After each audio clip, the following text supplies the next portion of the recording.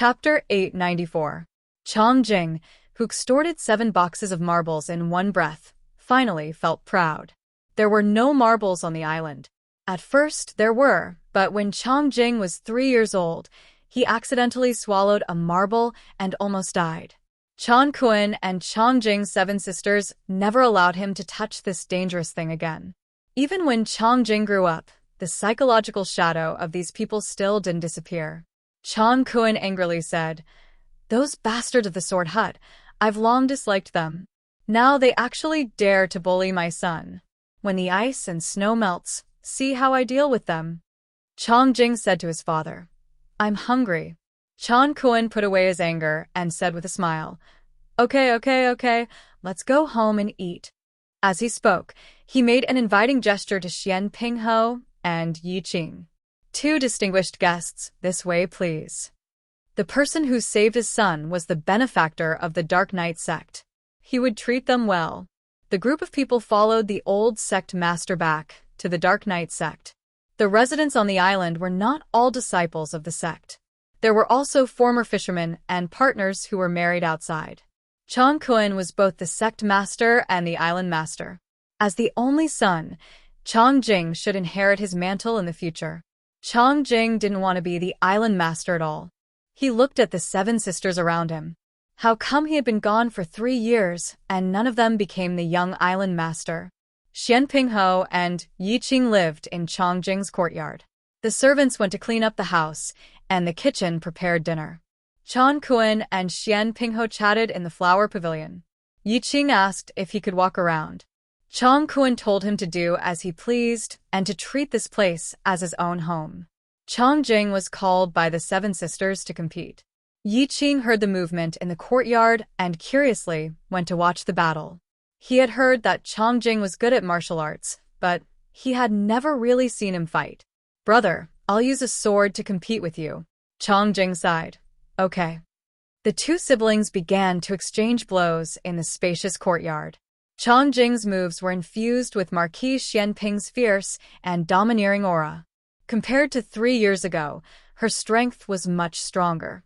7 sisters' eyes flashed with a trace of surprise. After 10 moves, her treasured saber was sent flying by the long sword. Sister 6 is here to challenge you. 6 sisters' weapon of choice was a long sword. After exchanging about 15 moves with Chongjing, she was also defeated by Chongjing. The other sisters also exchanged blows with Chongjing one after another. The sparring between siblings was not so murderous. If the weapon left the hand, it would be considered a defeat. Chongjing won 7 matches in a row. The eldest sister patted her brother's shoulder in satisfaction. "That's right. It seems that you haven't neglected your martial arts in the past 3 years. All right, you're all sweaty. Hurry back to your room and change your clothes." "Oh." Chongjing sheathed her sword and obediently returned to her room. As soon as he left, the sisters let out a long sigh of relief. Sister 7 said, "I gave him 2 moves just now." Sister 6 said, "I gave him 3 moves." Sister 5 said, "I only used 30% of my strength, but he also only used 50%. Sister 4 said, "Brother still has some improvement. Before leaving the island, even if I gave him a chance, he still couldn't take 1 move. Today he took 5 moves." Listening to the conversation between Chongjing and the other sisters, Yiqing felt like he was about to start doubting his life. Chongjing is already very good at fighting, yet you guys are even better than her.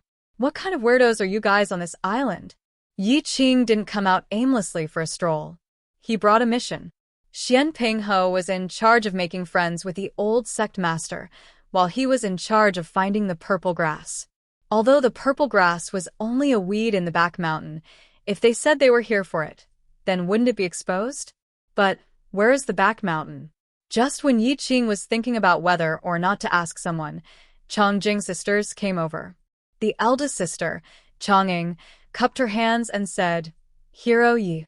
The others also cupped their hands and greeted him. Jianghu's sons and daughters were all the same as men. Yiqing cupped his hands and greeted back.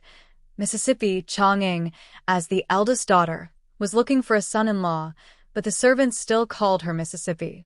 Her sisters were looking for a son-in-law, and some were getting married, but as long as they were in the sect, they were still called Mississippi.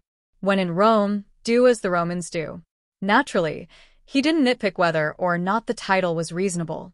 Chang'ing said, "Is Hero Yi bored staying in the house? Do you want to spar with us?" Yi Qing dryly laughed and thought to himself, "Forget it. If I spar with you guys, I'm afraid the sword has no eyes." He politely said, "I don't dare to embarrass myself in front of you ladies. I'm just casually strolling. Let's go sit in the pavilion." Chang'ing said, "Sister, go make a pot of flower tea. My sister's tea-making skills are superb."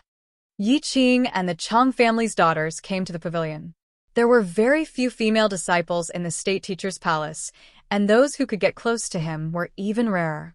To be honest, it was his first time interacting with so many women. Fortunately, the several daughters were valiant and didn't care about trifles. They could make people temporarily forget the difference in status. There were only 4 stone stools beside the table. The 4th to 7th stood. The second sister Chang Ling quickly made the flower tea. She sat down beside the eldest sister and poured a cup of tea for Yi Qing. Yi Qing picked up the teacup and gently took a sip. Chang'ing said, "Hero Yi, my 7th sister, is still unmarried. What do you think of my 7th sister?" Cough. Yi Qing choked. This direct? Isn't this topic a bit too sudden? 7th Miss Changyu said, "Big sister, I don't like him like this." Chang'ing asked, "What do you like? Like Hero Xiao?" "Hero Xiao already has a wife," Yi Qing hurriedly said. Changyu curled her lips. "Then I don't care." Yi Qing didn't expect that coming out for a breath of fresh air would turn into a large-scale blind date. He was so embarrassed that he could use his toes to dig out a state teacher's palace. Chang'ing stared at her 7th sister. "You're just too picky. That's why you're still unmarried at 25. Changyu humphed. "I don't want to marry anyways." Yi Qing dryly laughed. Drank tea. Fortunately, Chang'ing didn't continue this topic. She looked at Yi Qing and said, "Hero Yi, is this tea good?" Yi Qing paused and said, "The taste is quite novel. I've never had this kind of flower tea before. May I ask what flower is used?" 7th Miss Changyu was unhappy about being urged to get married. She immediately sold out her second sister. "In fact, it's just a wild flower in the back mountain." Second sister specifically used it to fool the outsiders.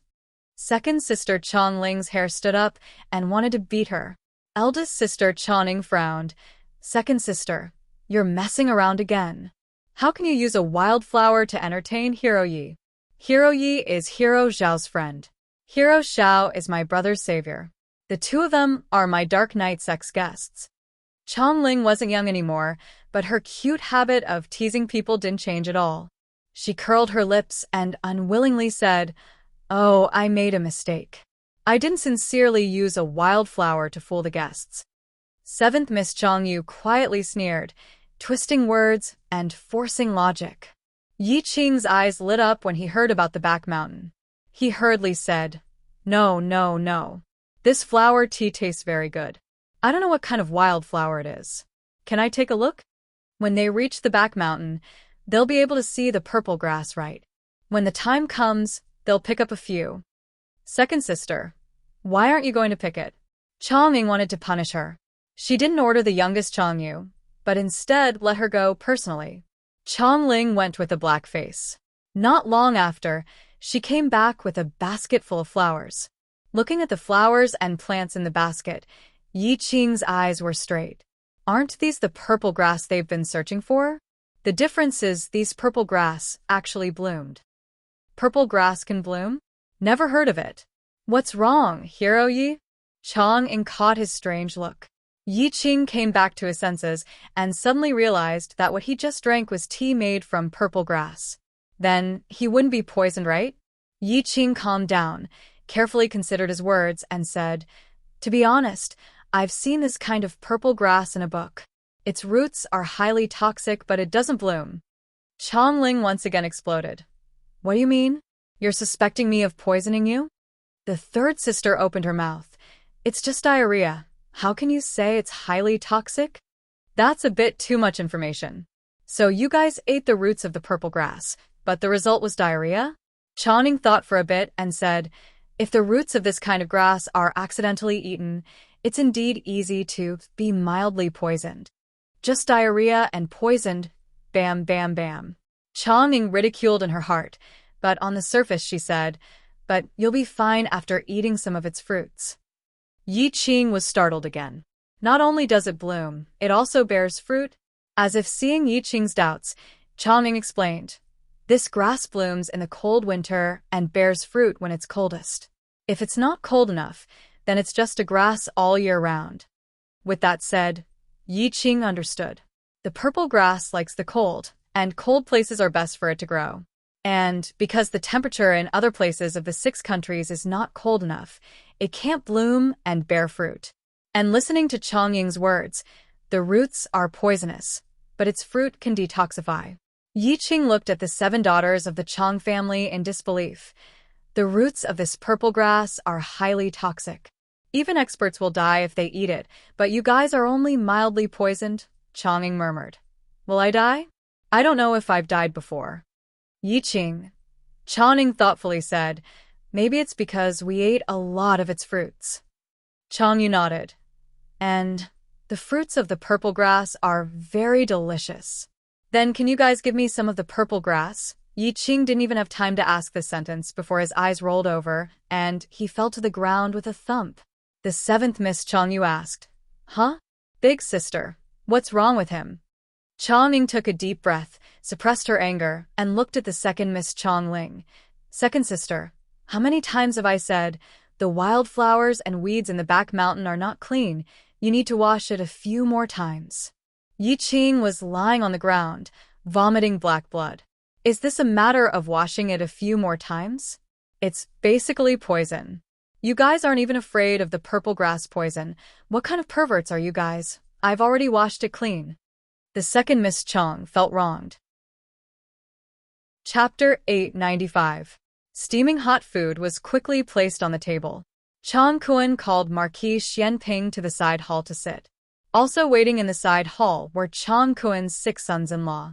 He introduced them to Marquis Xianping one by one. They all knew that this was Changjing's savior, so they treated Marquis Xianping very politely. Marquis Xianping looked at this full family and was a little unsure of what to say. Great hero Xiao, please sit. Chang Kuan said. Marquis Xianping sat to Chang Kuan's left. The daughters did not eat at the same table as men, so Chang Kuan's sons-in-law began to take their seats. To Marquis Xianping's side was Yi Qing's seat. They very considerately left it empty, and the seat to Chang Kuan's left was also empty. Marquis Xianping thought a little, and should have left it for Changjing. It seemed that Changjing's position on the island was not low. After leaving for 3 years, he was still treated as the young master of the island. Not long later, Changjing came over. He had taken a bath and changed into dry clothes. His hairstyle had also changed. It was no longer tied into a single bun. Instead, he had braided his hair like the men on the island. The 7 older sisters had braided it. After 3 years, they could finally braid their younger brother's hair again. The 7 older sisters were very happy. My wife has never braided my hair before. The 6 brothers-in-law expressed their jealousy. Marquis Xianping looked at Changjing and suddenly had the feeling that his son had grown up. Of course, Changjing was not his son, but Changjing had appeared during the darkest days when he had lost Aheng. To say that Changjing was Aheng's substitute was not enough, but Changjing had indeed accompanied him through a very difficult time. Changjing greeted his father and brothers-in-law one by one, then sat down next to Marquis Xianping. The way you look at me is very strange. Marquis Xianping calmly retracted his gaze and asked in a normal tone, where is Yi Qing? He was poisoned, Changjing said. How was he poisoned? Marquis Xianping asked. Seeing Changjing's appearance, he was not worried that he had been poisoned. Changjing sighed and said, it's all because you Outer Islanders are so delicate. You can get poisoned just by drinking 2 mouthfuls of flower tea. I've been drinking it since I was young, and I'm fine. Marquis Xianping. The food on the island was mainly fish. Chang Kun was worried that Marquis Xianping would not be used to it, so he specially invited a chef from another island to make a few side dishes. Marquis Xianping was not a picky eater. He had eaten the corpses of horses and grass during the war. He was satisfied to be able to eat a hot meal. Chang Kun smiled and said, "By the way, Hero Xiao, there will be a martial arts competition on our island in a few days. Would you like to come and watch?" Marquis Xianping smiled and said, "I would like to stay, but there are urgent matters at home. I have to go back as soon as possible." Chang Jing's brother-in-law, who was beside her, said in surprise, "What? You want to leave the island in this weather?" It was almost November. It's very likely that there's already a snowstorm on the ice field. Chang Kun said earnestly, "That's right, Hero Xiao. You haven't been to the island, so you might not know the terrible weather on the ice field. Even I don't dare to enter the ice field at this time." Chang Jing lowered her head and ate, without saying a word. Do you think you can persuade him? His son wanted the antidote. Even if he had to die, he would die on the way to deliver the medicine. Chang Jing poked a piece of fish with her chopsticks. Her movement was so big that the plate broke into two halves. Chang Kun smiled and said, "You see, little Jing is angry. He wants you to stay." Marquis Xianping glanced at Chang Jing and sighed, "I appreciate your good intentions. If there's a chance in the future, I'll definitely visit the island again." Since he had said so, Chang Kun and his sons-in-law didn't persuade him anymore. "When do you leave?" Chang Kun asked. "I'll ask someone to prepare things for you on the way." If it were any other season, Chang Kun would definitely ask someone to send Marquis Xianping across the ice field. But the ice field in winter was too dangerous. He couldn't let his clansmen take the risk. In fact, there was no point in taking the risk because they would definitely die on the ice field. Chang Kun regretted. Marquis Xianping said, "Tomorrow morning." After dinner, Marquis Xianping returned to his room. It took them 2 days to leave the border of the Great Yan from Xiyang City and 7 days to walk on the ice field. They didn't have a good rest. Marquis Xianping's body was covered with new and old injuries. He was very tired. Tonight, he had to conserve his energy to deal with the upcoming snowstorm. Knock, knock, knock. There was a knock on the door. Marquis Xianping had just untied his belt and was about to take a hot bath. Hearing the sound, he said, "Come in." The door was pushed open and Chang Jing walked in slowly. He was holding a small wooden box in his hand. He handed the small wooden box to Marquis Xianping and said indifferently, "Here, the weeds you wanted have been dug up. There are also flowers and fruits. If you accidentally eat the weeds, you'll be fine after eating 2 fruits." Everything in the world had a counter to each other. The reason why there was no antidote for the purple grass poison was that its only antidote was its own fruit. Can this fruit cure other poisons? Marquis Xianping asked. If it could, then wouldn't Qing not have to take such a big risk to eat the purple grass poison? Chang Jing said, "I don't know. I haven't tried it. No one on the island has been poisoned." Marquis Xianping thought of the fallen Yi Qing. "I doubt the truth that no one on your island has been poisoned." Marquis Xianping took the small box. "Speaking of which, why is there so much purple grass on your island?" Chang Jing said, "It wasn't there from the beginning. It was planted by the first island master." Marquis Xianping looked at him. "The first island master? Your ancestor?" Chang Jing said, "The first island master's surname wasn't Chang. He was a very mysterious person. His memorial tablet was placed in the innermost part of the ancestral hall. Only the previous sect masters were qualified to worship him. I'm not the sect master yet, so I don't know his name. That kind of weeds was originally only on our island. Later, some people secretly dug them up. I don't understand. What's so good about weeds?" "So the weeds in the 6 nations?" "No. The purple grass all came from the Dark Night Island?" Chang Jing snorted coldly. "It's useless to dig them up. This kind of weeds can only bloom and bear fruit on the Dark Night Island." The first island master was a very powerful person. He created the Dark Night sect, which was much more powerful than the Lord of Shadows. He didn't accept any rebuttal.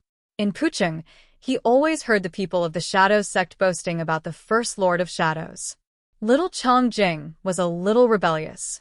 Marquis Xianping didn't know the use of this information, but he still secretly remembered it. Then he looked at Chongjing and saw that his face was very ugly.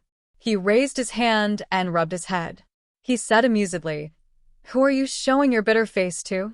Chongjing expressed his dissatisfaction with his behavior and said bitterly, "A man's head and a woman's waist can only be seen, not touched." Marquis Xianping laughed out loud. "A man? Is your hair all grown out?" Chongjing looked up at the sky. In a moment, he turned his back, lowered his head, and opened his belt to take a look. Marquis Xianping was speechless. Before dawn, Marquis Xianping packed up his things and set off. The purple grass was the most important thing. He put a layer of wax on the outside of the wooden box and wrapped it tightly with a layer of cowhide. In this way, even if it was wet in the wind and snow, it wouldn't be soaked. In addition, there were some dry food to eat on the road, ropes for first aid, and so on. Chan Kun ordered people to pack them in a sealable basket. There was a little space left in the basket, just enough to put the wooden box. With Chan Kun and the 7 sisters watching, Chongjing definitely couldn't leave. Yiqing was poisoned. Although he ate the fruit, he was still unconscious for several days. However, Marquis Xianping originally didn't plan to bring the 2 of them. He wanted to save his son. Chongjing and Yiqing were other people's sons. He set off alone without alerting anyone. Chongjing was very sad. He sat in the room, hugging the glass marbles that he secretly brought back, and didn't sleep for the whole night. In the courtyard, Chongqing glanced at her brother's closed door, frowned, and chased after him. At the place where they went ashore yesterday, there were already guards prepared a snowmobile. Marquis Xianping walked over. The guard saluted him. "Hero Xiao, this is the Island Master's snowmobile. It's the lightest material and the fastest. In addition, the direwolf has also been changed." Marquis Xianping could see that whether it was the snowmobile or the direwolf, they were much better than when they came. Marquis Xianping said, "Thank the Island Master for me." The guard said, "The Island Master said this is what he should do." Marquis Xianping prepared to set off. At this moment, a cold, murderous aura came from behind him. Marquis Xianping's eyes moved. He dodged, turned around, and hit the other side with a palm. The other side nimbly dodged and slashed at him with a knife. Marquis Xianping recognized the other side. It was Chongjing's eldest sister, Chongqing. Strange. Why did she want to assassinate him? The 2 exchanged 10 moves. Marquis Xianping didn't use his true strength. The other side looked fierce, but in fact, he didn't really kill. After another move, Chongqing was repelled. She stepped on the ice 10 steps away from Marquis Xianping. She coldly looked at Marquis Xianping. "Sure enough, the person who kidnapped my brother was you." Chapter 896. Marquis Xianping squinted his eyes slightly. Chongqing said lightly, "I've sparred with my brother. His swordsmanship has many moves that we don't have in the Dark Knight sect, and his body movement is similar to yours. I'm guessing that my brother has been by your side all these years, right? You came back to the Dark Knight Island this time just for the weeds in the back mountain, right?" Chongjing went behind their backs to dig weeds. Did she really think that they didn't know? Marquis Xianping suddenly realized, "So that's how you exposed yourself." Chongqing pointed her sword at him. "If you admit it, it means that you're very smart. If you quibbled just now, I would have ordered you to be killed." Marquis Xianping smiled. "If I'm not smart, I can't become friends with the fairies, right?" Chongqing snorted and said, "What kind of truth are you spouting?" As long as the fairies were telling the truth, everything else was the truth. Chongqing continued, "Although you kidnapped my brother, from what I know about him, if you didn't treat him sincerely, he wouldn't have brought you back to the island. Do you know that there's only one kind of people who have set foot on our island these years?" "Who?" Marquis Xianping asked. "Lovers." Marquis Xianping. Chongqing put away her sword. "For my brother's sake, I won't tell my father about you." Marquis Xianping smiled. "Thank you. Then I'll take my leave." "Stop." Chongqing stopped him. Marquise Xianping asked politely. Fairy, do you have any other orders? Calling her a fairy really makes one's heart bloom with joy. Originally, I promised my younger sisters that I would let them beat you up one by one. Forget it, I'll forgive you. Changing whistled. A snow-white direwolf, with a flame mark on its head, jumped down from the island. This direwolf's aura was different from other wolves, like an alpha. It came to Changying's side, and Changying knelt down on one knee. Stroking its head, she said to Xianping Ho, "The Spirit King is the strongest wolf on our island. I only obtained it because I saw it injured by chance. I have never even lent it to my father, but today I will lend it to you. The Spirit King is extremely sensitive to snowstorms. In fact, all direwolves can sense the arrival of a snowstorm, but the Spirit King knows better than them how to avoid a snowstorm." As she spoke, she thought of something, and her expression turned solemn. She warned Marquis Xianping, "Remember, if the Spirit King refuses to lead the way, then there's no way to avoid it. You must not force your way in." Marquis Xianping nodded. "I understand." "Then, how am I supposed to return it and the direwolf to you after I cross the ice field?" Changying said, "You don't have to worry about that. The Spirit King will bring them back." Marquis Xianping cupped his hands. "Farewell, Fairy Chang." Even calling her a fairy sounded so serious, who would suspect that it was fake? When it came to coaxing women, Marquis Xianping had never stumbled before, except for Princess Xinyang. Changying placed the Spirit King at the head of the first row and fastened the reins for it. She then whispered a few words into its ear in a soft voice. It was a gentle reminder. "Lead the way for the guest, but you must also take care of yourself. You must return to my side alive." After bidding farewell to Changying, Marquis Xianping sat on the snowy carriage, put on his animal skin gloves, and grabbed the reins tightly. With a loud shout, the Spirit King led the dire wolves and rushed out. On a high mountain slope, Chang Kuan and his son watched as Marquis Xianping and the dire wolves gradually disappeared into the distance. Changjing was wearing thick leather and a hat that covered his ears. The braids that his sister had braided neatly hung over his shoulders. His eyes were clean and clear, but they were filled with sorrow. This was not a look that a 17 or 18-year-old boy should have. He was still too young, and should not have such sorrow. Chang Kuan put his hands behind his back, using his large body to block the cold winter wind for his son. He sighed and said, "Your sister lent the Spirit King to him. This is the most that we, the Dark Knight sect, can do for him. It is not that I am unwilling to lend it to others, but that it is meaningless." After seeing a natural disaster, one would know the insignificance of human strength. It was not something that martial arts could make up for. Chang Kuan could not bear to see his son's sorrowful eyes. He sighed and said, "I promise you that after spring, I will destroy the sword hut." Changjing hugged a box of marbles and left without a word. The Zhao Kingdom. In the house on Vermilionbird Avenue, after Princess Xinyang finished crying, she went to prepare clothes for Shang Wanqing. In the room, Princess Xinyang, who had collected her emotions, placed a large bundle on his table. "Mother did not know that you were still alive. These clothes are your brother's." These clothes were all new. Xiao Heng had not worn them yet. Princess Xinyang could have lied and said that she had someone go to a shop to buy them for him. But she did not do so. Shang Wanqing did not need her to do so. "You are not in a hurry to leave tonight?" Princess Xinyang asked. "Yes, we leave tomorrow morning." Xiao Heng heard his words from outside the door and frowned slightly. Didn't they say that they would stay for 3 days? Why did they leave tomorrow morning?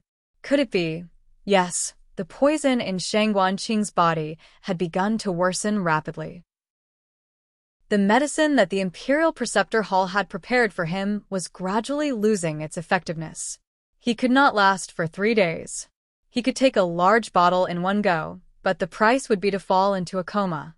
He would peacefully pass away in his sleep. This was the medicine's last mercy to him. But he did not want to eat. He did not want to sleep. He wanted to see his mother properly and be himself for once. He did not want to sleep in the last few hours of his life. He would rather endure the pain of being cut into pieces and leave this world clearly. Princess Xinyang's heart felt like it was being cut by a knife. She smiled slightly. Then, Mother will accompany you tonight, okay? He just couldn't bring himself to say no. He was going to die. Just let him be willful for once. He also wanted to lie by his mother's side. He wanted to be closer to her one last time. Both mother and son were reluctant to sleep. Princess Xinyang sat at the head of the bed and told him about the Zhao kingdom. Actually, she wanted to hear more about his life in the Yen kingdom. How he grew up, what he liked to do, what he did not like to do, and what he experienced. But she knew that he did not have any strength left. He was like a weak baby lying quietly by her side, holding her hand. He almost did not even have the strength to breathe. Mother likes to plant flowers. There are many peonies in the greenhouse. If you like, Mother will pick a few for you tomorrow morning. How could a boy like peonies? Her heart was in chaos. Tears wantonly swept across her heart. She could not tell what she was saying. What about my father? He suddenly weakly asked. What kind of person is he? Princess Xinyang's thoughts cleared up in a second. She pondered for a long time, but she really did not know how to describe that man. After a while, she quietly said, he is a good father. On the ice field, white snow covered the vast expanse. Marquis Xianping and the 11 direwolves were galloping in the cold wind. Marquis Xianping stood on the snow cart. Behind him, the dark clouds rolled, and the entire sky was gloomy. On the way here, the Spirit King had already led him and the rest of the direwolves to avoid 2 snowstorms and an avalanche. Even now, it was still running forward without sparing any effort. Under its lead, none of the direwolves fell due to exhaustion or cowardice.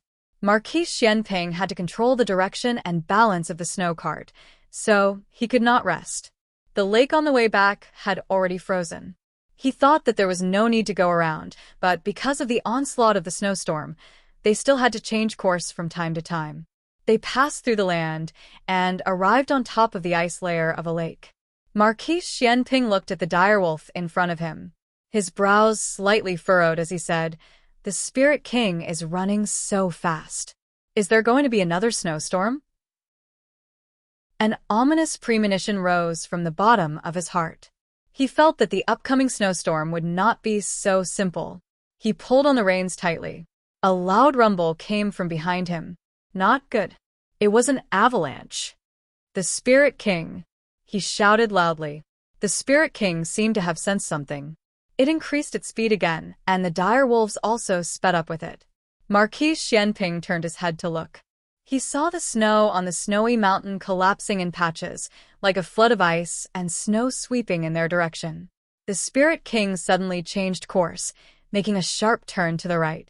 The entire team of snow carts was led astray by it, turning to the right. They went from the land to the ice layer of the lake. Marquis Xianping's snow cart was at the very back of the team. They had almost been thrown out by this sharp turn. To think that he had originally thought that it was exciting to drive this thing. But now he felt that it was too dangerous. Changjing was truly someone who had grown up playing snow carts. Her little heart was not ordinarily strong. Marquis Xianping was blown to the point that his face was paralyzed. Not long after they had made the turn, the flood of the avalanche had flooded the place they had just been. It spread all the way, and even the small mountain had been swallowed up.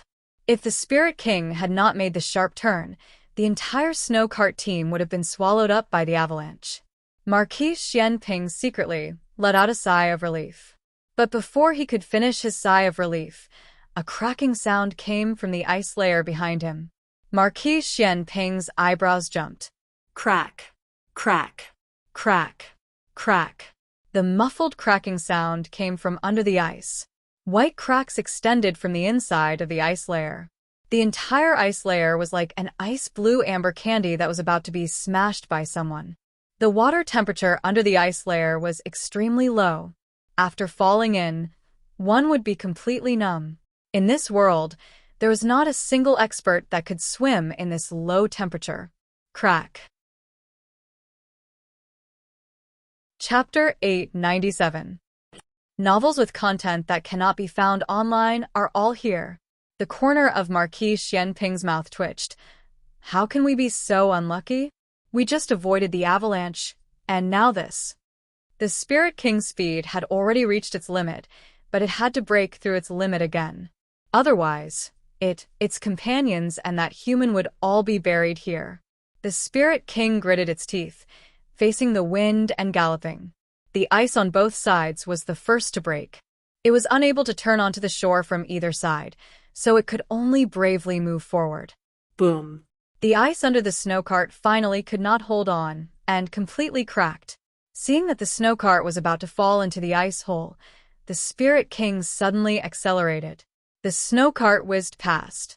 The Spirit King led the direwolf in a mad dash, the ice behind the snowcart cracking. This was much more dangerous than fighting a war. Fighting a war was fighting with people and was controllable. This was fighting with the extreme weather of the entire ice field. The slightest carelessness would cause the entire army to be wiped out. Marquis Xianping's heart was in his throat. He had never experienced such a thrilling experience in his life. If it happened another 2 times, his heart would not be able to take it. Fortunately, they had finally reached the shore. A man and a row of direwolves were all lying in the snow, panting. Most of the time, the Wolf King would follow its master's orders. However, if it encountered danger, it would disobey its master's orders and find its own way. Marquis Xianping said in amusement, "Fortunately, it's not a simpleton. It's an experienced Wolf King." He took out dry rations and food and filled his stomach with the direwolves, planning to continue on their journey. However, this time, the Spirit King refused to leave no matter what. Marquis Xianping walked down the snowcart and came to the front of the group, checking the Spirit King's reins and wolf claws. Everything was normal. "Spirit King, it's time to set off." Marquis Xianping patted its back that was filled with strength. The Spirit King remained unmoving. After a moment, it circled around the same spot a few times, its eyes faintly revealing a sense of unease. Marquis Xianping roughly understood that there was a snowstorm up ahead. Previously, when they encountered snowstorms, the Spirit King had chosen to lead the way and did not show any signs of unease. The snowstorm this time was more severe than they had imagined. The Spirit King let out a low cry of fear and retreated a few steps back. The entire pack of wolves felt the signal from the alpha wolf and became restless. Finally, the Spirit King turned around and ran back with the pack of wolves. The ice layer had already broken, so they couldn't go straight, so they took a detour to the east. In short, they could no longer advance recklessly toward Great Yen. They were already halfway there. If they returned to the Dark Night Island now, all their efforts would be in vain. Xian Pingho's intuition told him that this was his only and last chance to pass through the ice field. Once he missed it, the entire chilly winter forest would never be able to leave the ice field again. Remember, if the Spirit King refuses to lead the way, then there is no way to avoid it. You must not force your way in. Chang Ying's warning flashed through his mind, and Marquis Xianping's eyes darkened. Qing was still waiting for him to retrieve the purple grass.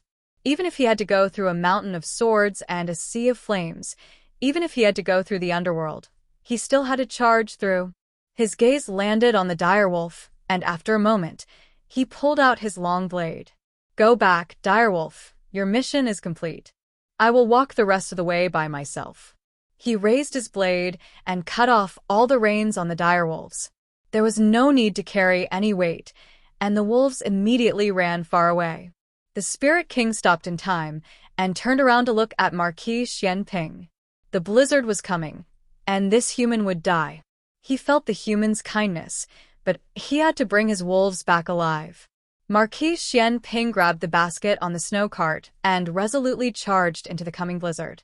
Marquis Xianping didn't remember how many days he had walked in the blizzard.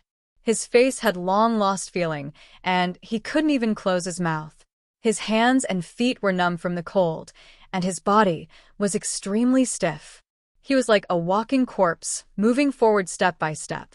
His legs went soft, and he staggered and fell, kneeling on one knee on the ground. His long saber stabbed into the hard layer of ice to support his body that was on the verge of collapsing. He couldn't fall here. Qing was still waiting for him. He had to go back. His palm was frozen and cracked, and under the ice layer, it left a shocking bloody handprint. His body temperature continued to drop, and he couldn't find a place to shelter himself from the wind and rain. He seemed to be lost, and he didn't even know how long it would take for him to reach the end. Finally, his strength couldn't support him, and he fell head first onto the cold and hard ice. When he woke up, the blood flowing down from his forehead had already dried. He moved his body that was almost petrified and climbed up with great difficulty. He picked up the long blade on the ice, and using the blade as a crutch, he continued to walk towards his destination. His strength was gradually exhausted, and when a glacier collapsed in front of him, he didn't have the strength to escape. His first reaction was not to save himself, but to throw out the basket on his back. With a loud boom, his entire body was pressed under the glacier. The basket was broken, and the things inside tumbled out.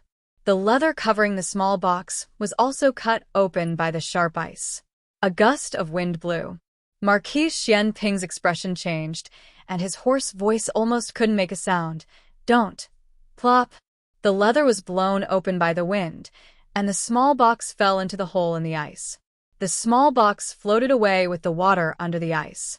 Marquis Xianping's heart was filled with great sorrow. He raised his hand and forcefully pushed away the glacier on his body. His dantian was damaged, and he couldn't use any internal energy. His fingers were bloody from clawing, but he couldn't move the glacier on his body at all. Don't go. Don't go. He looked at the small box floating away under the ice, and he was so anxious that the red veins in his eyes exploded one by one. What floated away under the ice was not a small box, but his son's life. He let out an angry and compassionate roar, and used the power of his life to push the glacier on his body. Bang! While he was pushing the glacier on his end, he also increased the pressure on the other end of the glacier. The ice on the lake cracked open. A series of small pieces of ice fell into the ice hole and flowed down, hitting the small box. The small box was pushed further and further away. If this continued, he would lose it. Marquis Xianping looked at the gray sky and felt a deep sense of despair. He wasn't afraid of death.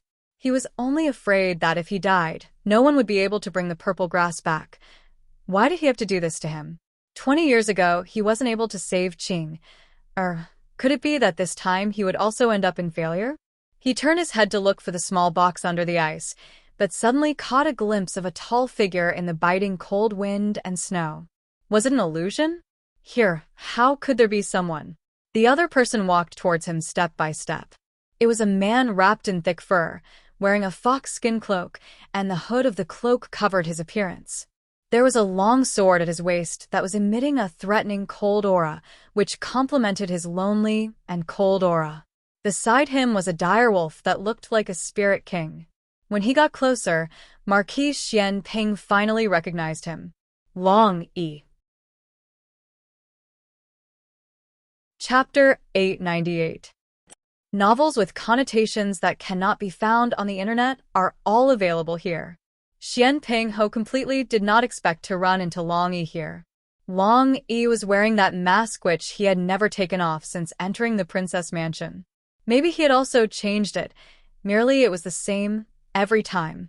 Strange, didn't Long Yi follow Aheng to the northeast to negotiate with Qingguo? When he left Ziyang City to look for medicine, Xiaoheng had not yet arrived at the northwest border. Naturally, he did not know that Long Yi had already separated from Xiaoheng. He subconsciously looked behind Long Yi. In the endless wind and snow, he did not see a second figure. This was even more strange. Long Yi had appeared here alone?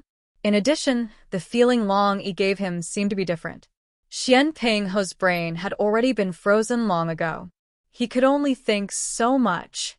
Very quickly, he remembered the proper business. He opened his mouth with a hoarse voice which was difficult to distinguish, but he discovered that all his voice was drowned out by the whistling wind and snow. He was not sure if Long Yi had recognized him. After all, He had been wasted by the blizzard for many days. He was already in a difficult situation, and even he could not recognize himself. Longy stood on a piece of intact ice layer and did not immediately come over. The direwolf beside him also seemed to have the intention to stop Longy. It stood on the edge of the ice layer and used its nose to sniff the faintly discernible crack. I can't go over. I can't even take a single step. Bang. Xianping Ho also heard the cracking sound of the ice layer below him.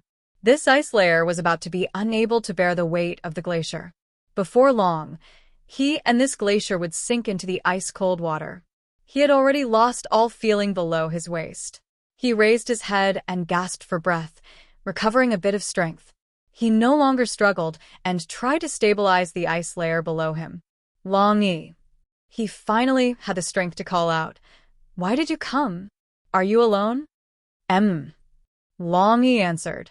This was the answer to his second question. He was nearby and heard the voice of Xianping Ho, so he came over to take a look.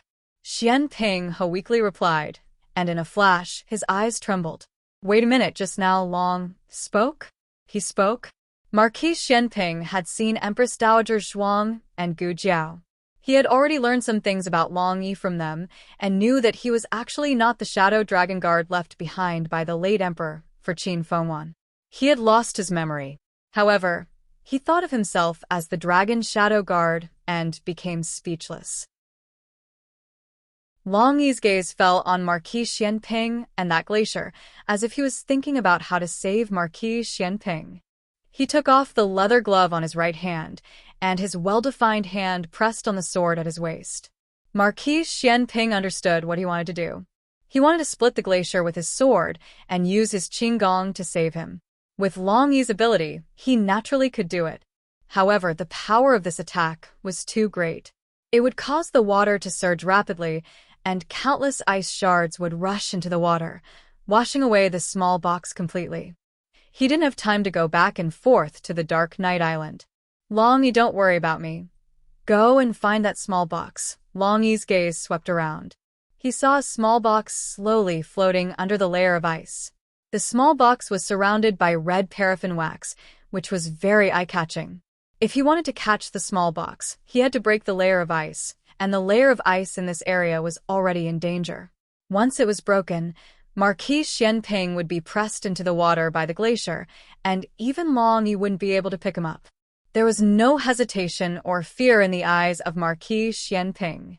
He smiled and said, "Give the small box to Jiao Jiao. She knows what to do." He was not Long Yi's master, nor was he Long Yi's partner. Long Yi could refuse to listen to him. Long Yi. He looked at Long Yi.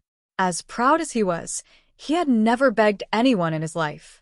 However, his tone was definitely not commanding. He suddenly laughed at himself.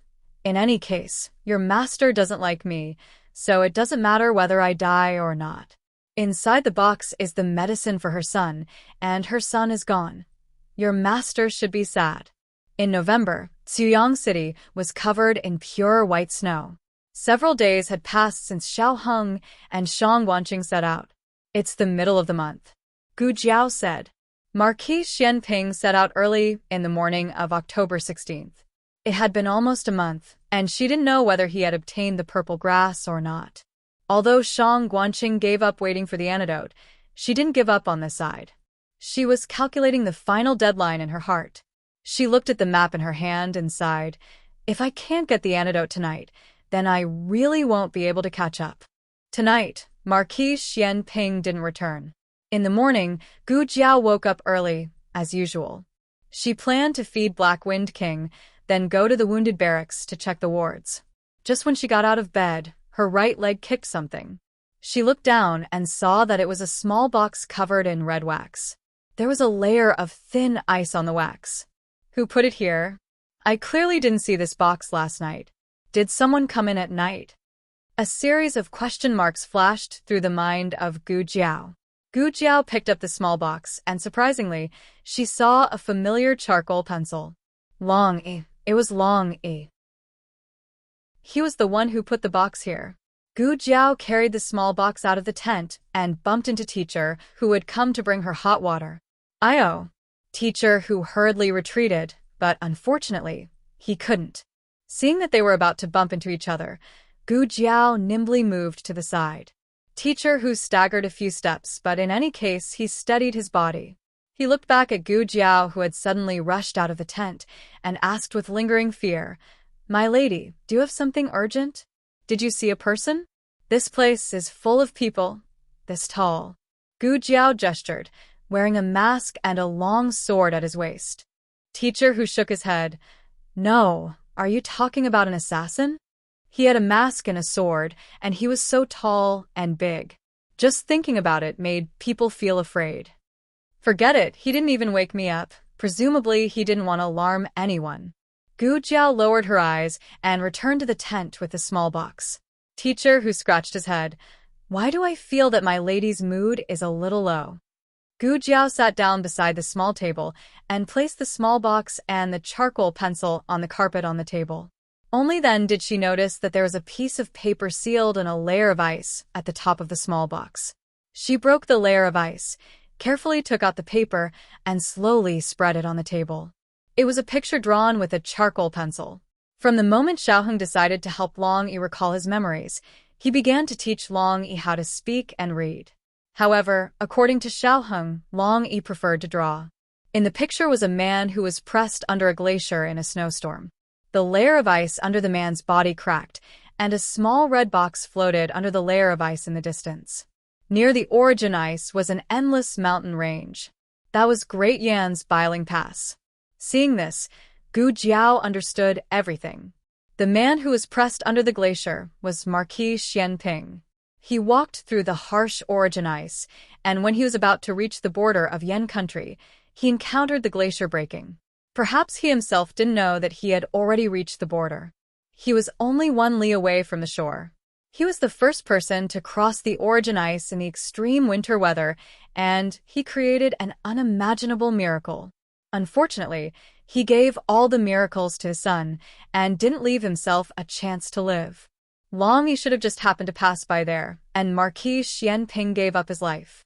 In the cold winter, he was pressed under the glacier, and even his corpse couldn't be salvaged. The small box on the table suddenly became very heavy. If Aheng heard this news, would she be very sad?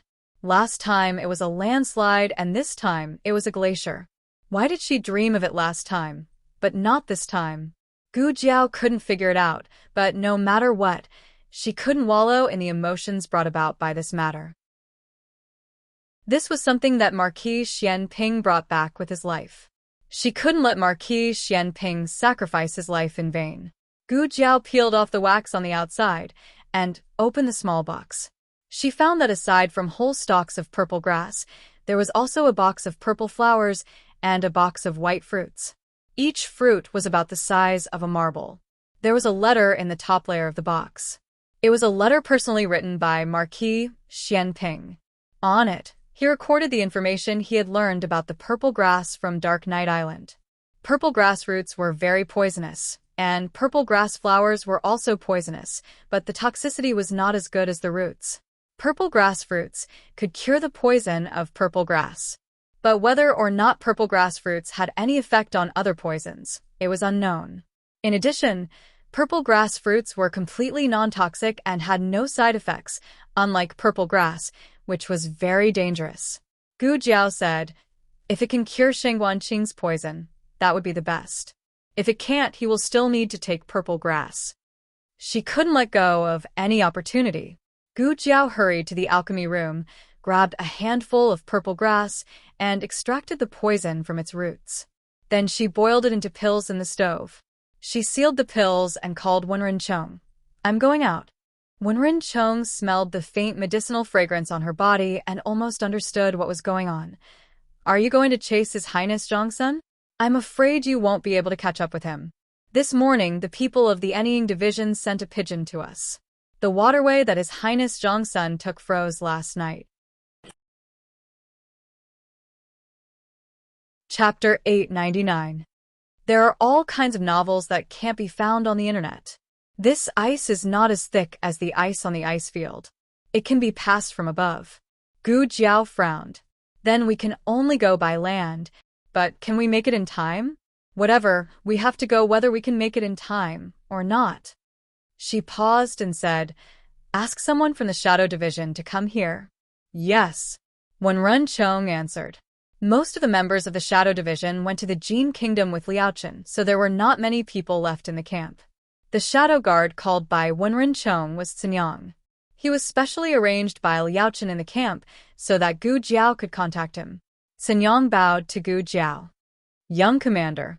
Everyone in the camp called her Young Commander. At first, she didn't understand and thought it was a problem with the accent. Later, when she found out, it was too late to change it. So she just let them be. Gu Jiao asked, "The Shadow Division has been in the Zhao Kingdom. Are there any hidden sentries along the way?" "Yes, there are people from the Shadow Division near every post station." "Young Commander, do you want to find out something?" "I want to send something to the capital of the Zhao Kingdom as soon as possible." "The capital of the Zhao Kingdom?" Xinyang came to the table and looked at the map on the table. He pointed and said, "The fastest way is to go by water from the port of the Tong continent. Unfortunately, the bay of the Tong continent froze last night. We can only go by Yunzhou. The bay of Yunzhou hasn't frozen yet, but judging by the weather, it will freeze soon." Gu Jiao murmured, "You mean we have to get on the ship before the bay of Yunzhou freezes?" Xinyang nodded. "Yes. The water near the port is shallow and slow, so it's easy to freeze. It's not so fast in the center of the river." Gu Jiao said seriously, "I know. I'll go to Yunzhou now." It was 300 miles from here to Yunzhou. In such bad weather, it would be more difficult to travel. She had to choose the most suitable horse. The Black Wind King seemed to have sensed something and came to the entrance of the tent without hesitation. However, she could not ride the Black Wind King anymore. Ever since the Black Wind King came to the border, it had been through many battles, big and little sure. Especially in the battle to take down the south gate of Pu City, it was severely injured. After that, it did not immediately rest. Instead, it fought alongside her for a long time. She could not risk it again. Gu Jiao went to the stable. The Black Wind Cavalry was the earliest and most elite force in the Xianyuan army. However, before the reinforcements arrived, this force had fought too many battles and was covered in wounds. A war horse in its prime needed rest.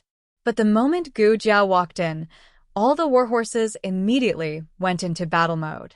They could still fight. Gu Jiao clenched her fists. "Young Commander," Wenren brought over a 10-year-old warhorse. "Let's choose this one. It only fought in a battle and suffered some minor injuries. But it has already recovered." Gu Jiao asked, "Are there any horses that have not been injured?" Wenren said, "Yes, they have all gone to the front line. Otherwise, there are the young Black Wind Cavalry who are transporting the provisions." At this moment, a 3-year-old Black Wind Cavalry galloped over. It jumped in front of Gu Jiao a few times, as if it was showing off its strength to Gu Jiao. Gu Jiao recognized it. It was the Black Wind Cavalry that fell into the waterfall when crossing the mountain range. The Black Wind King saved it in time, but the provisions on its back were gone. It was depressed until Gu Jiao put the herbs she picked on its back. It seems to have grown a lot in just 2 months. Gu Jiao checked its body and found that it was very strong. Although it was only 3 years old, its muscles were full of explosive strength. "Little Black Wind Cavalry, it's up to you whether we can send the antidote to the ship before the ice freezes." The 300 miles to Yunzhou, the Black Wind Cavalry ran as fast as it could. The winter was very cold. It was snowing everywhere. The road was dangerous and difficult. The Black Wind Cavalry almost split several times. Its hair was standing on end, but it was not afraid. It did not flinch. It did not even slow down. Facing the whistling cold wind, it galloped on the endless official road as if it was about to fly. In terms of quality, it was not the best. The best quality horses that Gu Jiao had seen so far were the Black Wind King and Little Shi. However, this Black Wind Cavalry had an unyielding will and an unyielding fighting spirit. Along the way, both of them fell. Without saying anything, the Black Wind Cavalry got up and continued. It carried Gu Jiao and continued to gallop. In the wind and snow, It was its king. Even if the Black Wind King was not injured, it would still be a bit difficult to run for 300 miles in the wind and snow. The Black Wind Cavalry's physical strength was gradually exhausted. Gu Jiao's hands were already frozen stiff. Her cheeks and lips were numb. She could not even speak clearly. Little Black Wind Cavalry, hold on a little longer. We're almost at Yunzhou. The Black Wind Cavalry panted and gritted its teeth. It stood up and ran to the gate tower of Yunzhou like an arrow. On the 10th day of the 12th lunar month, it snowed all night in the capital of Zhao country. When Eugene got up before dawn, she almost could not open the door. Why is the snow so heavy? It's blocking the door. Someone, she called. A servant came over with a shovel. She shoveled the ice and snow in front of her door and opened the door for her. I was just about to shovel the snow. I didn't expect you to get up so early. Eugene did not mean to blame her. it was true that she got up early. She looked at the direction of the south and asked softly, "Is the young master up?" The servant said, "I don't think so. I didn't hear anything." Eugene nodded. "I know. Go do your thing." Okay. The servant went to sweep the snow in the yard. Her movements were very light and did not disturb anyone. In the south room, Shengguan Qing woke up early. Last night, the mother and son talked until late into the night. After midnight, Princess Xinyang could not resist the sleepiness of pregnancy and fell asleep. Shengguan Qing did not take the antidote from the state preceptor hall. Suffering from the poison in his body, he could not close his eyes for even a moment. Of course, he did not want to close his eyes. He quietly looked at Princess Xinyang beside him. This was his mother, the woman who had brought him to this world after being pregnant for 10 months and walking through the gates of hell. She was very gentle. Although she might be very strict, he did not have the chance to feel it, did he? It was almost dawn. His increasingly uncomfortable body reminded him that he had to leave here as soon as possible. It's faster than I thought. On the way here, he thought there were 3 more days. At dinner, he faintly felt that there was only 1 day left. But now he covered his heart. It was going to explode. He could not breathe. "Brother." Xiao Heng's low voice came from outside the door. Shengguan Qing wanted to answer him, but he was afraid to wake Princess Xinyang. "I'm coming in," Xiao Heng said. The door was pushed open and Xiao Heng walked in. He saw Shengguan Qing sitting at the head of the bed in a cold sweat. His face was unbelievably pale, his lips were black, and his whole body was trembling. Xiao Heng's eyes darkened. He strode forward and hugged Shengguan Qing, who was falling from the head of the bed. Shengguan Qing lay in his arms and said weakly, "Take me away." Xiao Heng held him and looked at Princess Xinyang, who was lying on the bed with her eyes open and biting her fingers to prevent herself from crying out loud. His throat moved with difficulty. "Okay, I'll take you away." Xiao Heng helped Shengguan Qing up and put his hand on his neck. He walked step by step toward the door. The moment he crossed the threshold, Shengguan Qing's body went soft, and he slid down. Xiao Heng hurriedly hugged him. "Brother." Qing, all of Princess Xinyang's strength was shattered by this fall. She could no longer agree to his request. She didn't want him to die outside. She didn't want him to become a cold corpse in a deserted place. She rushed over and knelt on the ground to hug Shengguan Qing, who was lifeless like a puppet. "Qing, don't go. Don't leave, mother. Don't." Hot tears splashed on his cheeks and fell into his eyes. A tear slid down from his eye. "Mother, I'm sorry. I can't be your son anymore. I don't regret being born by you. Thank you for bringing me into this world. The human world is so good. I like it very much." Princess Xinyang hugged her son tightly. She felt that she was losing him. Her heart was broken, and her tears fell uncontrollably. Qing, Xiao Heng turned around. His eyes were red and swollen. Yujin stood outside the door. She covered her mouth tightly, but she couldn't hold back the tears in her eyes. Why was God so cruel? The princess had only been reunited with the young master for a day, but she lost him again. How many times did the princess have to go through the pain of losing her son? Yujin cried sorrowfully. The servants in the courtyard all turned their faces away to secretly wipe their tears. There was nothing crueler in the world than this clang. The door of the courtyard was kicked open. Because the force was too great, the whole door fell on the bonsai planted by Princess Xingyang. Just as the servants were about to shout, the travel-worn man walked in. Your Highness Zhang Sun. And me, taunts, orders, Xiao, little, Commander S. Yo, medicine, to deliver my life. All the servants were stunned. What was this? The Shadow Division expert cleared his throat. Wrong. I'm here to deliver you the medicine under the orders of Commander Xiao. I was anxious and spoke carelessly. Give it to me quickly. Xiao Hung understood. He couldn't wait for the other party to deliver the medicine and walked over himself. The Shadow Division expert had seen his portrait and handed the medicine to him.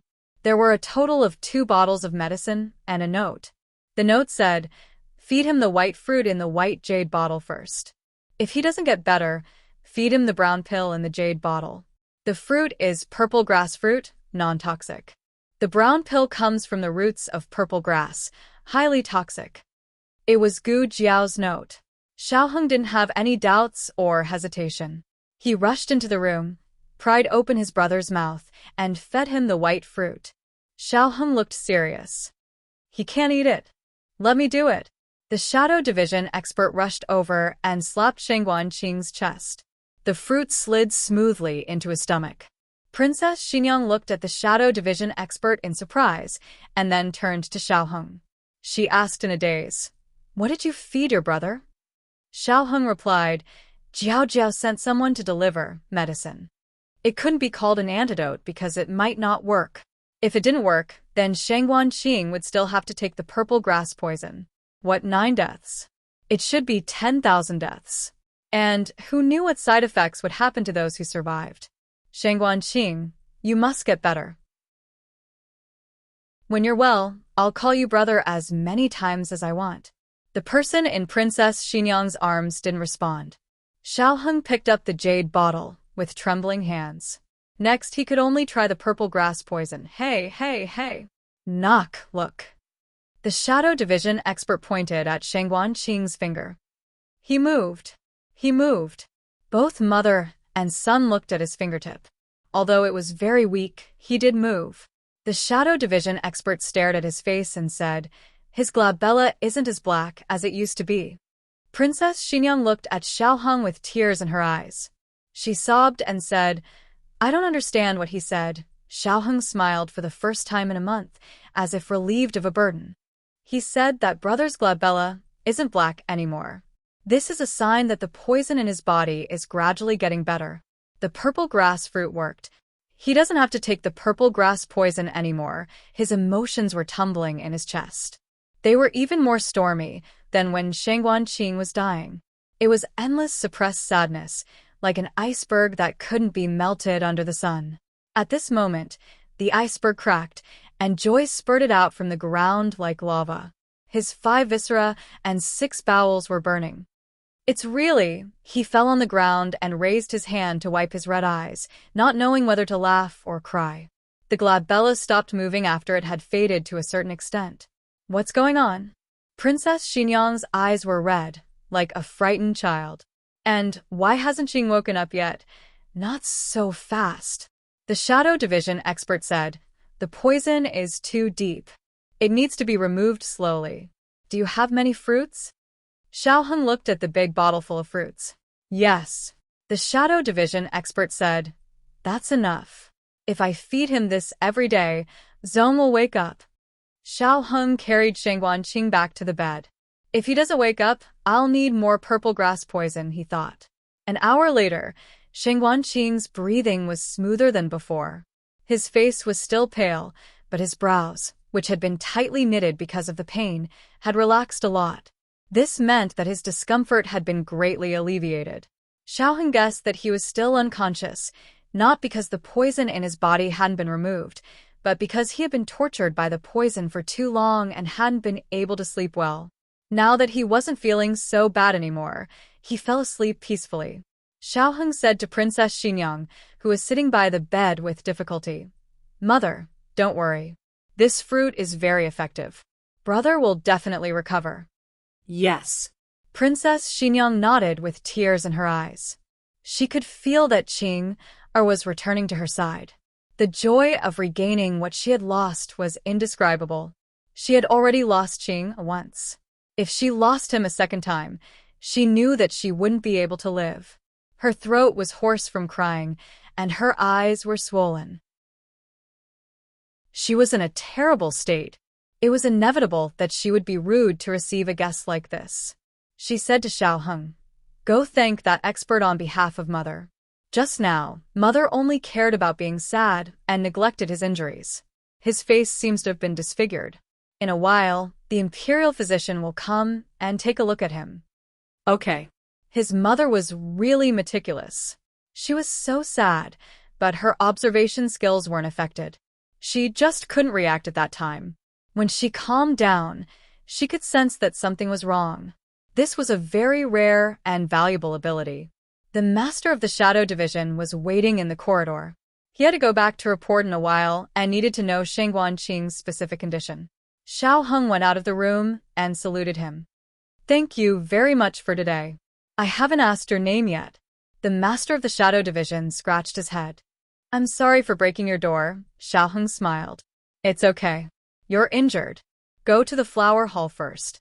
The imperial physician will be here soon." Yujin had already gone to invite the imperial physician. First, to check on Shengguan Qing's recovery. Second, to check on the guest's injuries. The master of the Shadow Division waved his hand. "I'm fine. My name is Gao Chong. Gao Chong as in martial arts. Your Highness, about the patient's condition, I have to report back."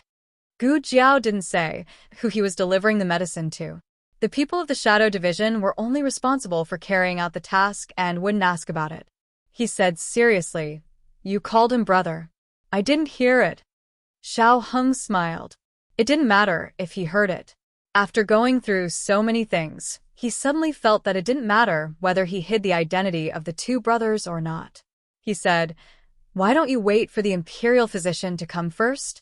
After hearing his specific diagnosis, you can go back to report." Gao Chong thought about it seriously and nodded. "Yes." Xiao Heng looked out of the courtyard and asked, "By the way, didn't my father come back with you?" "You have a father?"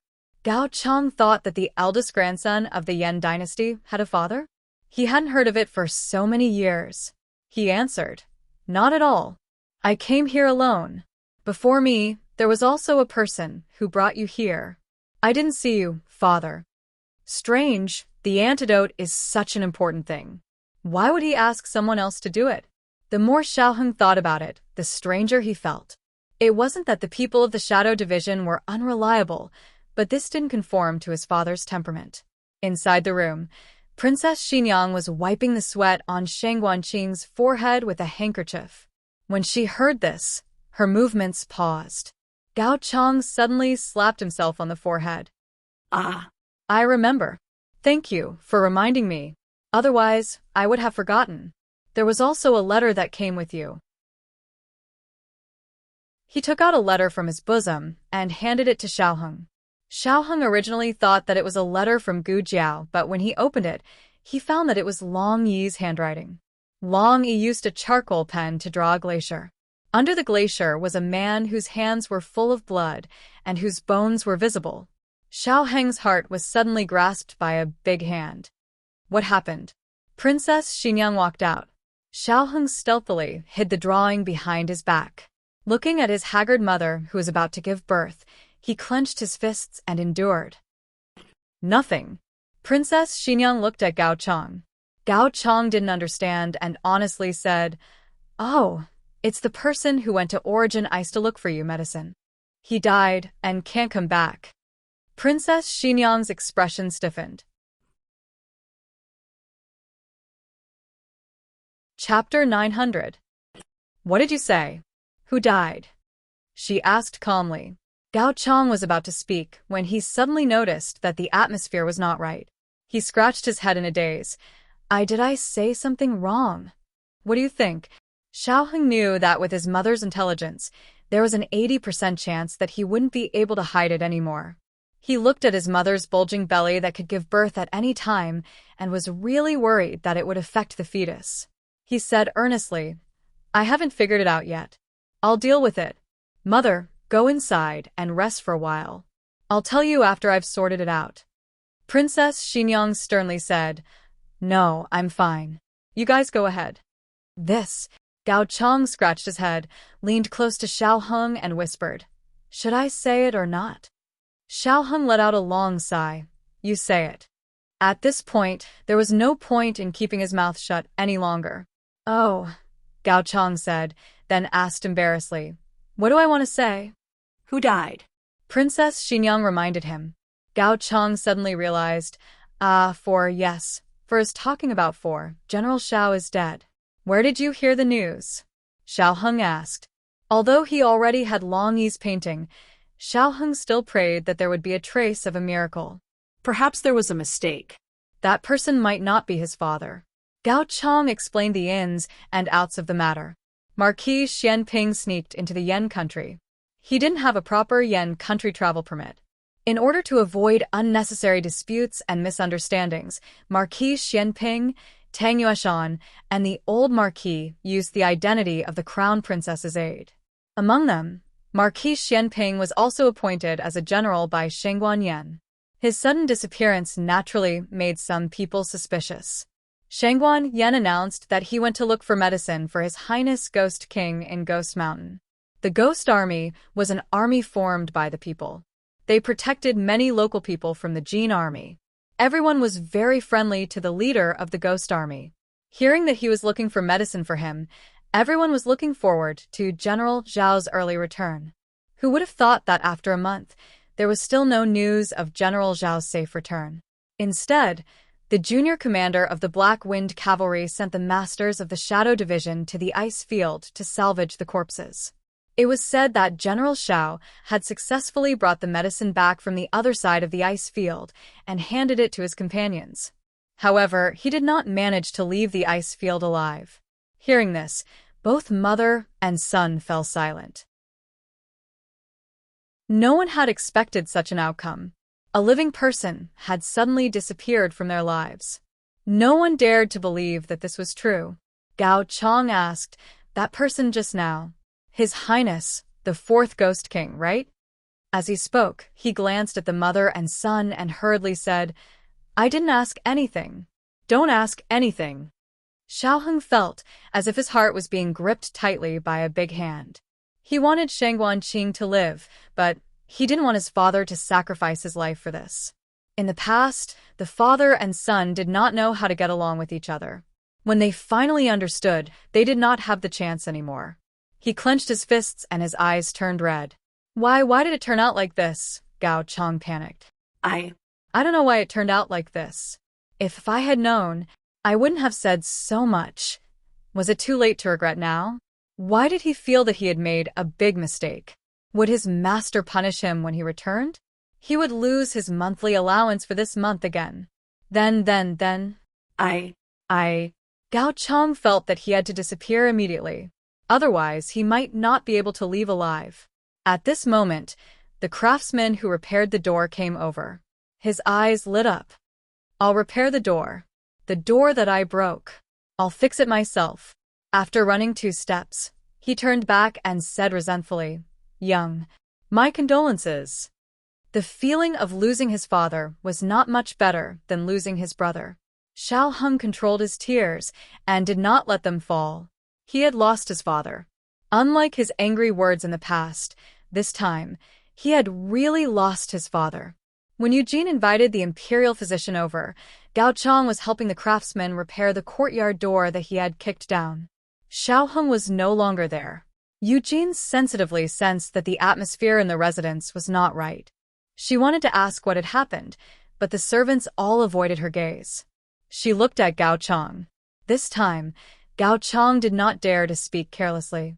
He avoided her gaze and waved his hand. "Don't ask me, I won't say. I don't know anything," she muttered. Did something happen to the young master? Her first reaction was that Shengguan Qing's condition had worsened. After all, other than this, She could not think of anything else that could make everyone panic like this. She hurriedly led the imperial physician to Shangguanqing's room.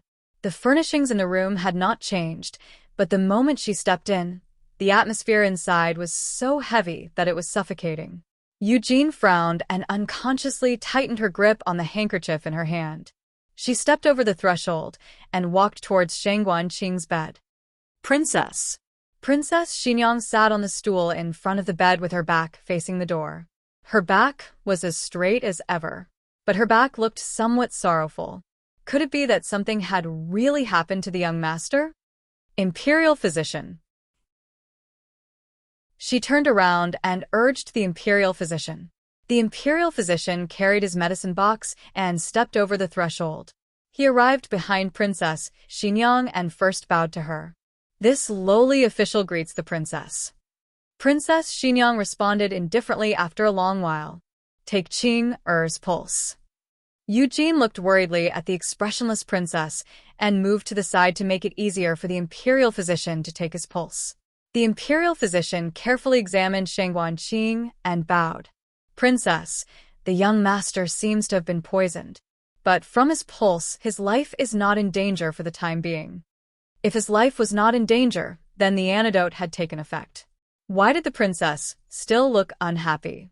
The imperial physician did not dare to ask who the young man who was so cherished by Princess Xinyang was. He only vaguely felt that the other party's appearance was somewhat familiar. He said, "The young master can continue to take the antidote. I will prescribe a nourishing prescription for him." "Thank you for your trouble," Princess Xinyang said. The imperial physician took his medicine box and retreated. Eugene left the door ajar and returned to the side of Princess Xinyang. She asked strangely, "Princess, what happened? Why is everyone so strange?" "Xiao Ji is dead," Princess Xinyang said. Her tone was very calm, as if she was talking about something unrelated to herself. But whether her heart was as still as water or not, only she knew. Having heard this, Eugene was startled. "Princess, who did you hear this from? Did you make a mistake? Didn't Marquis go to find the antidote for the young master? He even found the antidote. He can't come back," Princess Xinyang said. She had already seen Long Yi's painting. She was familiar with the geography of various countries. Naturally, she knew what kind of place origin ice was. The cold winter origin ice was a purgatory of icebergs. It was a natural mode of death that no one could cross. She could not imagine what kind of willpower he used to bring the antidote back from the blizzard. Eugene squatted down and held the hand of Princess Xinyang. She looked up at her and said, "Princess." Princess Xinyang muttered, "I once wanted to get rid of this man, but I didn't think it would be in this manner." Eugene's nose twitched. Princess Xinyang was very calm. Birth, old age, illness and death are common, but he died too quickly. Eugene gripped her master's hand in distress. "Princess, if you are sad, just cry it out. Crying will make you feel better." Princess Xinyang said, "I am not sad for myself. I am sad for the 3 children. When I was raising Aheng, I always felt that there was no difference whether Aheng had a father or not. Either way, he was in the military all year round and never came back. Wasn't that because you didn't let him come to the Princess Manor?" Eugene choked with sobs. "I saw Marquis ride past the Princess Manor many times." Princess Xinyang did not deny that she did not like Marquis Xianping, but she had her reasons. He always made Aheng cry. The number of times Aheng saw him each month could be counted on one hand. I often felt that this father was dispensable. But when this person really was gone, only then did I know it was different. Eugene said sadly, "In the past, Marquis did not appear in front of you, but he did not go far.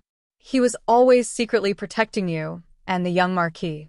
As long as you and the young Marquis turned around, he was always there. But this time, he really is no longer there." No matter how many times she turned around, that man would no longer wait for her in the same place. When His Majesty said that he would be betrothing me to him, I thought that my nightmare had come. You know that his reputation is not good. His martial arts are high, and his personality is strong. I don't care about his reputation. I am just a chess piece to win over powerful officials. Does it not matter who I marry? But I cannot get close to men. If it was someone else, perhaps it would be easier to control. But Marquis Xianping, that young man in bright clothes and riding on a horse, had achieved great military achievements at a young age. He was so powerful that the entire imperial family feared him. Although I am a princess, how can I not allow my husband to touch me on the night of my wedding? I was prepared to be humiliated by him. I was young at that time, and my personality was not like it is now.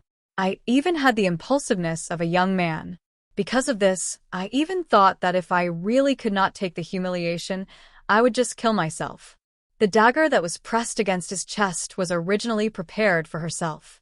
She did not think that he would compromise. He returned to the room with the smell of alcohol.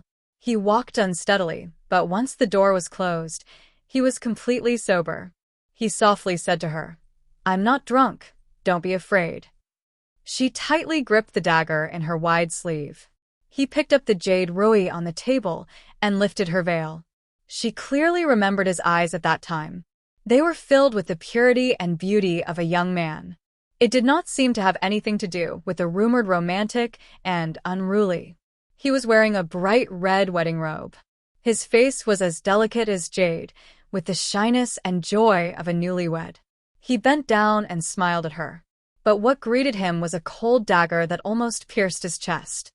"Don't touch me, otherwise I will kill you. The imperial order cannot be disobeyed. I have never thought of marrying you. We just need to maintain our status on the surface. There is no need to be husband and wife in reality. You can take in as many concubines as you want. I will not interfere. Of course, you should not interfere in my affairs. In the future, if you don't have my summons, you are not allowed to step into the princess's residence." She saw his clean and beautiful smile stiffen bit by bit, like a piece of finished jade that was completely shattered by her own hands. She felt the cold air on his body. She thought that he would take away her dagger and then humiliate her. He did not. He only asked, "Qin Fengwan, are you serious?" After receiving an affirmative answer, he sneered and straightened up. He threw away the jade ruby in his hand, tore off the ribbon and red flowers on his body, and left the bridal room that was covered with the word, happiness, without looking back. Their relationship as husband and wife had come to an end. She thought that this was also quite good. It was raining cats and dogs. Her carriage broke down halfway, and she was drenched. His army happened to pass by on the street. She turned around and did not look at him. She also did not want him to see her sorry state. But he still saw it. She thought that he would definitely ridicule her to get back at her from their wedding night. But he still did not. The young general got off the horse, took off his raincoat, and handed it to her. She did not take it. She did not dare to touch anything that belonged to a man. He tilted his head and looked at her with a frown. He walked over and draped the raincoat over her body. That was the first time she was so close to a man since she grew up. Her face turned pale, and she even held her breath. "Go away. Don't touch me." She turned her face away and said coldly. She threw away the raincoat he draped over her. He was stunned for a moment, and a trace of astonishment flashed through his eyes. Soon, he bent down and picked up the raincoat that was dirty in the mud. He got on the horse and left without saying a word. It was raining heavily, and Long Yi and the others were not here. The bodyguards repaired the carriage slowly, and she was almost frozen. Not long after, a brand new carriage came from the heavy rain and stopped in front of her. The coachman handed over an umbrella.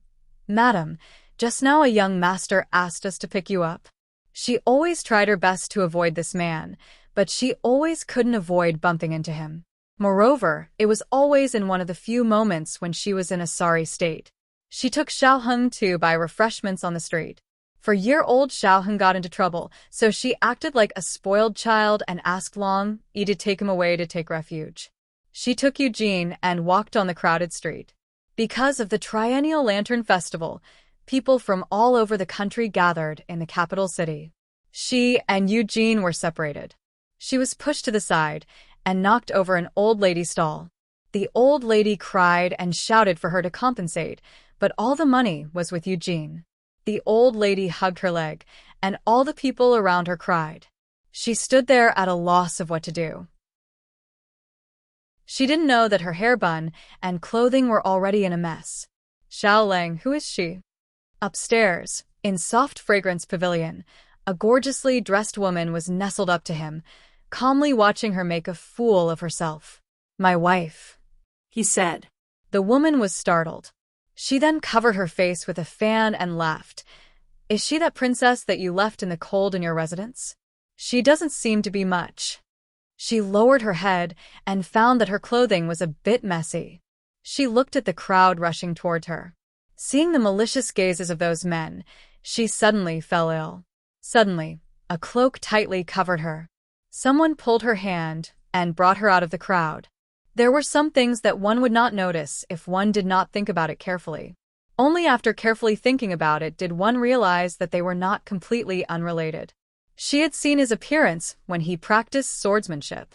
She had seen his heroic appearance on horseback. He had also seen her most difficult situation that she could not tell others about. They met in the residence, on the street, and in the imperial palace.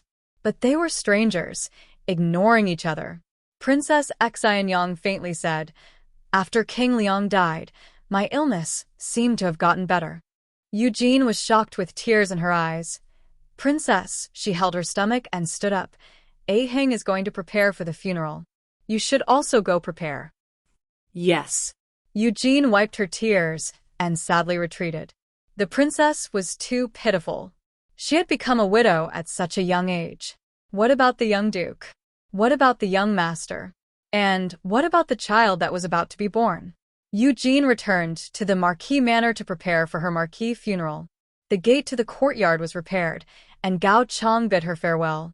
She nodded and thanked him, telling him to take care of himself on the way. Snow began to fall from the sky once more. Large snowflakes silently fell. In this world, even grief was silent. The courtyard was extremely quiet. She walked in the snow, her shoes making squeaking sounds. Dong. Something slammed heavily against the courtyard door. She slightly furrowed her brow. The servants were all busy in the backyard. Nobody went to open the gate. She frowned and looked at the tightly shut gate. Hesitating for a moment, she still walked over. She pulled open the vermilion gate. The sound of wind suddenly came from the snowflakes. Goose feather-like snow flew towards her face. She subconsciously raised her hand to block it. When she looked towards the gate again, she did not see anything. Just as she was about to close the gate, she paused. She stepped over the threshold and looked towards West Street. There was still no one.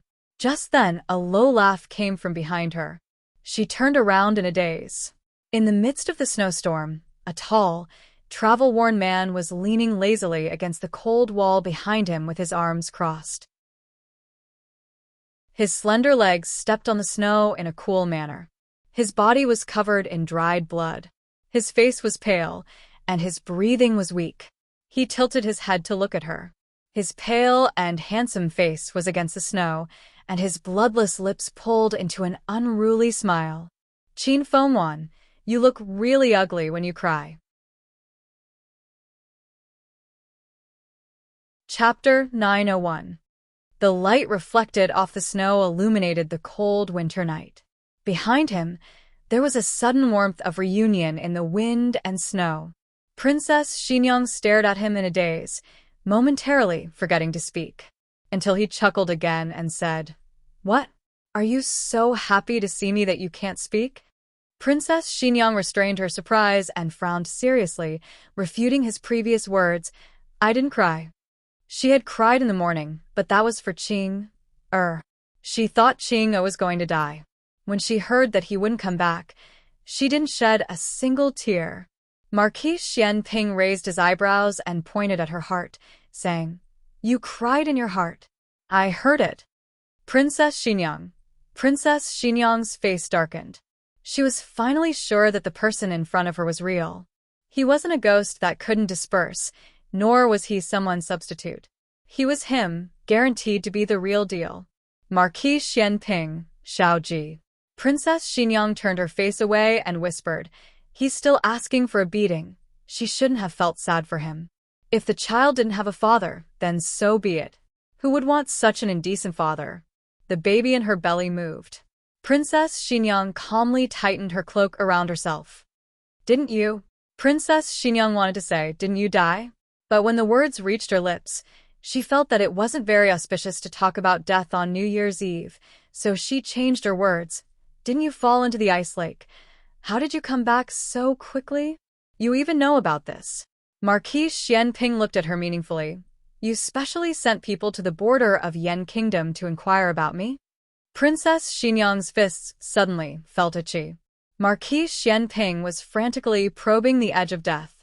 He said carelessly, "How long have I been gone? You're already so impatient." Princess Xinyang touched her belly, which was covered by the large cloak, and took a deep breath. "Can I beat him to death?"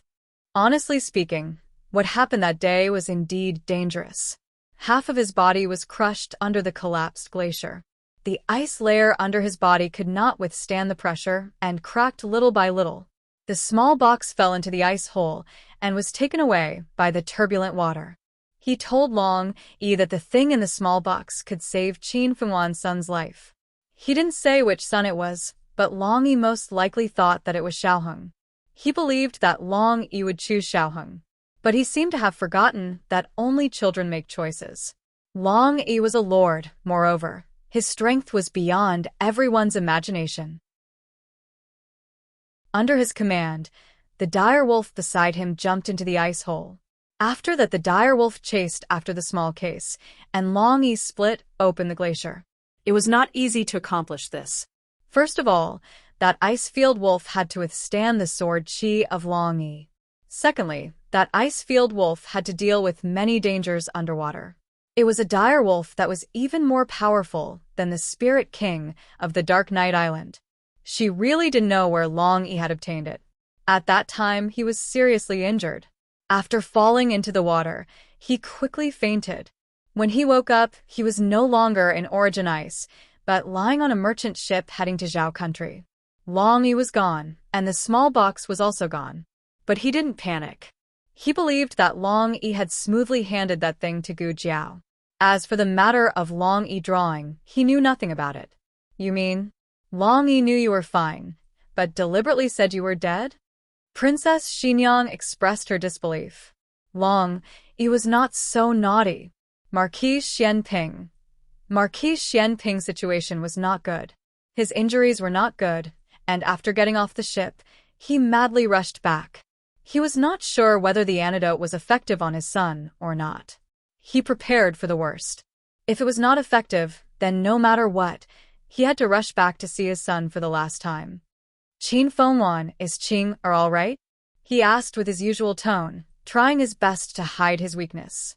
"The antidote seems to be effective. The imperial doctor said there is no danger to his life, but he still hasn't woken up." Princess Xinyang said this, then paused.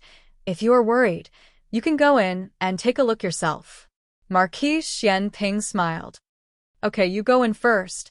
I'll come in a moment." Princess Xinyang grabbed her cloak and turned around. She had just taken 2 steps when she stopped again. She turned back and looked at Marquise Xianping. "You can't walk anymore, right?" Marquise Xianping smiled. "What? "You want to help me?" Princess Xinyang rolled her eyes. "Who wants to help you? I'll go call someone." Just as she said this, she remembered something. In order to protect the safety of the unborn child in her belly, she had sent the dragon shadow guard to the fief. Gao Chong and the carpenter had already left, so there was no male in the residence. Aheng was also not there. Princess Xinyang hesitated for a moment, then called out to the rear courtyard, "Chui, Granny Zhang, come over here." "Yes, Princess." The maidservant Chui, and the housekeeper Granny Zhang quickly walked over. When the two saw Marquise Xianping covered in blood, they both screamed in fear. "Ghost!" Soon after, how could the two still care about the princess's orders, and ran away in a panic? The candles and paper money in their hands fell to the ground. There was also a white lantern with the word funeral written on it. The corner of Marquise Xianping's mouth twitched. Qin Fengwan, you aren't planning a funeral for this marquis, right? Did he come back in time for his own funeral? If he came back a little later, the coffin would have been prepared for him, and he would have just laid down in it. Wouldn't he have saved his clothes? Who knew that you were still alive? Princess Xinyang quietly muttered. She closed her eyes and took a deep breath. She told herself that he was the father of 3 children. She could not truly let him die here. She walked over and calmly reached out her hand. After hesitating for a moment, she moved her fingers and braced herself to support his arm. This was the first time she had taken the initiative to approach a man in a completely sober state. It still required a great deal of courage, and she was still not used to it, but she was not as scared as before. Marquise Xianping watched as she used 2 fingers to pinch the cloth on his arm. She was clearly very nervous, but still emboldened herself. He couldn't help but laugh out loud. Qin Fengwan, shut up, Princess Xinyang said sternly. If you keep talking nonsense, I won't help you. Marquis Xianping, you're not helping me? The 2 fingers only grabbed the material of his clothes and didn't even touch the flesh of his arm. Princess Xinyang, who thought she had helped him, gave him a cold glare as if to say, I've already helped you. Why aren't you leaving? Men are so unreasonable. Thinking of her illness, Marquise Xianping also knew that it was not easy for her to take this step. Thus, he stopped being unreasonable. He gritted his teeth and endured the pain. He straightened his stiff body and moved his almost numb feet, walking step by step toward the entrance of the courtyard. The moment he crossed the threshold, a gust of cold wind blew and blew Princess Xinyang's cloak away. Marquis Xianping subconsciously glanced at her from the corner of his eye. In the end, he saw a bulging stomach. He was shocked, and his gaze landed on her stomach. Qin Fengwan. Princess Xinyang looked at her cloak and sucked in a breath of cold air. Marquis Xianping didn't leave. He narrowed his eyes and looked at her meaningfully. You're pregnant? What happened that time? It wasn't his fault that he didn't know. After their one-night stand, Princess Xinyang returned to live in this residence. At first, she went to Jadewater Alley to visit Xiao Heng and Gu Jiao. Later, the 2 went to the Yen Kingdom, so she stopped going to Jadewater Alley. He also moved back to Marquis Xianping's estate. She kept the news of her pregnancy a secret. He came to see her once during the war, but she refused to see him. Yujin said that the princess was in a bad mood because of Gue Shui. Gue Shui. Princess Xinyang didn't want to admit it and stubbornly turned her face away. She also didn't understand what kind of luck she had. She used him as an antidote twice and fell for it both times. Marquis Xianping glanced at her with a faint smile. That's true. It was the whole night. Princess Xinyang's face flushed red. How could he say such shameless words? She knew he would be so shameless, so she didn't want to tell him. You really put in a lot of effort to get pregnant with my child. If he dared to say that, she would throw him out. Fortunately, Marquis Xianping didn't draw too much blood this time. He looked at her deeply, a hint of danger flashing through his eyes. Qin Fengwan, if I didn't come back in time, were you going to give birth to this child behind my back? Princess Xinyang's eyes flickered, and she raised her chin seriously. I see that you're very strong right now. You don't need me to help you. After saying that, she pulled her hand back and ignored Marquis Xianping. She walked towards her own room. But she had just taken a step when a strong contraction came from her stomach. She bent down and held her stomach, crying out in pain. Marquis Xianping's expression changed. Qin Fengwan, what's wrong? Could it be that I stimulated the fetus?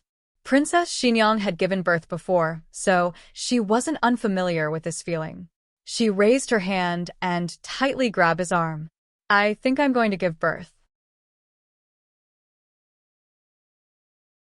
Chapter 902. It didn't happen earlier or later, but it just had to happen now. This child really knew how to make it in time. Princess Xianyang silently cursed in her heart. The immense pain drowned her, to the point that she didn't even have time to worry about her illness. Marquis Xianping did not ask for a beating at this critical juncture. He looked at her pained expression and forced himself to stay alert. He did not want to collapse at this crucial moment. When the previous children were born, he had been at the military camp. He only rushed back the next day after receiving the news. This was the first time he had encountered a woman in labor. Truthfully speaking, he had just returned and arrived at his own funeral. He had also arrived at Xian Yang's pregnancy. Fortunately, she was about to give birth. Even crossing the icy plains was not as exciting. He muttered. "What did you say?" Princess Xian Yang's mind was a mess from the pain. She did not clearly hear what he said. "And nothing," he said. "How did a woman give birth?" "Where's Eugene?" he asked. "Not here. She went to take care of your funeral." "And Aheng?" "Not here either. She also went to take care of your funeral." Even some of the capable old grannies and maidservants had been sent out to purchase the items needed for the morning hall. Those that remained in the courtyard were all novices. Otherwise, they would not have run away in fear upon seeing Marquis Xianping's ghost. "All right, I'm fine." Princess Xian Yang let out a long sigh. Marquis Xianping was stunned once more. "You're not giving birth?" Princess Xian Yang glared at him. What did he mean by not giving birth? It was just that the contractions had passed. The contractions came in waves. It was not like the pain was constant. "I'm going back to my room." She let go of his arm and calmly said, "I don't need you to support me. I can walk on my own." "Oh." Marquis Xianping faintly withdrew his hand. Princess Xian Yang looked at him and chuckled. "You seem to be very disappointed." Marquis Xianping, when other people's wives give birth, they find someone to carry them in. At worst, they need to be supported in. My wife is giving birth, and I need to walk in on my own. Princess Xinyang snorted and walked towards the north wing of the rear wing. That was the delivery room that had been prepared beforehand. Just as she walked up the steps, she stopped moving. Marquis Xianping tilted his head and looked at her. Princess Xinyang gritted her teeth and clenched her fists. "Come here." Marquis Xianping raised his eyebrows and asked, "What is it now? Didn't you want to leave by yourself? You don't need my help, do you?" Princess Xinyang could guess what he was thinking even with her toes. Her outburst must have made him angry. Unfortunately, there was nothing here that could help her. She stood stiffly on the steps, not knowing whether to advance or retreat. "My water broke," she said. The midwife repeatedly warned her not to move around after her water broke. She didn't know if all pregnant women were like this, or if it was because she was a princess that the midwife was extra careful. She didn't have that much experience, so she could only listen to the midwife. "I can't leave. Go to the backyard and get someone." Before she could finish her words, a pair of strong arms wrapped around her back and knees, lifting her up horizontally. She was caught off guard, and her head bumped into his sturdy chest. She froze slightly. The sky was filled with snow, and the night was long. Was this the feeling of being protected? Qin Fengwan. "You've gained weight." Princess Xinyang's face darkened. No, this was the feeling of wanting to beat him to death. The contractions came again, even more intense than before. Princess Xinyang was in so much pain that she grabbed the front of his clothes. Marquis Xianping gasped. Now she knows how to pinch his flesh. "But Qin Fengwan, where are you pinching?" "Although I don't need to feed the child, isn't pinching here a bit too much?" Hiss. Another pinch, and Marquis Xianping almost fell down from the pain. Princess Xinyang didn't know that she was pinching the wrong place. She was in so much pain. Her stomach hurt, her back hurt, and her waist hurt. She wasn't young anymore and wasn't as healthy as before. Marquis Xianping didn't know that there was a delivery room for women, so he carried her back to her room. Princess Xinyang gritted her teeth. "Not this room. It's the north wing of the rear wing." Marquis Xianping chuckled. "Why didn't you say so earlier? You just wanted me to." Princess Xinyang's hair stood on end, and she said fiercely, "Shut up." Marquis Xianping glanced at her stomach and obediently shut his mouth. After entering the delivery room, Marquis Xianping gently placed her on the bed. "I'll go get the doctor and midwife." Princess Xinyang grabbed the mattress under her and said, The midwife and wet nurse live on this street. Go out and walk east. You'll see the house with the ginkgo tree at the door." When she was only 8 months pregnant, Yujin had already found the midwife and wet nurse. They were all people who knew her well. Got it. Marquis Xianping answered. "You." Princess Xinyang looked at him covered in blood and hesitated. She wanted to ask someone else to come over, but she had arranged for all the capable servants to prepare for his funeral. The remaining 2 servants were also scared away by him. Marquis Xianping stared at her. She turned her face away and changed her words. "Don't be careless and mess things up. It's not my first time being a father. Do you think I'm nervous?" "You're still careless, huh?" After he finished speaking, he sneered mockingly and walked out with his hands and feet. Just as he stepped over the threshold, he tripped and fell flat on his face. Princess Xinyang. In the end, Marquis Xianping managed to get the midwife and wet nurse. After Granny Zhang and Cui regained their senses, they returned dejectedly. Some of them boiled water, some of them boiled ginseng soup, and some of them delivered the baby. Marquis Xuanping's physical strength was almost exhausted on the way here, and he used all his remaining strength to act cool in the snow. Princess Xinyang heard a heavy thud.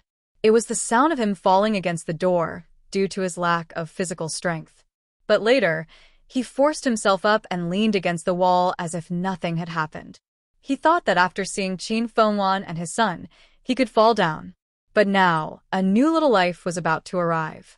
He stood in the cold snow, and goose feather-like snow silently fell on his shoulders. He heard Qin Fengwan's painful cries coming from the delivery room. She was a strong and proud woman. For her to cry like this, he didn't know how painful it must be. Princess Xinyang gave birth in the delivery room for an entire night. Marquis Xianping stood guard in the snow for an entire night. At 3 in the morning, a baby's cry came from the delivery room, cutting through the silent sky and startling the silent flying snow. Marquis Xianping, who was almost frozen to stone, walked up the stairs. When the baby was just born, the umbilical cord had to be cut, weighed, and swaddled before the baby could be carried out. Marquis Xianping didn't wait that long. He directly burst through the door and gave the midwife, who was weighing the baby, a big fright. Io. Why did the Marquis come in? The delivery room was a filthy place. It wasn't a place a man should enter. She moved very quickly. After weighing the baby, she wrapped him up and carried him out from behind the screen. She didn't know about Marquis Xuanping's death, and only felt that Marquis Xuanping's blood-soaked appearance was a little scary. But thinking that he was a general who had fought on the battlefield, she felt that it was nothing. "Is the princess well?" Marquis Xianping asked. The midwife was startled. She hadn't expected him to be concerned about an adult first. She smiled and said, "Don't worry, Marquis. The delivery process was very smooth.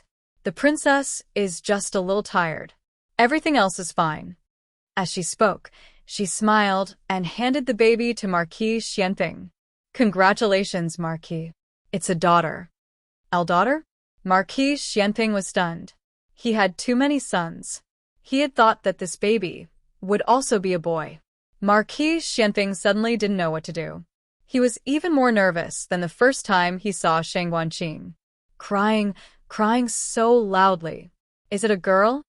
The midwife smiled happily. Yes, the little girl's crying was really loud. After being a midwife for so many years, even a boy's voice wasn't as loud as hers. Marquis Xianping carefully took the baby wrapped in swaddling clothes. The crying baby stopped crying as soon as he was in his arms. He opened his eyes wide and quietly looked at him. Newborns didn't know how to see things, but the midwife inexplicably felt that the baby was looking at her father very seriously. She had delivered so many babies, but this was really the most beautiful one. Marquis Xianping looked at the baby in his arms, and endless emotions suddenly surged from the bottom of his heart. After fighting on the battlefield for so many years, even if he didn't fight, he would always inadvertently be tainted with a trace of murderous aura. He used his finger to touch the baby's little fist, and the baby squeezed it. His iron-blooded determination instantly melted into softness. It actually felt different from holding his son. He carried the baby around the screen and came to the bed. He looked at the sweaty and pale Princess Xinyang. Princess Xinyang also looked at him. She felt that she was too tired, so much so that she had an illusion. What she saw wasn't the unruly, murderous, and smiling tiger Marquis Xianting. Instead, it was the young Xiao Ji who had lifted her veil with cleanliness and beauty on their wedding night. He held the baby in his arms, bent down and whispered in her ear, "Qin Fengwan, it's been hard on you." Chapter 903. At 3 in the morning, the sky was still dark. The capital of Zhao country was shrouded in the light of the snow. Xiaoheng spent the entire night preparing for his father's funeral. First, he went into the palace to inform his grandaunt, uncle, and auntie. He was pulled by his auntie and wept bitterly for a long time. After that, he went to Jade Water Alley to inform his father and Yao Shi of his father's death. Then there was the matter of setting up the mourning hall. Where to set up the mourning hall, and how to quickly gather the items needed for the mourning hall. Although he could not salvage his father's body, he still needed a coffin. In the end, he went to a coffin shop and carefully selected a high-quality coffin. Great sorrow engulfed him. He was physically and mentally exhausted. Dragging his numb steps, he slowly returned home like a puppet that had lost its soul. Aunt Eugene also went out, right? She also worked the entire night, right? After all, the funeral of the #1 Marquis of Zhao country was not a small matter. On the other side, the #1 Marquis of Zhao country held the little fellow. He waited until Princess Xinyang was helped back to her room by the servants. After the mother and daughter both slept peacefully, he finally walked out of the room. All of his energy had been used up. He really couldn't move a single step. The father and son met without warning. One stood in the corridor, the other in the courtyard, facing each other, looking at each other from a distance. The sky was dark. The white lantern under the corridor had not been removed in time. Marquis Xianping stood under his own white lantern. His body was covered in blood, and his face was deathly pale. Xiaoheng looked at his father in a daze. "It's not even the 7th day yet, and you've already recovered your soul?" Marquis Xianping. "Laozi is not dead." Marquis Xianping's eyes went black and he fell down, plopping into the snow. He finally fell down. It was unknown whether he fainted from exhaustion or from anger at his son. In the end, Xiaoheng knew that it was not his father's ghost. After all, ghosts were not so weak. After all, with his father's personality, even if he became a ghost, he would be a cool, handsome, domineering, and the most beautiful ghost. That way, he wouldn't be in such a sorry state. As for why his father had appeared here, he had no clue for the time being. His mother had fallen asleep, and his brother had never woken up, so he didn't know. Nanny Zhang and the others didn't know the ins and outs of the matter. They only knew that the Marquis came back at night. Not long after he returned, the princess went into labor. Nanny Zhang added her own compliments and thoughts. Miss has been unwilling to come out all this time. It turns out that she is waiting for her father. Xiaoheng. Xiaoheng carried his father to his room and helped him change into his own clothes. Then he went to visit his elder brother, his mother, and his newborn little sister. To be honest, Xiaoheng was also greatly affected. In a short period of 1 day and 1 night, he'd experienced the pain of losing his brother, the joy of regaining what he'd lost, the pain of losing his father, and the joy of regaining what he'd lost again.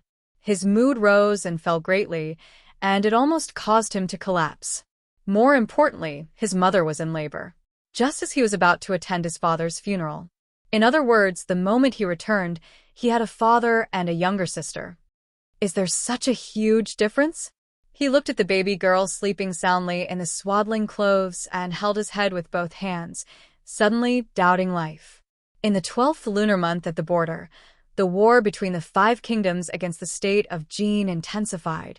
Even the state of Liang was forced to join in, because if they did not help to attack the state of Jin, the 4 kingdoms of Yan, Zhao, and Chen would attack them together. After losing Chu Feipeng, Liang lost its most powerful arm and had no choice but to cooperate with the four countries. As the hegemon of the Six Nations, Jin's state had unshakable national strength and military strength. It was arrogant, domineering, and insufferably arrogant. Apart from roping in the state of Liang to be its pawn, it had also caused a lot of trouble to the other nations. To this day, it refused to acknowledge the status of the Turks and still referred to them as a small barbarian race. Little did it know that the Turks didn't care about status at all. They attacked Jin purely because they didn't like Jin and didn't have enough resources during the winter, so they took advantage of the situation. After losing Gong Sunyu, Jin was still able to resist for so long. It had to be said that they were indeed strong. However, no matter how strong they couldn't resist the military strength of the six countries. Ironically, when they attacked the hinterland of the Jin state, the vanguard was actually the army of the state of Liang. Seeing their former ally baring his fangs at them, Jin's soldiers were so angry that their faces turned green. The Jin state, the Yen state, and the Liang state formed a triangle. Any alliance between the two states could cause a fatal blow to the other state. When choosing who to ally with, the Jin state had thought it through carefully. The reason why they chose the Liang nation was because the Jin nation disliked the Yen nation from the bottom of their hearts. As for the reason, it was because they were afraid of the Yen nation. They tried their best to suppress Yen, but in the end, the nightmare still happened. Jin tried to persuade Liang, saying that with the military strength of the two countries, they might be able to resist them. Liang was already scared by the Black Wind cavalry, so how could he dare to play tricks behind their backs? It was the 12th lunar month at the border. This was their first new year at the border. In the barracks, pigs and goats were slaughtered and dumplings were made. Shangguan Yan, Gu Jiao, and the soldiers spent New Year's Eve in the flames of war. We'll set off in 3 days. Outside the tent, Shangguan Yan drank some wine and was slightly drunk. Her cheeks were flushed as she stood in the cold wind. Her mind was very clear. When she said this, her eyes fell on the soldiers who were celebrating the new year around the bonfire. Gu Jiao came to her side, followed her gaze, and said, "Do you really want to go personally?" Shangguan Yan's eyes were cold as she said, "I want to take revenge for the blood feud of the Xianyuan family with my own hands. I must personally invade Shangjing and drag the Jin country's monarch down from his throne." Gong Sunyu killed many soldiers of the Xianyuan family because of his own selfishness and desire for war, but also because of the ambition of Jin's royal family. None of them were innocent. She wouldn't let any of them go. 3 days later, Chang Wei received the order to come back and defend Puqing. Gu Jiao exchanged positions with him. After that, Gu Jiao led the 30,000 Black Wind cavalry that had rested and reorganized. They rode on the Black Wind King, who had just recovered from his serious injuries, and rushed to the front line with Shangguan Yan to kill their way into Jin. It was worth mentioning that on New Year's Eve, there was a rebellion in Jin's imperial palace. The monarch's imperial army and King Liao's army fought, which undoubtedly made Jin's situation worse. After King Liao was defeated, he had the idea of destroying what he couldn't get. He opened all kinds of checkpoints along the way to make it easier for the troops of other countries to enter. At the end of February, the Black Wind Cavalry and Gu family's Iron Cavalry attacked Shangjing of Jin. Black Wind King broke through the imperial palace's gate and slaughtered a bloody path through the imperial army.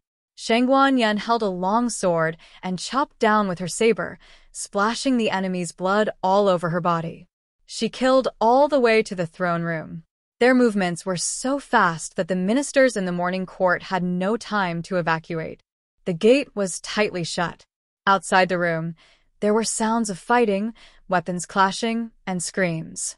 If one listened carefully, most of them came from the Jin army in the imperial palace. Inside the hall, all the ministers and generals began to tremble. Even the monarch of Jin, who was sitting on the dragon throne, had a change of expression. With a loud bang, the gate of the throne room was kicked open. The huge door couldn't withstand the pressure and heavily hit the ground. The entire throne room shook 3 times. The ministers were in a state of panic. Shangguan Yan held a bloody long sword. The blood on the sword's edge dripped all the way. Her eyes were cold and determined to take revenge. She glanced at the ministers and generals. Those who surrender will not be killed. A palace expert flew from the monarch's side and suddenly attacked Shangguan Yen. In the blink of an eye, behind Shangguan Yen came a whistling sound. A red-tasseled spear with a cold glint flashed through the air. The spear pierced the heart of the palace's expert, sending him flying to the steps below the monarch's feet. Gu Jiao walked over step by step. Her eyes didn't have too much coldness and hostility. On the contrary, she was very calm, as if the person who attacked just now wasn't her. But in the flames of war, emotions were not terrible. Calmness was what was really frightening. Another person rushed up. This time, he attacked Shangguan Yen from the back. Gu Jiao turned around and kicked the man down the high steps. Those who touch the crown princess die. Outside the hall, more and more experts rushed up. However, before they could get close, they were blocked by 4 figures from the sky. On the left was Gu Chongqing and the old marquis. On the right was Liao Chen and Qing Feng. Tang Yueshan and Wang Su, who had retreated from Qishui Pass, also arrived. The two of them led hundreds of archers and surrounded the throne room so tightly that not even a drop of water could trickle through. At the end of February, the monarch of Jin State died and was succeeded by concubine Lu's 7th prince. The new monarch submitted a letter of surrender to the great Yen. He also gave 2 mineral veins, 5 cities, 100,000 taels of gold, and 20 beauties to show his sincerity. The beauties were all men. They were mainly used to please Shangguan Yen and fill her harem. Of course, the other countries couldn't return empty-handed. They didn't get as many benefits as the Yen state. After all, the main force of the war against the Jin state was the Yen army. In addition, the Zhao state also contributed a lot and got a lot of things. After this war, the Jin state was almost emptied and couldn't recover its blood for decades. In the spring of March, the army returned to the capital. The Yen state won a beautiful victory. The people along the way welcomed them and shouted, "Long live the crown princess! Black Wind Cavalry and Xianyuan army, follow me to the capital." After returning to the Yen state, Shangguan Yen ordered in the tent. The Xianyuan army referred to the Shadow Division in Liao Chen's hands. Although Wang Su and Wang Man didn't know why the crown princess wanted to go first, they didn't dare to disobey the crown princess's order. What's more, Black Wind Cavalry and Xianyuan army were mostly cavalry. It seemed reasonable to go back to the capital first. Shangguan Yen didn't go back to report. "Uncle." Outside the tent, Shangguan Yen looked at Xianyuan Qi, who was holding the 3-foot Qingfeng sword. "I'm ready." Xianyuan Qi looked at his little niece with relief. He touched her head as an uncle and then knelt down on one knee as a subject. The 3-foot Qingfeng sword was heavily inserted into the ground. This humble subject swears to follow the crown princess. On a big tree outside the camp, Liao Chen's slender fingers grabbed the wine bag. He raised his head and took a sip lazily. He smiled and said, "You don't have to go. Go back to Xingdu with General Wang." Under the big tree, Daoist Qingfeng looked at him seriously. "You want to leave me?" Chapter 904. Novels with content that can't be found on the internet are available here. Liao Chen looked at him playfully. "What do you mean this poor monk will leave you behind? You and I are not the same kind of people. Could it be that after being with this poor monk for so many days, you gradually have feelings for this poor monk?" Daoist Qingfeng glanced at him faintly. "I'm afraid that if you run away, I won't know where to find you if I want to kill you in the future." Liao Chen hooked up her bright red lips, and her charming peach blossom eyes slightly narrowed. She landed under the tree and said with a smile, "I'll wait for you in Xingdu. It's a deal." In April, the Black Wind Cavalry and the Dark Shadow Army surrounded the Great Yen Imperial Palace. In the monarch's bedroom, the fake monarch, Gu Qingfeng, completed the task with glory. The real monarch was lying on the bright yellow dragon bed. His stroke was much better, and he could get out of bed. When he heard that the crown princess and Xianyuan army had returned victorious, he was very happy and planned to go out of the palace to welcome them personally. Unexpectedly, the crown princess and Xianyuan Qi came to his bedroom early. Although the battle report from the front line had mentioned that Xianyuan Qi came back alive, the monarch still couldn't believe it when he saw it with his own eyes. Xianyuan Qi didn't greet him as a monarch, nor did he exchange greetings with him. He just stood beside Shangguan Yen with a cold face. It's solved, Xianyuan Qi said to Shangguan Yen. The monarch frowned. Solved what? He shouldn't have come, he yelled. No expert came over. The monarch finally understood what Xianyuan Qi had solved. He frowned and looked at Shangguan Yen. What are you going to do? Shangguan Yen clapped her hands, and a little eunuch came forward with a tray. On the tray were a writing brush, an inkstone, and a blank imperial edict. The monarch had an ominous premonition in his heart.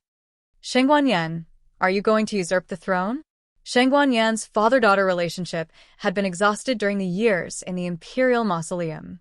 She looked at the father she used to admire, and there was no longer a trace of emotion in her heart.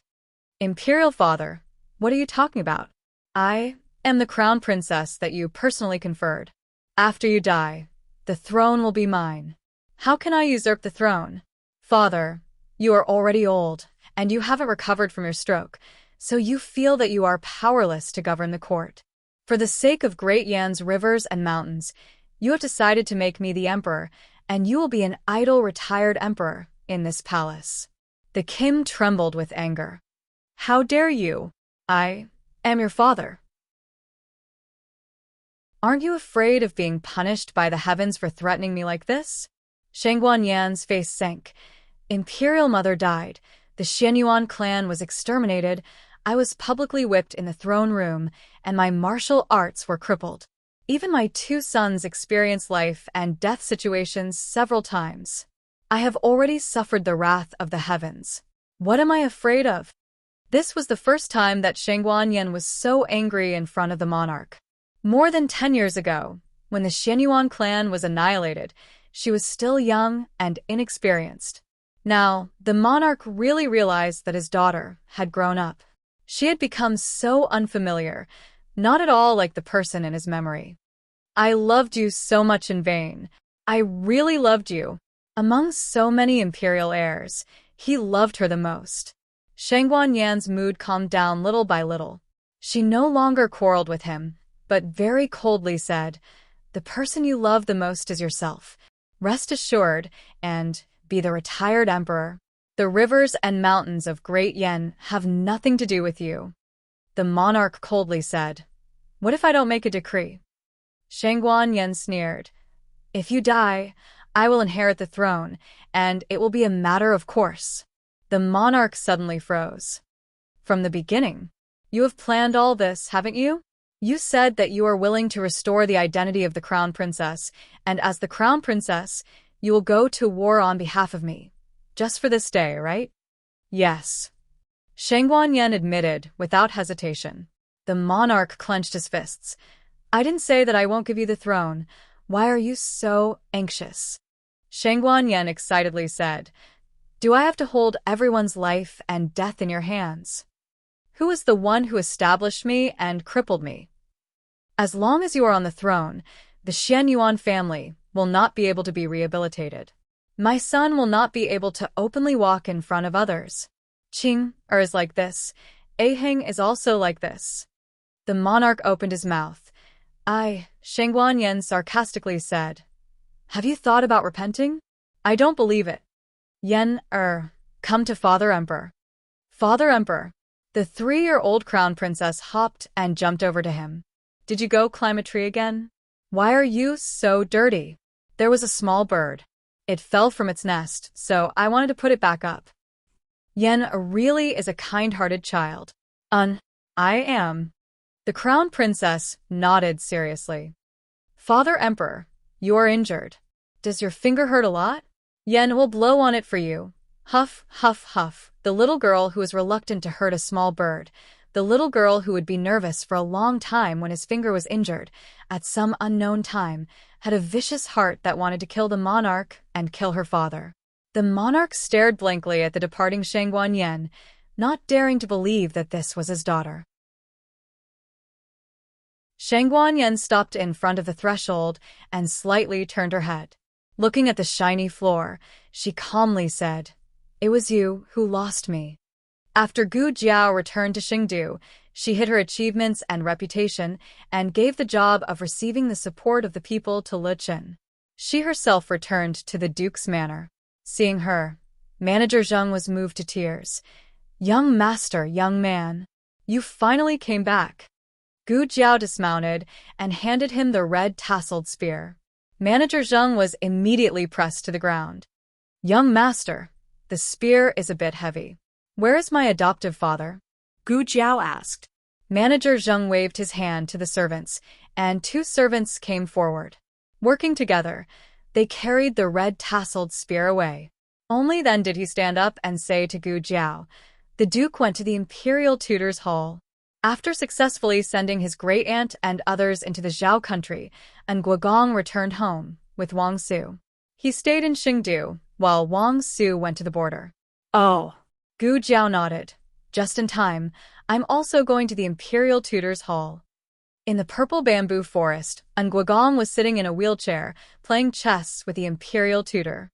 Yuhi was helping to sweep the fallen petals in the yard. When he saw Gu Jiao, his eyes lit up. "Lu Lang, you're back." "Yuhi." Gu Jiao greeted him. Yuhi looked behind her. "Huh? Why don't I see my eldest brother? Didn't he also go to the border? Didn't he come back with you?" Gu Jiao had received a letter from the Zhao country.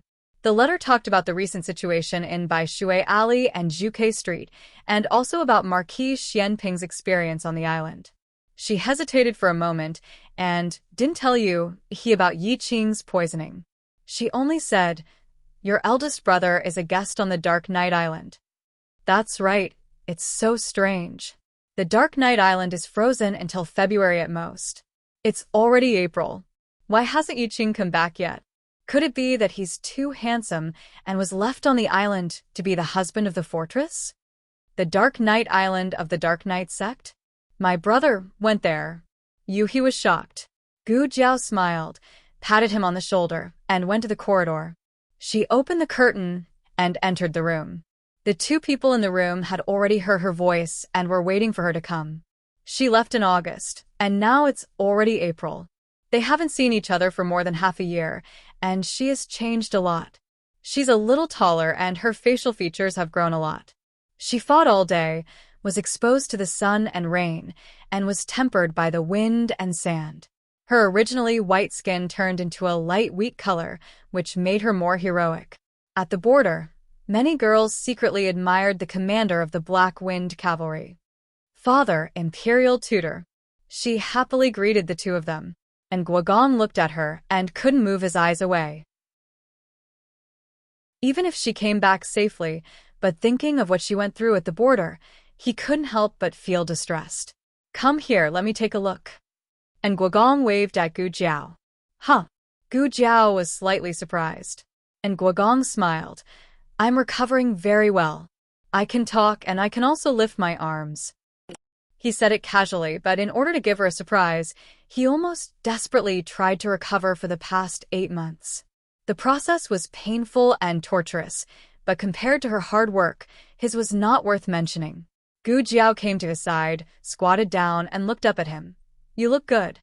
Then she checked his pulse and the strength of his muscles. "Wow, this is very surprising." It was much more powerful than expected. Soon he might be able to walk again. "You worked very hard, I praise you." She said it very seriously, but in Guogong's eyes, it was like a child saying adult words seriously. And Guogong was very happy. He rubbed the top of her head and asked, "Are you hurt?" "No." Gu Jiao shook her head decisively. And Guogong said helplessly, "You are just like your mother, always reporting the good news and not the bad." "Huh." "Her mother?" And Guogong smiled. I mean your foster mother." "Oh." She almost thought that he knew that she used to be Jing Yining. The state preceptor cleared his throat to emphasize his presence. Gu Jiao looked at the imperial tutor carefully. Huh? Imperial tutor, have you been overworked recently? You look. He had aged quite a bit. The misunderstanding between Guogong and the imperial tutor had been resolved, so he came to the imperial tutor's hall when he had nothing to do. He also found that the imperial tutor had been aging quickly recently, and half of his white hair had turned white. Alas, he already looked old, but now he looked even older. Gu Jiao sighed exaggeratedly. It's my fault, my fault. I shouldn't have left all the responsibilities to you when I left. The imperial tutor glanced at her. It's not like you to admit your mistakes so quickly. Gu Jiao. I'm in a good mood. The imperial tutor. Get to the point. Gu Jiao looked at her fingers and rolled her eyes. I heard that Jean offered a batch of high-quality weapons and sent it to the imperial tutor's hall. Sure enough, father is the biological child, and I was picked up. The imperial tutor muttered in a low voice and said lightly, It hasn't arrived yet, it's on the way. When it arrives, I'll pick one for you as your wedding gift. And Guogong's face instantly darkened. You're touching a sore spot. Marquis Xianping's operation was too flashy. Just last month, the envoy of Zhao country arrived and sent a betrothal gift to the young Marquis of Zhaodu to marry the young master of an Guogong family. Did foster father agree? Gu Jiao blinked and looked at him. Her face said, Agreed, agreed, agreed. And Guogong refused to answer this question. At first, he did not want to agree, but Marquis Xianping's second flashy operation came. He directly had the envoy bring a basket full of portraits of his precious daughter. From birth to 3 months old, she was eating fingers, scratching feet, and drooling. She was extremely cute. The envoy smiled and said, The Marquis had this lowly official bring a message to you. If the 2 young masters get married, they can also give birth to a chubby girl for you. He seriously suspected that Marquis Xianping sending someone to send a betrothal gift was fake, and that showing off his daughter was real. How hateful. He had been lusted after by that person who had appeared on the beauty rankings of the 6 countries. Thus he decided to have Jiao Jiao and Aheng get married as soon as possible. He wanted to hold his obedient granddaughter. Chapter 905. Zhao country experienced a cold winter that was hard to come by in 10 years. Many regions suffered from snow disasters. Fortunately, the imperial court responded promptly. While transferring disaster relief funds from the national treasury, they also contacted the surrounding regions to send supplies to the cities that suffered severe disasters. As the imperial envoy for disaster relief, Grand Secretary Yuan brought along several cabinet members to accompany him. Xiao Heng was also among them. Because he went to disaster relief, he didn't know that his father had sent an envoy to Yan country to propose marriage, especially to the young master of the duke's household. He also didn't know that his father was showing off to Yan country. He did receive quite a few letters from the Marquis's household. This one is mine. This one is for you, Grand Secretary Yuan. In the study of the county yamen, Xiao Heng handed the letter in his hand to Grand Secretary Yuan. My father's letter. Grand Secretary Yuan already knew that he was actually Zhao Du's young marquis. When Grand Secretary Yuan heard that it was from Marquis Xianping, he thought that something important had happened in the imperial court. He quickly took the letter and opened it with a serious expression. In the end, he saw a line of flamboyant words, My daughter-in-law's older brother's future father-in-law. This marquis's daughter is 1 month old. Grand Secretary Yuan is very knowledgeable. Please give her a nice name. Attached is a portrait of this marquis's daughter. Grand Secretary Yuan. Xiao Heng didn't mean to peek. It was just that his father's handwriting was bigger than a wicker basket. It was hard not to see it. As expected, a small portrait of his sister was attached. He couldn't remember how many name-seeking letters his father had sent out. His great-uncle had also received one. Also, hadn't his sister's name been decided long ago? Showing off his daughter in the name of giving her a name was really too much. If he had a daughter in the future, she definitely wouldn't be like his father. Vermilion Bird Avenue. After the beginning of spring, the weather in the capital was good. Sheng Guanqing was in a horse stance in the courtyard. 3 feet of ice wasn't formed in a day. He had been poisoned for 20 years. Even with the purple herb fruit, he couldn't completely recover in a day. He needed to recuperate for several months. Other than taking the purple grass fruit every day, he also had to drink the Chinese medicine prescribed by the imperial physician. In addition, the imperial physician also told him to exercise more to help his body recover. Marquis Xianping would come here every day to exercise his muscles and bones. At first, he could only take light walks, but gradually he was able to get into a horse stance. The father and son recuperated together, and their recovery was not bad. Get into the horse stance first. In the courtyard, after Marquis Xianping adjusted his son's movements, he said seriously, "Today's weather is pretty good. I'll bring your little sister out to bask in the sun." Shang Guanqing curled his lips and said, "Practicing the horse stance with me is just a pretense. Your real purpose is to hug your sister, isn't it?" His younger sister was 3 months old. Her name was Xiao Yi. It was said that his mother had given her a name when she was pregnant with her first child. The name sounded obedient, but in reality, she was quite obedient. It was just that she didn't drink the wet nurse's milk and had to be fed by the princess herself. When he was young, his mother seemed to have personally fed him. Back to his younger sister. In addition to tormenting her mother, her younger sister's other problem was that she cried too loudly, the kind that shocked the heavens and made ghosts and gods weep. It was nothing during the day, but at night, it was so noisy that the whole street couldn't sleep. No one could pacify her, except for his father.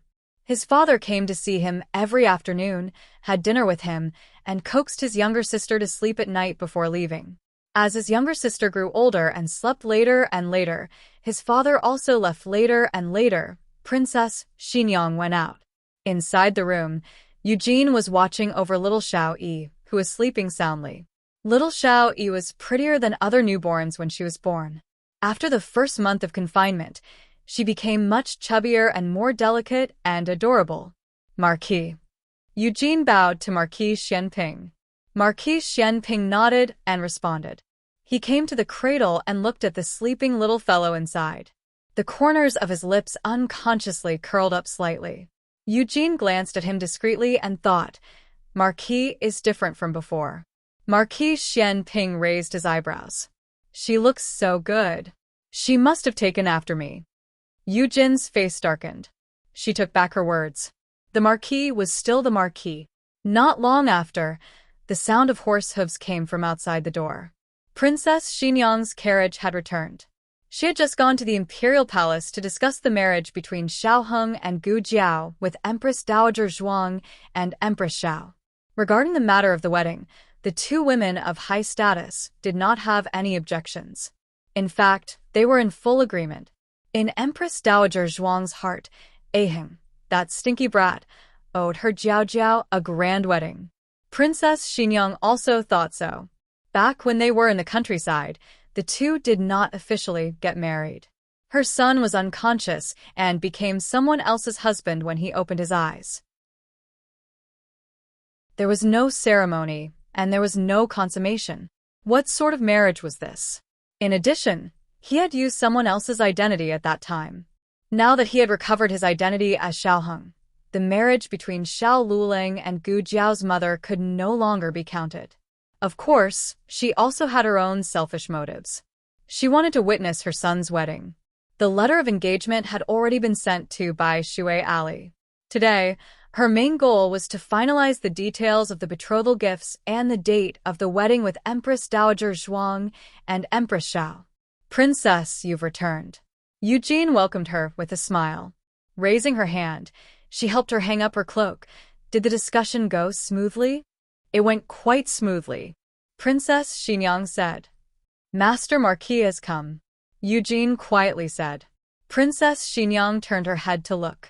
Sure enough, she saw a certain person sitting in front of the cradle, foolishly looking at the little guy in the cradle with a silly smile. The sunlight shone through the window lattice and fell on his mature and handsome face. His eyes seemed to be filled with starlight. She turned her face away and faintly muttered, Why did he come again? Eugene smiled and said, Then, should the servant chase Master Marquis out? Princess Xinyang choked and glared at her.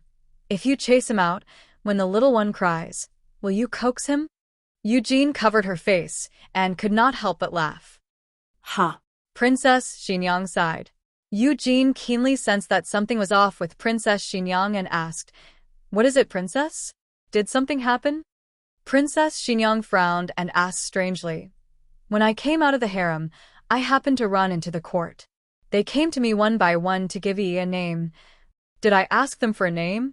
Why are there suddenly so many people eager to give her a name?"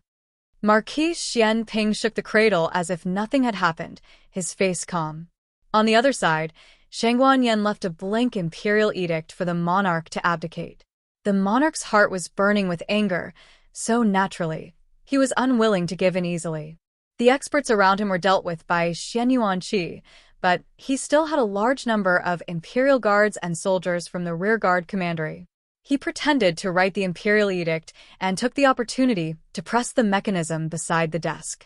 He fell into the secret passage. At the same time, a fireworks signal rose into the sky from the roof. The imperial guards and soldiers from the rearguard commandery quickly rushed to the harem. Xian Yuanqi was already prepared. He cooperated with his son from the inside and outside, opening the palace gates. 30,000 Black Wind cavalry and 20,000 Shadow Tribe soldiers killed their way into the palace. They were soldiers who had just returned from the battlefield bathed in blood. Their bodies were full of the aura of golden spears and armored horses. This was something that the Pampered army in the imperial city could not match. If Wang Man and Wang Su's forces were here, they might be able to turn the tables. But they were deliberately left behind by Shangguan Yan on the road. The imperial guards were gradually declining. The monarch pressed the second mechanism in the secret passage, and another fireworks signal flew into the sky. This was to contact Yan Shanjun in the outer city. Yan Shanjun was not as ignorant of worldly affairs as the world thought. He had a secret army of the royal family in his hands, which was the monarch's last line of defense. However, before he could make a move, a long sword came from behind him and lightly rested on his neck. "I don't want to hurt you," Gu Chongqing said. Yan Shanjun coldly said, "Do you think it's useful to threaten this monarch?" Gu Chongqing lightly said, "I know you are not afraid of death. So, do you not care about the life and death of your daughter?" Yan Shanjuan's pupils shrank. "What do you mean?" Gu Chongqing tilted the sword head, like a silent gesture. Then a secret guard of the Gu family came in from the door with a sleeping young princess. Yan Shanjuan's face changed. "Light Shui, you are despicable. You won't even let a child go. Do the crown princess and Miss Gu know you are doing this?" He and Gu Qingfeng stayed in the imperial city together. He already knew Gu Jiao's identity from Gu Qingfeng. He also knew that the person holding him hostage was Gu Jiao's elder brother. Gu Chongqing's expression did not change in the slightest. "They don't need to know. Choose your daughter or your brother." Yan Shanjun gritted his teeth. "You," Gu Chongqing coldly said, "don't think that I will be soft-hearted. You and I are the same. In this world, we all have people we want to protect, and we will do anything for them. Even if we go to hell after death, we will not hesitate." Yan Shanjun painfully closed his eyes. Gu Chongqing was right. In this world, there was someone he wanted to protect. For her, he could do anything, even if it meant betraying his most trusted brother. Yan Shanjun handed over the commander's seal.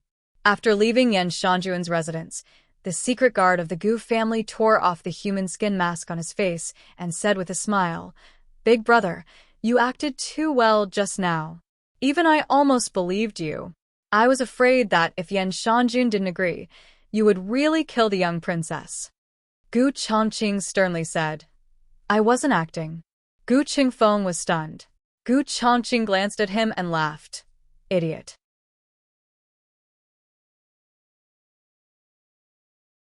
Chapter 906. Gu Chongqing won't kill the little princess, because Yan Shanjun won't refuse. Yan Shanjun didn't want to send troops, but he couldn't get over the psychological hurdle. He used the little princess to threaten him, giving him a way to deceive himself and others. 16 years ago, The palace coup started by the Xianyuan army was repeated this time. The difference was this time the Xianyuan army won.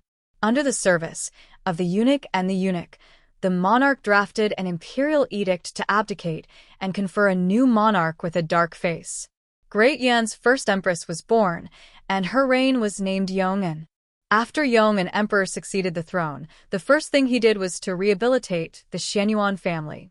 Xianyuan family was framed for more than 30 crimes, and the evidence had already been gathered. However, Xianyuan family's rebellion was true. As a subject, this was absolutely wrong. But the people's hearts were not always rational. When Shangguan Yan announced the prophecy of the state preceptor Hall, the secret collusion between Jin and Liang, and the persecution of the retired emperor, the common people cursed the retired emperor for getting rid of the donkey after it had outlived its usefulness. On one hand, he relied on the Xianyuan family to stabilize the country, and on the other hand, he colluded with Jin and Liang to harm the loyal people. Who could bear this? In the skill of tearing off the royal family's fig leaf, Shangguan Yan could be said to have perfectly inherited the retired emperor and even surpassed him. There was nothing she didn't dare to announce, only things people didn't dare to do. Everyone also really saw the means and courage of this empress. The second thing she did after succeeding the throne was to let the retired emperor write an imperial edict to count his own mistakes and reflect on it with deep regret. Of course, the retired emperor refused to write it, but was it important whether he was willing or not? Shangguan Yan had 100 ways to get this edict. The third thing she did was to execute the dethroned crown prince for the crime of harming the former crown princess and the emperor's grandson. When the dethroned crown prince was issued the edict, he shouted that the emperor's grandson was fake and that people shouldn't believe her. She mixed up the royal family's bloodline. She was a sinner of the royal family. Unfortunately, his words could never be passed out of the mansion. Shangguan Yan restored Xianyuan Li's status as the Grand Marshal and conferred him the title of Zhenwang. She originally wanted to confer Xianyuan Qi the title of king as well, but Xianyuan Qi refused. 2 kings in one family. It's not good for the reputation of the crown princess to have too many sacred favorites. The Xianyuan family has conquered half of the Yan kingdom. What's wrong with one family having 2 kings? I still want to make Zheng a marquis. Absolutely not. Xianyuan Qi sternly refused. But listen to uncle. Xianyuan Qi said sternly. Shangguan Yan felt wronged. Oh. But Shangguan Yan still wants to compensate her second uncle and Zheng. They have been shadows for many years. The hardships they have put in are far beyond the imagination of ordinary people. Especially those years when her uncle was in Ghost Mountain. Every time she thinks about it, her heart will ache. She conferred Xianyuan Qi the title of Marquis of Ding, and Xianyuan Zheng the title of Marquis of Ding. Xianyuan Qi inherited Xianyuan Li's position as Grand Marshal, while Xianyuan Zheng became the new Grand General of the Xianyuan family. At the same time, he was also the 3rd Lord of Shadows. Xianyuan Cheng, who had passed away, was also restored to the position of Hui General. While staying in Chengdu for a few months, and Guogong was not idle. He asked the state preceptor to find a place with good feng shui and moved the bodies of the Xianyuan family's men and women to the new cemetery. He took Gu Jiao there. Gu Jiao personally engraved everyone's name on the stone tablet. The moon was bright, and the stars were few. The quiet street was deserted. 2 carriages drove into the deserted long street. Gu Jiao rode the Black Wind King, and Xianyuan Qi and Liao Chen, who were also riding horses, followed on both sides. The group came to the mansion that had long been decayed. Shangguan Yan and Guogong got off the carriage one by one. Gu Jiao and Xianyuan Qi also dismounted. Gu Jiao came behind Guogong and pushed his wheelchair. Shangguan Yan sternly said, "Come, tear off the seal on the door and cut off the chain." "Yes, Your Majesty." The accompanying expert stepped forward and followed the order to remove the seal and iron chain. The door that had been sealed for many years was finally opened. The heavy sound echoed in everyone's heart. It was obviously just a moment, but it felt like a century had passed. The mansion was still the same as before, but the people had changed. No one could see the people who used to live in it.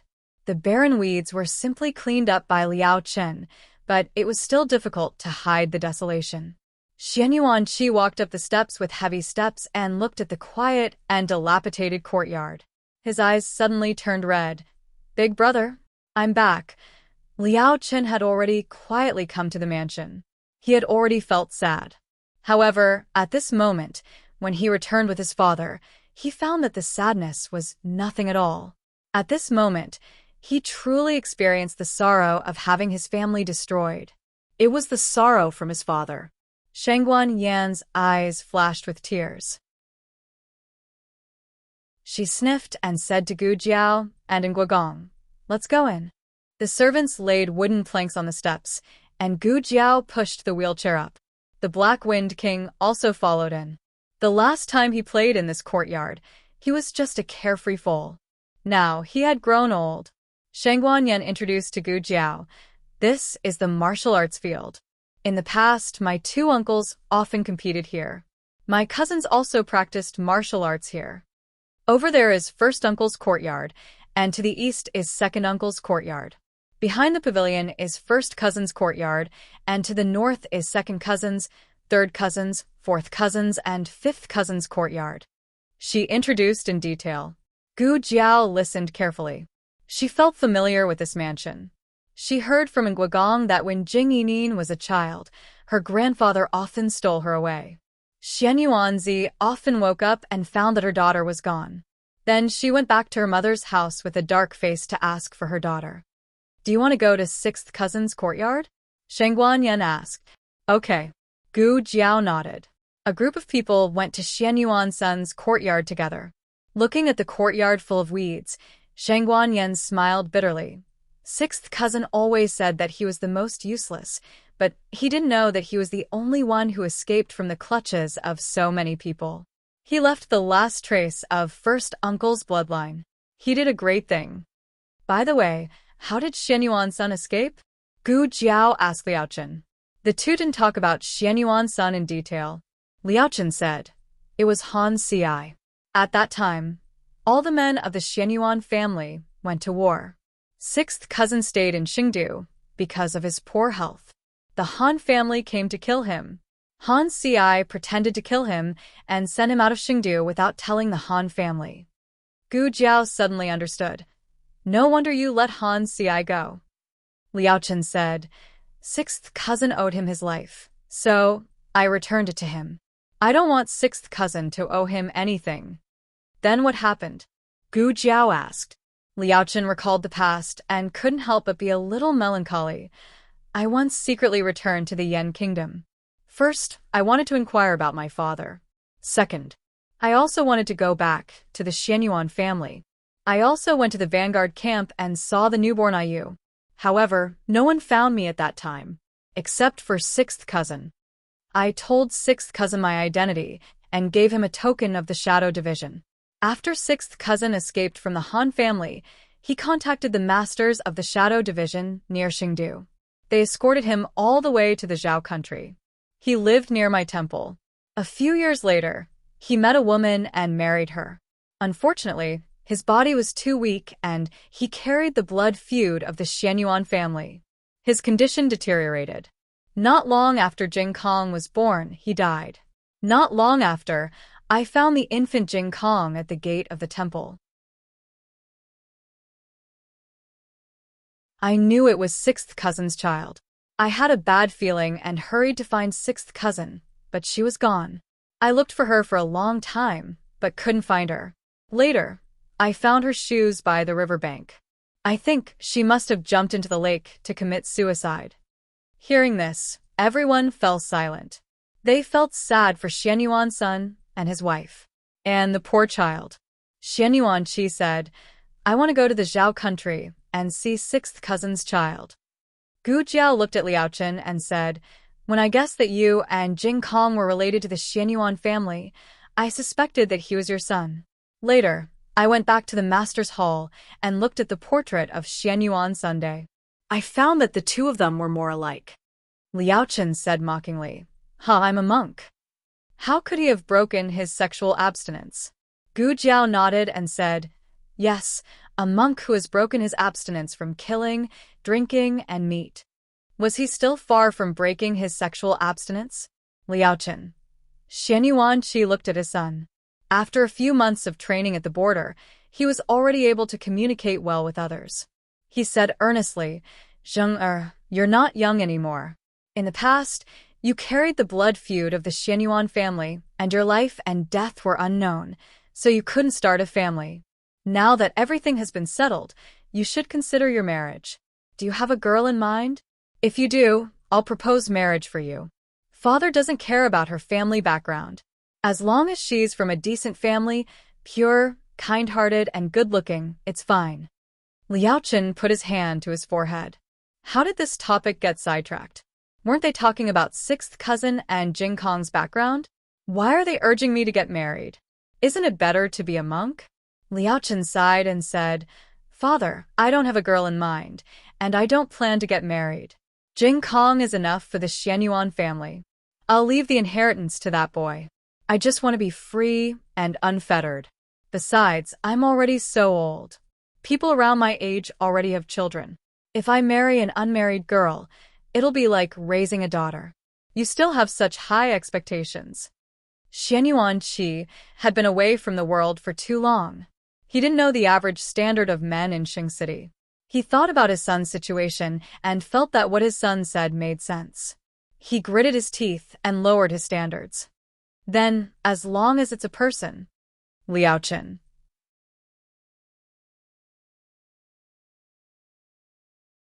Chapter 907. Novels with content that can't be found on the internet are available here. Liao Chun felt a headache coming. He thought that if he became a monk, he wouldn't be urged to get married. He was too naive. Gu Jiao stood on the side, gloating. Liao Chun chuckled. Why didn't they urge you? Don't think that he didn't know that she and Xiao Heng were just pretending to get married. Gu Jiao shook her little head. I'm engaged. This time it's real.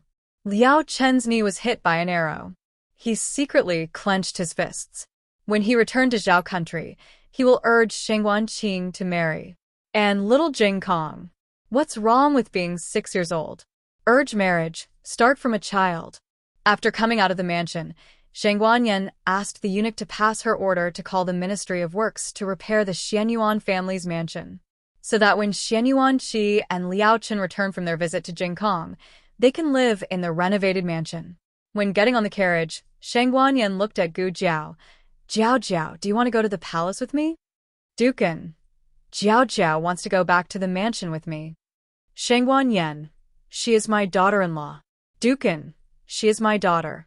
In addition, she's not married, so she's not my daughter-in-law. Liao Chun led the horse, looked at Dukin, and then looked at Shengguan Yan. Are you robbing people on the street? The two looked at Gu Jiao, waiting for Gu Jiao to make a choice. Gu Jiao blinked. Well, I have to go to the state preceptor hall later. I have something to do. The two who were treated fairly had no objection. Shengguan Yan sat in the carriage back to the palace, and Dukin also sat in the carriage back to the mansion. Gu Jiao turned over and mounted the horse, said goodbye to Xian Yuanqi and Liao Chen, and then disappeared into the boundless night. Liao Chen looked at her back and said strangely, This girl's fate with the Xianyuan family is really strange. As for how bizarre it was, he couldn't believe it even when he thought about it. The husband she casually picked up was the grandson of the Xianyuan empress. The little monk she adopted was the last bloodline of the Xianyuan war god. Even the red-tasseled spear she accidentally obtained was the divine weapon of the Xianyuan family. She was even adopted by Duke En as his adopted son. She was a woman dressed as a man, so she should be his adopted daughter. Her fate with the Xianyuan family seemed to have been decided a long time ago. There was a deep bond between them. He even had the misconception that no matter how the wheel of fate spun, she would definitely come to the Xianyuan family. Yes, back to the Xianyuan family. Xianyuan, she corrected him. What? Liao Chen was stunned. He didn't understand what his father meant. Xian Yuanqi stared fixedly at the small figure galloping into the night, but did not answer. Gu Jiao went to the Imperial Advisor Hall. She was the favored one of the Imperial Advisor Hall, and everyone in the hall had heard of her. They all knew that this new commander of the Black Wind Cavalry had won the Imperial Advisor Hall's favor. She could come and go freely in the purple bamboo forest, and her status was comparable to their big brother. Tonight, He was on duty in the purple bamboo forest. When he saw Gu Jiao coming, he was very surprised. "Lulang, why are you here at this time? Is your master asleep?" Gu Jiao asked. It was a bit late, and she came to try her luck. If the Imperial Advisor Hall was asleep, she would come again tomorrow. Yui shook his head. "No, Master has been sleeping very late recently." He paused and said in a low voice, "I feel that Master's condition is not very good recently. His body is deteriorating a bit too quickly. I suspect that he forced himself to do a divination again." There was a price to pay for divination and divulging the secrets of heaven. The divination he did for the Yen Kingdom had made his master 10 years older. Now, he didn't know who he was doing the divination for, but it felt more powerful than the last time. Gu Jiao thought for a moment. "I know." She threw the reins to Yuhi. "Boss hasn't eaten yet." Sorry to trouble you. Okay. Yuhi took the reins and went to feed the horse. Gu Jiao came with a small basket on her back. She brought something to show the Imperial Advisor Hall. The Imperial Advisor Hall was sitting on a cushion in the central room with an unfinished chessboard in front of him. Imperial Advisor Hall. Gu Jiao greeted him and sat down opposite him. The curtain at the door was rolled up and the back door was wide open. The wind blowing through the hall was slightly cold. "You're here," the Imperial Advisor Hall said. "I want to show you something." Gu Jiao put down the small basket and took out a brocade box from it. After opening it, there were a few dried purple grass flowers and 2 dried purple herbs. "The fruit is gone. I sent it all to Shangguanqing. Originally, she kept some for research. Later, the Zhao Kingdom sent a letter saying that the purple grass fruit was useful, but it needed to be taken for a long time. She sent the remaining half of the fruit back to the Zhao Kingdom." The Imperial Advisor Hall's eyes fell on the dried plants. He was puzzled. "These flowers are," Gu Jiao said, "purple grass flowers. You didn't expect that the purple grass could bloom, right?" "I didn't know at first." It was Shangguanqing's father who went to the Dark Night Island and found that the purple grass could not only bloom, but also bear fruit. Its fruit can detoxify the poison of the purple grass and the strange poison in Shangguanqing's body. As for how many other poisons it can detoxify, I don't know. I haven't tested it. The Imperial Advisor Hall was enlightened. So that's how it is. Gu Jiao's understanding of the purple grass came from Marquis Xianping's handwritten letter. It was really hard for him. He couldn't read a word before, but now he could write a lot. She continued, "The poison of the purple grass is the strongest, and the poison of the flower is second. The purple grass is a plant with strong vitality. It can grow anywhere, but it can only bloom and bear fruit in extremely cold places." The Imperial Advisor Hall asked, "Is it the purple grass found in the Dark Night Island?" Gu Jiao nodded. "Yes, it's the island where the Dark Night Gang is. There are many of them in the Dark Night Gang, all over the hills. According to the young lord of the Dark Night Gang, the purple grass originally came from the Dark Night Island. The purple grass in the 6 nations was stolen from the island. It's a pity that the purple grass they stole could not bear fruit. They all turned into poison. This is a major discovery." The Imperial Advisor Hall picked up a dried purple grass flower and observed it carefully. "Did you do a divination again?" Gu Jiao looked at his face, which had aged more than 10 years, and asked the question in her heart. "Just a little. It's nothing." He didn't want to talk about it and returned to the topic of the purple grass. "I also have a discovery here." "Oh." Gu Jiao tilted her head and looked at him. The Imperial Advisor Hall put the dried purple grass flower back into the box and said seriously, "Enin's mother was poisoned when she was pregnant. I suspect that she was poisoned by the purple grass poison. However, the poison was absorbed by the fetus in her womb, so it looked like her poison was cured." "Why do you say it's a suspicion?" Gu Jiao asked. The Imperial Advisor Hall sighed. I didn't think about it at that time.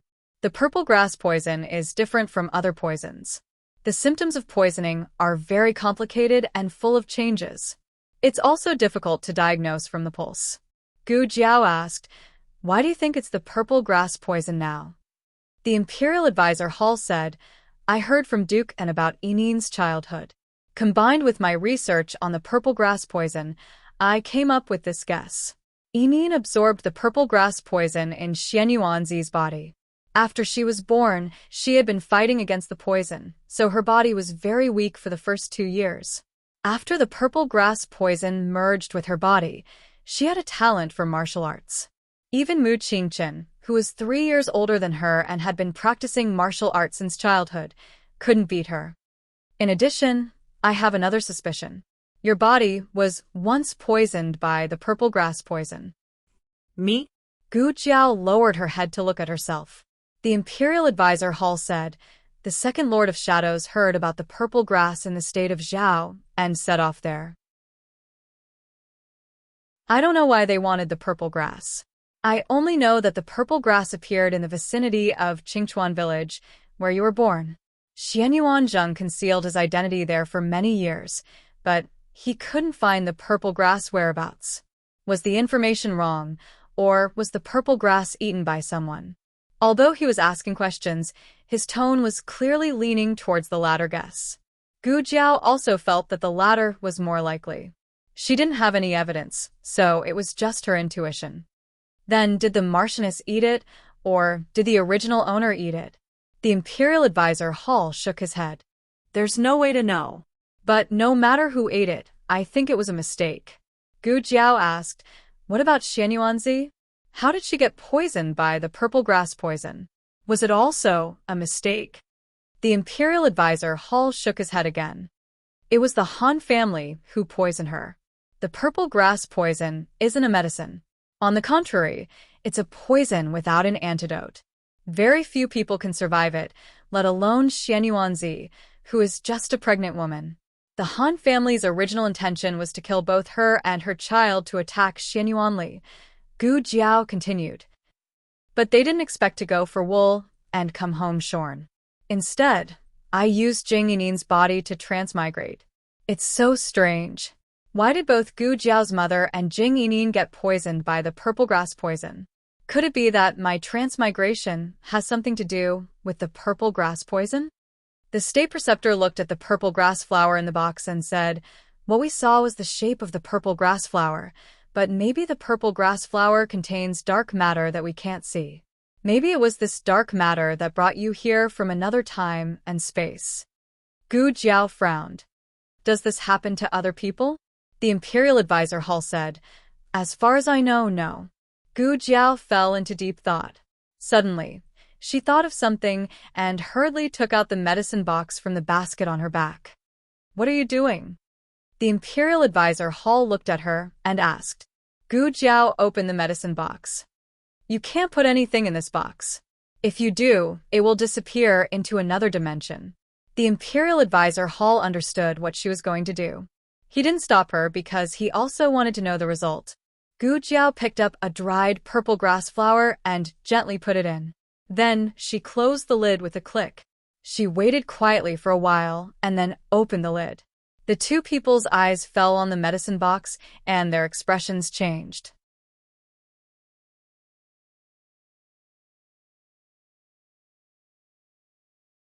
Chapter 908. There are novels with connotations that can't be found online here.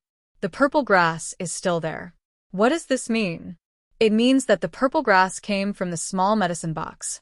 Or, to be exact, the unknown dark matter attached to the purple grass came from the small medicine box. Gu Jiao blinked in confusion.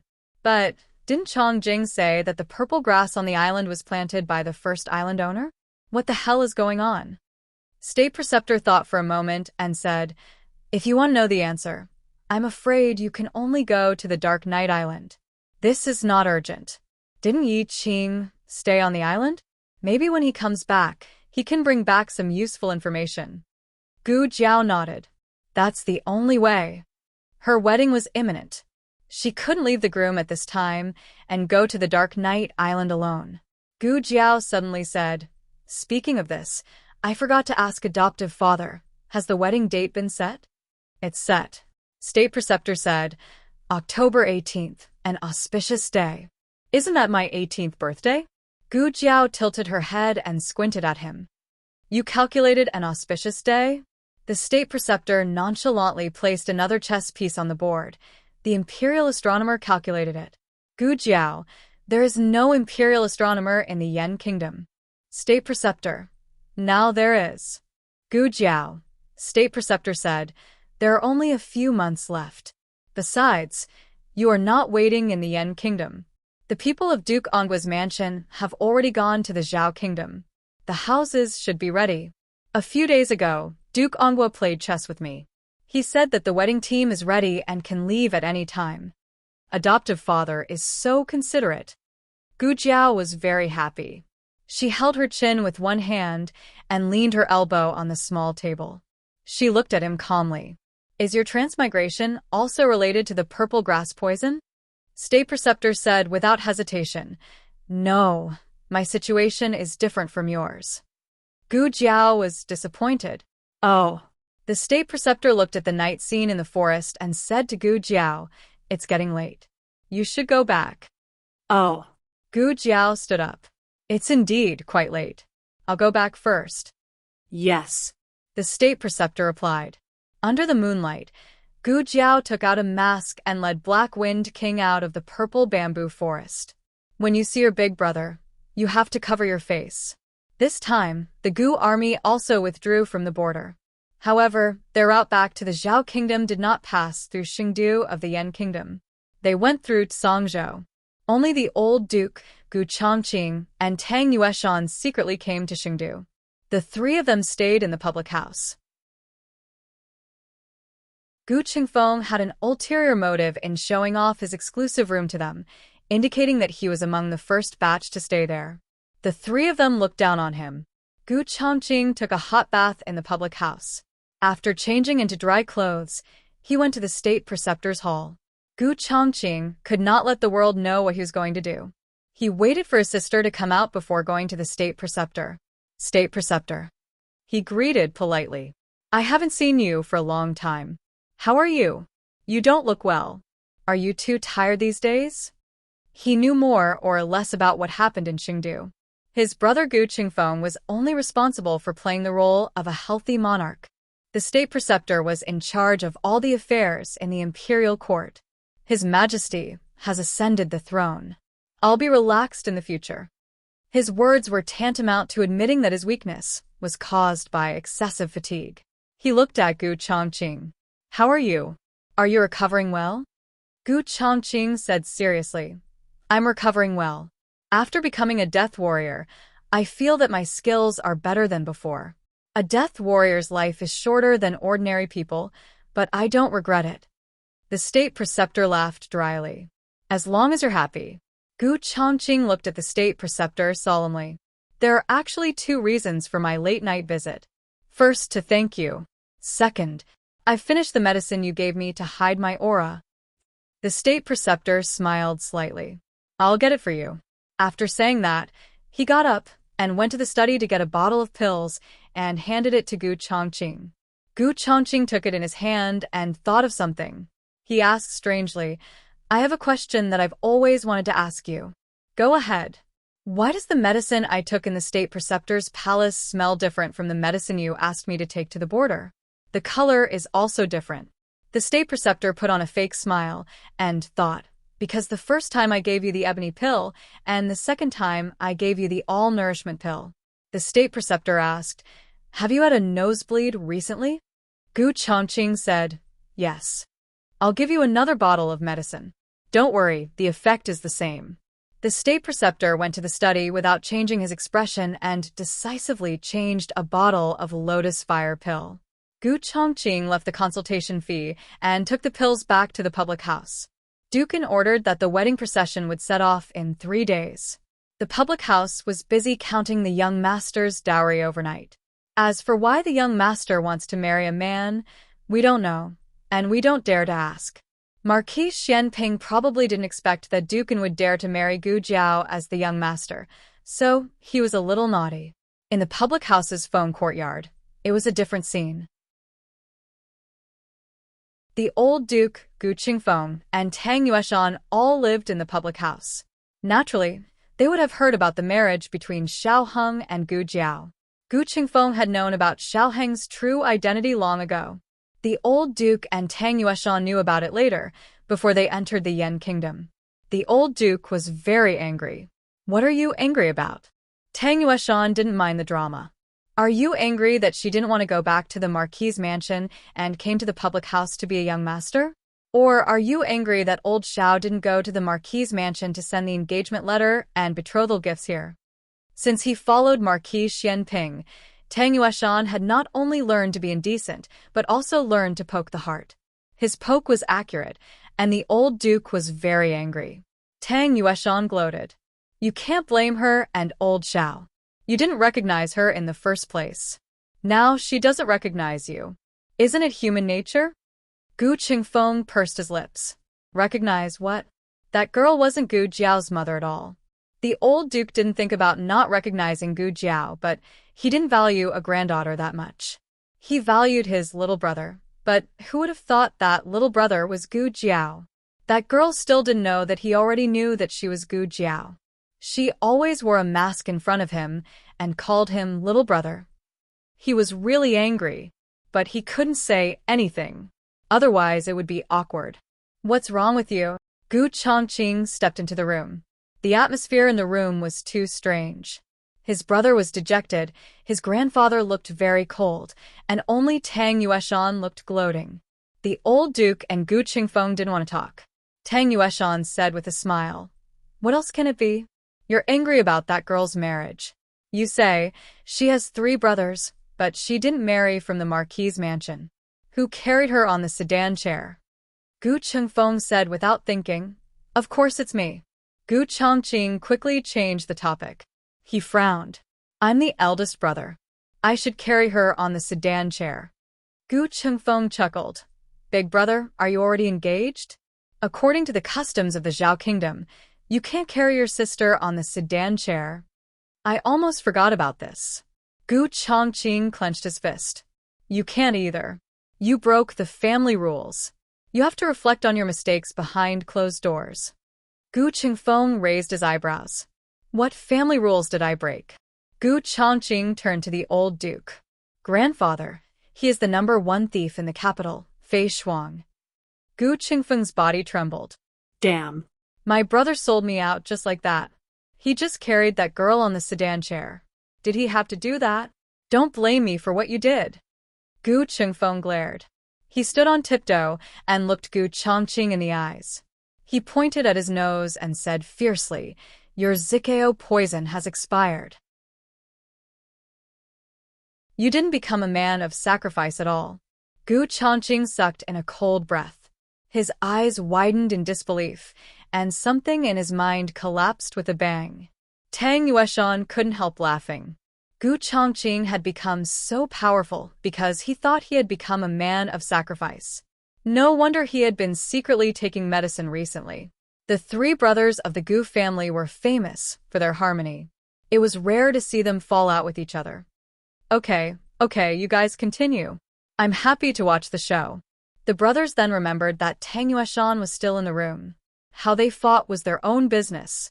They would not allow an outsider to laugh at them. Gu Qingfeng immediately turned his gun to Tang Yueshan. He looked at the precious Tang Bao in his hand and said coldly, Fatty Tang, what are you so proud of? Your precious Tang family Bao has already been touched by that girl countless times. Gu Chongqing said sarcastically. She put it back after she touched it. I was the sentry. You didn't expect that, did you? Tang Yueshan felt like he was struck by lightning. His Bao. He would never allow anyone to touch his Bao. At that moment, Gu Jiao came back from the purple bamboo forest. Although she left earlier than Gu Chongqing, she went to buy something on the way and came back a little late. She came because she heard the noise in the room. She adjusted the mask on her face and was about to ask what had happened when Tang Yueshan, who was holding his precious Tang Bao, glared at her with a hurt expression. Old Gu already knew that you were his granddaughter. Tang Yueshan said through gritted teeth. Gu Jiao, Old Duke. That night, Tang Yueshan was beaten up badly. 3 days later, on a sunny morning, the wedding procession, escorted by the Black Wind Cavalry and the Shadow Troop, left the Duke Ongua's mansion and went to the kingdom of Zhao.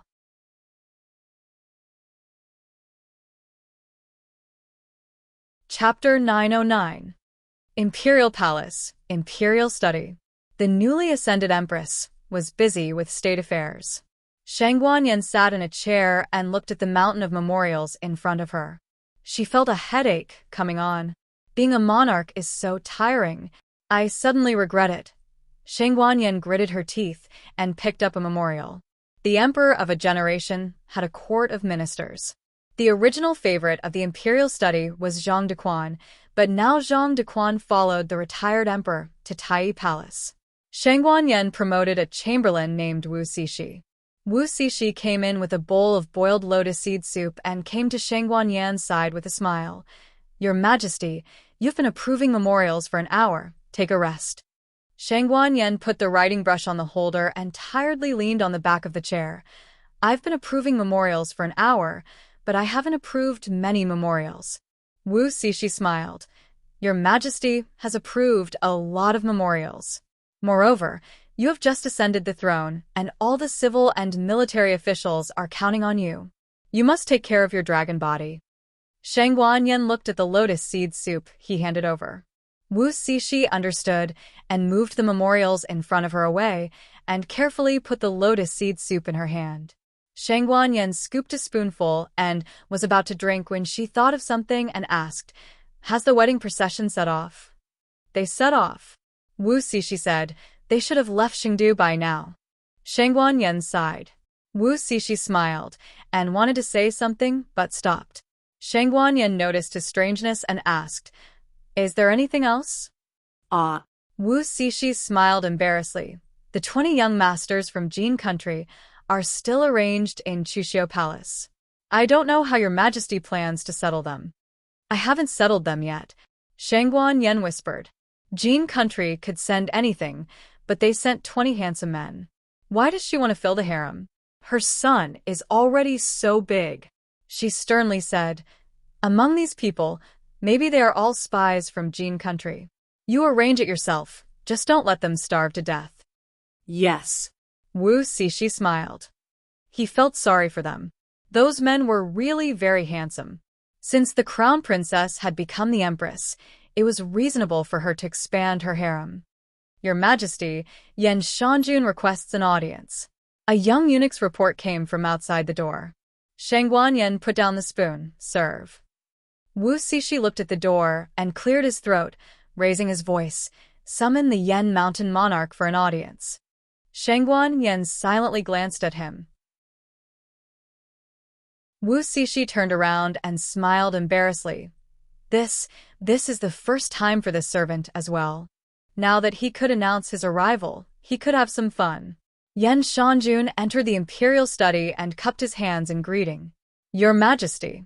Shang Guanyin asked, "Why did Imperial Uncle come here today?" Yan Shanjun looked around. "All of you withdraw." Shang Guanyin said, "Yes." Wu Cixi and the eunuchs and palace maids in the imperial study respectfully retreated. Shang Guanyin saw Yan Shanjun staring at her bowl, so she pushed the bowl to him. "Do you want to eat lotus seed soup?" I didn't move. Yan Shanjun came to the desk and sat down. He took the lotus seed soup and an empty teacup from the side. He smiled faintly and said, "To tell you the truth, I came here today to bid farewell to your Majesty." Shang Guanyin asked, "You're leaving again?" Yan Shanjun slightly smiled and said, "There's nothing for me to do in Sheng. Do I want to take Light Shui out for a walk?" Shang Guanyin secretly muttered. One after another, they all left. Yan Shanjun paused and said with a pleasant expression, "In addition, I came to ask your Majesty to take back my royal status." Shang Guanyin looked at him strangely. "Why do you want to take it back?" "I already said that I won't pursue the matter of you hiding troops." "That's not the reason." He bowed his head and smiled bitterly. "I'm not a member of the great Yan royal family. I'm the child of Imperial Mother and the Tujua." "I know," Shang Guanyin said. She looked at him without blinking. After experiencing so many life and death situations, her eyes no longer had the naivety of her youth. Instead, they had the perseverance of a superior. The only thing that remained unchanged was that in the face of people she trusted enough, she didn't have any thoughts of beating around the bush. Yen Shanjun averted his gaze and looked at the scenery outside the window. He sighed helplessly. In addition, Imperial Brother and I are not blood brothers of the same mother but different fathers. Imperial Brother is a child that Imperial Mother adopted from Beauty Lu. Back then, Imperial Mother gave birth to a baby girl while Beauty Lu gave birth to a prince. In order to consolidate her position as Empress, Imperial Mother and Beauty Lu exchanged their children. Beauty Lu was unlucky and died a few years later. You can rest assured that it wasn't Imperial Mother who did it. Otherwise, Imperial Brother wouldn't be so filial to Imperial Mother. Shangguan Yen was surprised. There is such a thing. Does he know? Yen Shanjun looked at her again. You mean Imperial Brother? He should know that Princess Annal is Imperial Mother's flesh and blood. Shangguan Yen recalled. No wonder he is so close to Aunt Annal and asked me to be filial to her when I grow up. Yen Shanjun said, Princess Annal's fiefdom is in the South County. It is the richest fiefdom except for your fiefdom. Shangguan Yen looked at him suspiciously. Why did you suddenly tell me this? Yen Shanjun smiled and said, If I don't tell you, how can you agree to take back my royal status? Shangguan Yen said bitterly, You don't want to be my imperial uncle? Yen Shanjun sighed. I was bullied by you since I was a child. It's meaningless to be your imperial uncle. Shangguan Yen whispered, I didn't mean it. Who told you to be so weak? Okay. Yen Shanjun said. What's okay? Shangguan Yen was surprised. Yen Shanjun put the lotus seed soup back in front of her. You like to eat lotus seed soup, but you never eat lotus seeds. Shangguan Yen stared blankly at the lotus seed in the empty cup. I have this problem. She was careless about clothing, food, housing, and transportation. She never cared about such details. When Wu Cixi asked her what she wanted to eat, she casually said lotus seed soup. But when the lotus seed soup was served, she didn't eat it. Is it because she doesn't like the lotus seeds inside? Yen Shanjun smiled and stood up. Your Majesty is busy with state affairs. I'll go first. Shangguan Yen nodded. Yen Shanjun turned and walked out of the imperial study room. When he went out, his footsteps suddenly stopped. Shangguan Yen, the next time we meet, I will not be your imperial uncle. The wedding procession left Chengdu in a grandiose manner. Xianyuan Qi doesn't like to sit in a carriage, he rides a horse. Liaochen also rides a horse to accompany him. The father and son enjoyed a rare leisurely time after their reunion. The grandfather and grandson of Gu family and Tang Yueshan, who originally wanted to ride a horse, had to sit in a carriage at this time. Tang Yueshan's face was bruised and swollen. There was a big bump on his head. His left arm was wrapped in a bandage and hung around his neck. His face was covered with a pink page band-aid, and his left nostril was stuffed with cotton. It can be said that he was very miserable. He said with grievance, I just told the truth. Look at how you beat me up. So many people ganged up to bully me. You don't have any morals, Gu Qingfeng coldly snorted. You deserve it. Hiss. As soon as his voice fell, he gasped in pain. His situation was not much better than Tang Yueshan's. After his grandfather learned that he was the great thief Fei Shuang, he severely beat him up. He was also covered with bruises and bandages. Gu Chongqing was different. He hadn't been beaten or punished, but his faith had collapsed. He sat on the horse carriage in a daze, like a puppet that had lost its soul. The old marquis glared at the three of them in exasperation and silently covered the gauze on his head. He was also injured. It was so embarrassing that he slipped and fell in a hurry to leave the scene. His forehead hit the door sill, and his head almost split open. In the whole thing, the only one who was not embarrassed was probably Gu Jiao. She was not affected by the horse at all. She sat in the carriage leisurely and counted the gold that Dukan gave her. Are these all mine? She held a small box and looked at the 9 small boxes on the floor. Dukan smiled dotingly. Yes, they are all yours. Gu Jiao was very happy. She concentrated on counting the gold. Dukan looked at her gently. The afternoon sun shone in through the open window. It was quiet and beautiful in the carriage. The road after spring was easier to travel than in winter. After a long journey of a month, the group finally arrived at the capital of the Zhao Kingdom. This was not just an ordinary marriage. It was also the first marriage between the two kingdoms. Xianyuanqi, Dukan, and Liao Chen went to the Zhao Kingdom as envoys of the Yan Kingdom. Their whereabouts along the way were sent to the palace by the courier stations. The emperor of the Zhao Kingdom was very excited. This was the first visit from the Yan Kingdom. He attached great importance to it. He ordered people to go out of the city early to welcome them and set up a welcome banquet in the palace. When the news spread to the Vermilion Bird Avenue, Princess Xinyang was practicing calligraphy with Shangguan Qing in the courtyard. Shangguan Qing finally experienced his mother's strictness. 10 copybooks a day. He was not allowed to eat until he finished practicing. Marquis Xianping was playing with his daughter in the courtyard. Xiao Yi was 5 months old. She had just learned to turn over a few days ago. She was lying on the big bamboo bed, giggling because of her father. What did you say? The envoys of the Yan Kingdom are here? Then, the people from the Duke's mansion are here too?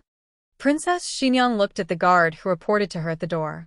She knew that Gu Jiao lived in the Duke's mansion. The guard cupped his hands.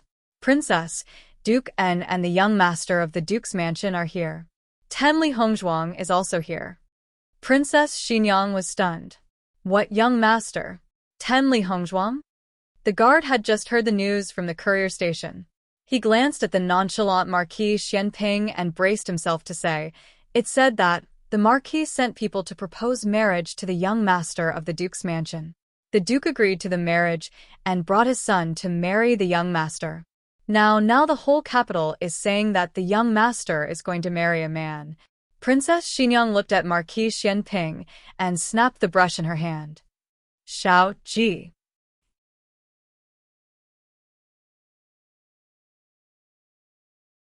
Chapter 9-10. She was just wondering why he did not make her angry these past few days. He thought that after having a daughter, he would really become a proper and loving father. But look at what he had done. Xiao Ji was so quiet. She must be up to something. Shangguan Qing looked at the broken brush, and his eyes widened. No way, is the princess's mother so fierce? Marquis Xianping gently coughed and calmly said, what are you calling this marquis for? Princess Xianyang's entire body trembled with anger. Look at what you've done. When did you go behind my back to propose marriage to the Duke's Manor's young master? Young master? What do you take Aheng for? Marquis Xianping's teeth hurt. The Duke's Manor's young master was Gu Jiao. There was nothing wrong with him going to propose marriage to Gu Jiao for his son. He had just been a little mischievous, and the average person would not take advantage of him. They would marry Gu Jiao off as the daughter of a wealthy family. The one surnamed Jing, did you play around so much? Princess Xianyang's anger continued. This is great. The entire world knows that Aheng is going to marry a man. She glanced at the inkstone on the table. Shangguan Qing's eyelids twitched, and he quickly reached out to press down on the inkstone. Princess Xianyang gritted her teeth and changed to grabbing the stone on the table. Shangguan Qing nimbly pressed down on the stone. Princess Xianyang went to grab the whip on the stone bench. Shangguan Qing rushed over and pressed down on the whip. Princess Xianyang was furious. Xiao Qing, get out of my way. Do you also want to be beaten? Shangguan Qing glanced at his father and hesitated for a moment before silently getting out of the way. Marquis Xianping. Princess Xianyang grabbed the whip. Eugene, carry Yi back to her room. Eugene secretly shook her head and walked over to the father and daughter pair. Marquis Xianping naturally would not sit and wait for death. Moving his body, he used his qinggong to rush out. Princess Xianyang became even angrier. She clenched her fists. Wah! Xiao Yi flipped over on the bamboo bed and lay flat, reaching out her fair and tender little arms towards Princess Xinyang. Princess. Eugene turned to look at her. Princess Xinyang sighed helplessly. She handed the whip to Shangguanqing and walked over to pick up the little fellow on the bamboo bed. Xiao Yi grabbed her collar, buried her head, and started to look for milk. Princess Xinyang looked at the little guy who had made a move herself. She was both angry and amused. Her anger immediately decreased by half. Little clever. The team of envoys from the Yen Kingdom left the courier station and arrived at the West City Gate in the evening. Outside the city gate, the officials of the Zhao Kingdom had been waiting for a long time. The leader was a young man in a red official robe. In the country of Zhao, the robes of 9th-rank sesame officials were cyan, 7th rank and above were green, 5th rank and above were red, and only 3rd rank officials were allowed to wear purple official robes. This man was very young. He looked no more than 20 years old, but he was already a 5th-grade martial artist. He wore a black gauze hat, his skin was like jade, and his face was exquisite. He had a jade-like noble temperament, and he didn't seem inferior when standing beside a 1st-rank official. When the team got closer, Grand Secretary Yuan raised his hand at him, indicating that he should go greet them. He nodded and walked to the front of the team of Yen Kingdom's envoys. He first cupped his hands at Xianyuanqi, who was at the front. Grand Marshal. Then he cupped his hands at Xianyuanzheng. Crown Prince Xianyuan. Liaochen was wearing armor and a helmet, so no one could see his bald head. Otherwise, who knew how many people would be frightened when he called him Crown Prince? The father and son looked at the young man in front of them. A trace of surprise flashed through their eyes. Was it because he was a crown or because he had changed into an official robe? He seemed to be more mature. Who are you? What are you here for? Xianyuanqi asked in a tone. He looked at the first carriage in front of the team and said with a deep gaze, Xiao Heng of Marquis Xuanfeng's mansion is here to welcome my fiancé. As soon as he said this, the atmosphere immediately changed. The Black Wind Cavalry didn't know that Gu Jiao was a girl. They all muttered disdainfully, What fiancé? Our young commander is a man. Hey, Wenren Chong, don't you think this Xiao Heng looks a bit familiar? Have you seen him somewhere before? Wenren Chong said, The emperor's grandson. What? Zhao Dengfeng asked. He looks like the emperor's grandson, Wenren Chong said. Except, he doesn't have that mole on his face. Zhao Dengfeng's jaw almost dropped. No way. Our emperor's grandson. No. He's a prince now. He came to Zhao country to be a young marquis? What's going on? Wenren Chong said indifferently, You ask me? Who should I ask? They and Li Shun were the few people who weren't surprised that the young commander was going to marry a man. After all, they had seen the young commander flirting with the emperor's grandson in the army camp. Sigh. What a good young commander.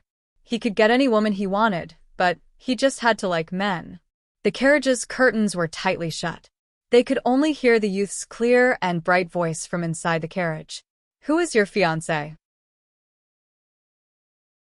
Xiao Heng stared at the carriage's curtains without blinking, as if he was looking through the curtains at the woman inside the carriage. It's the person sitting inside the carriage. I am the only one in the carriage. I am a man. Have you thought it over clearly? Do you really want to marry me? Xiao Heng said without any hesitation. I'll marry you. I'll marry you even if the mountains collapse and the earth cracks. It doesn't matter if you are a man or a woman, you are still my, Xiao Heng's, wife. Under the carriage's canopy, the hollow wind chimes gently swayed in the breeze, melodious, like a young girl's voice. Grand Secretary Yuan closed his eyes. His hands were tucked into the wide sleeves of his robe. It's over, it's all over now. His newly promoted cabinet pillar had the matter of marrying a man's wife. So many officials and commoners had heard about it. There was no way to clear this matter. Xiao Heng, oh Xiao Heng, for the sake of marrying a wife, you're even going to disregard your own official reputation? Sigh. Grand Secretary Yuan couldn't bear to watch. Hua. The carriage's curtains were moved aside. A slender figure walked out with a bow. She was dressed in a green corded long skirt. Her slender waist could be grasped with one arm, long hair reaching her waist. Her head of supple black hair was like satin. A single finger was tied into a single bun, the green hair band fluttering about in the wind. Her facial features were exquisite and beautiful, the left side of her face having a vermilion birthmark. Everyone was stupefied. Black Wind Cavalry and Dark Shadow Division's eyeballs almost popped out. It can't be, right? Were their eyes playing tricks on them? Why did the young lady in front of them have the exact same face as their young commander? This can't be real. Wenrin Chong was the calmest, but right now, even he couldn't hold himself back. He got off his horse and arrived in front of the carriage, moving aside the curtains. The inside of the carriage was completely empty. There wasn't a second person. That was why she was the young commander. She was a woman. The young commander who had fought with them for so long was actually really a woman? The young commander had suffered so much with them at such a young age. It was already shocking and distressing enough. Who would have thought that she was actually a young lady? When we crossed the ice lake, she was the first to jump into the water. I stepped on her shoulder to cross it. When we attacked Puching, she took a kick for me. That kick landed on her stomach. We ignored her. I scolded her. What about you guys? Everyone clutched their chests. Damn it. So cruel. So painful. I even asked her to go to the forest to pee. A Black Wind Cavalry soldier said weakly. His companions all looked at him. His body trembled. No, I didn't know she was what? I'll beat you up. The poor soldier was beaten up just like that. Sigh, this girl. Liao Chen turned his face away. He didn't want to look anymore, okay? She spoiled her fiancé so much. Wasn't she afraid that she would be disobedient after marrying him? Gu Jiao came in front of Xiaoheng. She raised her eyes slightly and looked at his deep eyes. Long time no see, fiancé. Xiaoheng tucked her hair that was messed up by the wind behind her ears and smiled gently. Long time no see, fiancé. The officials from both sides went through the formal greetings process. The old chancellor said that the emperor of Zhao country had set up a welcome banquet in the palace and invited all the envoys to the palace. Duke En and the old chancellor went first. Gu Jiao and Xiaoheng brought Xianyuan Qi and Liao Chen to Little Jingkong Inn by Shui Alley. The alley was full of lights. Sixth aunt was sitting on the threshold feeding her little grandson. When she turned her head and saw Xiaoheng and Gu Jiao, her eyes lit up. Lu Lang. Jiao Jiao. Xiaoheng greeted. Aunt Lu. Gu Jiao smiled. Aunt Lu. Aya. Chuier. Jiao Jiao is back. Aunt Lu shouted into the house and said to Gu Jiao, I heard that you went to visit your relatives. Why did you take so long? Lu Ling and the others are back. You haven't come back yet. Come in and sit for a while. Who are they? She saw Liao Chen and Xianyuan Qi in armor under the twilight. Xianyuan Qi said politely, I'm Jiao Jiao's granduncle. He is my son, Zheng'er. Aunt Lu looked at them without blinking. They were good-looking, but one was a little older and the other was a little younger. She stopped looking at them and pulled her little grandson's wrist. Huzi, greet her. It's your sister Jiao Jiao. The 3-year-old Huzi didn't recognize Gu Jiao anymore. He hid behind Auntie Lu. At this moment, Aunt Lu's daughter, Cui, came over and invited them into the house. Gu Jiao declined and said that she would come another day. Aunt Lu smiled considerately. That's true. Everyone at home misses you. You should go back quickly. Jiao Jiao is back. Uncle Zhao's house door was pulled open, and Aunt Zhao walked out. Gu Jiao greeted her with a smile and asked her how the salted eggs were and if she finished eating the pickled vegetables.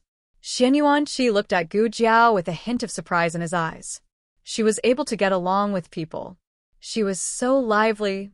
Big Brother always wanted to see her like this. Finally, they came to the door of their house. The renovated door was ajar.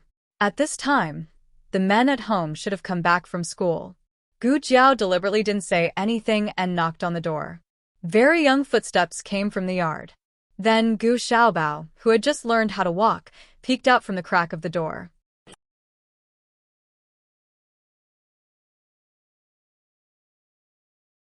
Chapter 9:11. He only stuck out his round little head. He was too short and was only a little taller than the door sill. He raised his head with great effort. A child's head was heavy, and this action made his already unstable body wobble. Finally, he fell on his butt. However, he did not fall to the ground. Instead, he was caught by a soft hand in time. Gu Jiao bent down and gently carried him up with both hands. Looking at the face that was almost carved from the same mold as Gu Yan's, Gu Jiao gasped in surprise. This small nose, small mouth, small face, it was practically a small version of Gu Yan. This human child was too cute. She wanted to pinch it. Children were very fragile. Gu Jiao resisted the urge to pinch his face and only used her index finger to poke his little face. Both sides touched. It was so soft that her heart melted. "Do you still remember me?" Gu Jiao asked him with a smile. Gu Xiaobao stared blankly at Gu Jiao. He clearly did not remember. Gu Jiao nodded. "That's right. When I left, you were only 5 months old. In the blink of an eye, you're already a year old." Gu Xiaobao couldn't understand what she was saying. His eyes were wide and round as they rolled around.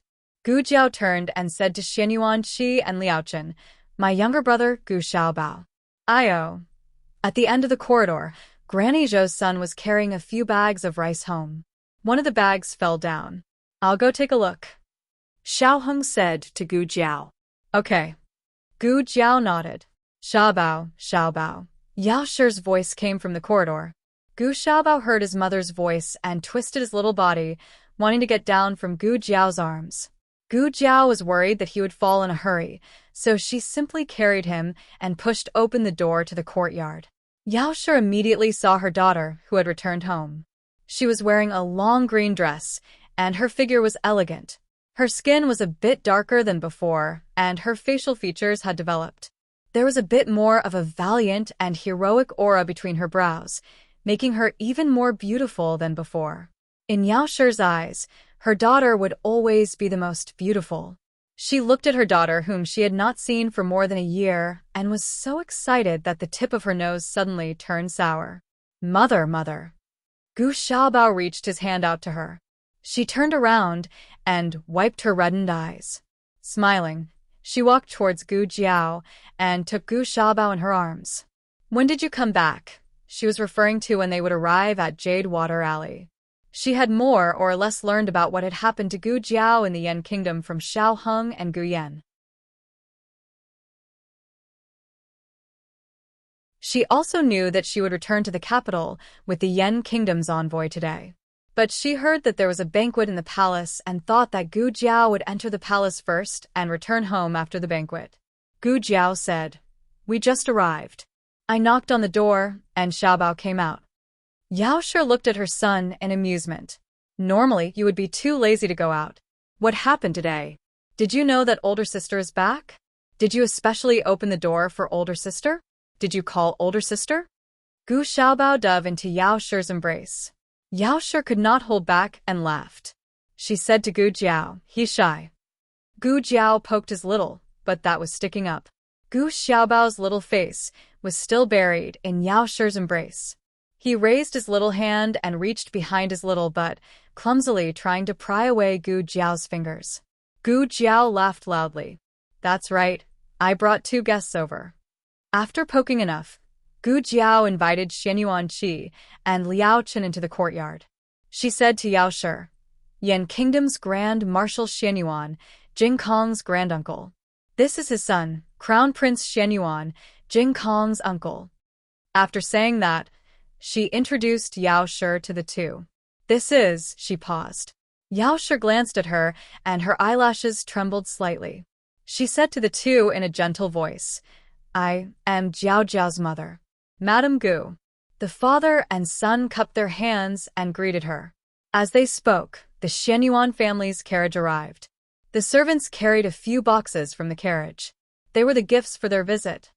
"We're all family. There's no need to be so formal," Yao Shi said. "It's just a small token of appreciation. Please accept it," Liao Chen said. Gu Jiao held Yao Shi's arm and said softly, "Accept it." Since her daughter had said so, Yao Shi could only accept it. She looked at the father and son with a pleasant expression. "You've come to see Jing Kong, right?" "Jing Kong," Yan and Xiaoshun went to the orchard to pick fruit. They've been gone for a while and should be back soon. Come in and have a cup of tea first. The father and son obeyed and entered the room with Yao Shi. Huh? You came over from the city gate. Did you run into Aheng? Yao Shi asked Gu Jiao. Liao Chen thought to himself, did I just run into her? There was also a basin full of dog food. My stomach is still full. Gu Jiao said, we came back together. He went to Granny Zhou's house to help. Yao Shi was gratified. That's good. That's good. Granny Fong was not present today and Yuya had gone to buy spices. Yao Shi could not take care of the child on her own, so she invited a maidservant and a cook. The cook was currently cooking in the kitchen, and the maidservant was called Yuan Yang. Yuan Yang has been here for a year. She is quite nimble. Yao Shi said to Yuan Yang, pour tea for the eldest young miss and the guest. When Yuan Yang heard this address, she understood Gu Jiao's identity and hurriedly brewed tea. Gu Xiaobao continued to hide in Yao Shi's embrace, but he would occasionally sneak a peek at Gu Jiao. If he found that Gu Jiao was also looking at him, he would quickly turn his head and bury himself in Yao Shi's embrace. The sky outside was dark, and Yao Shi could not clearly see the two's appearances. There was an oil lamp in the room. Yao Shi's gaze fell on Liao Chen's face and suddenly exclaimed in surprise, I've seen you before. Liao Chen looked at her in surprise. Oh. Yao Shi had no intention of offending him, but to verify that her eyes were not playing tricks on her, she looked at him a few more times. Then she said with certainty, that's right, I've seen you before. It was at the temple near Qingchuan village.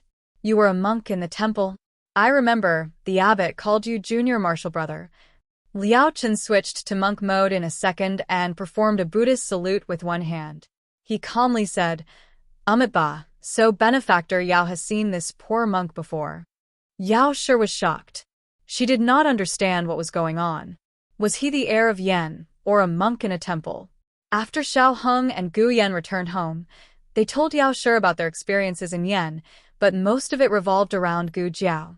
Gu Jiao explained, it's a long story. Heir Xianyuan is the uncle of Jing Kong, and also the master of Jing Kong. Back then, they had both become monks in that temple. Yao Shi suddenly understood. So it's like that. The heir of a superior country actually went to a lower country to become a monk. Many things must have happened. Yao Shi understood, but she did not want to get to the bottom of it in this kind of situation. The four of them did not sit for long before three young men came back with baskets. Jiao Jiao. Little Jing Kong was the first to cross the threshold. He immediately saw Gu Jiao in the main room. He carried the small basket and ran over. He threw himself into Gu Jiao's arms. Jiao Jiao, Jiao Jiao. You're finally back. I missed you so much. Xianyuan Qi sat diagonally across from Gu Jiao.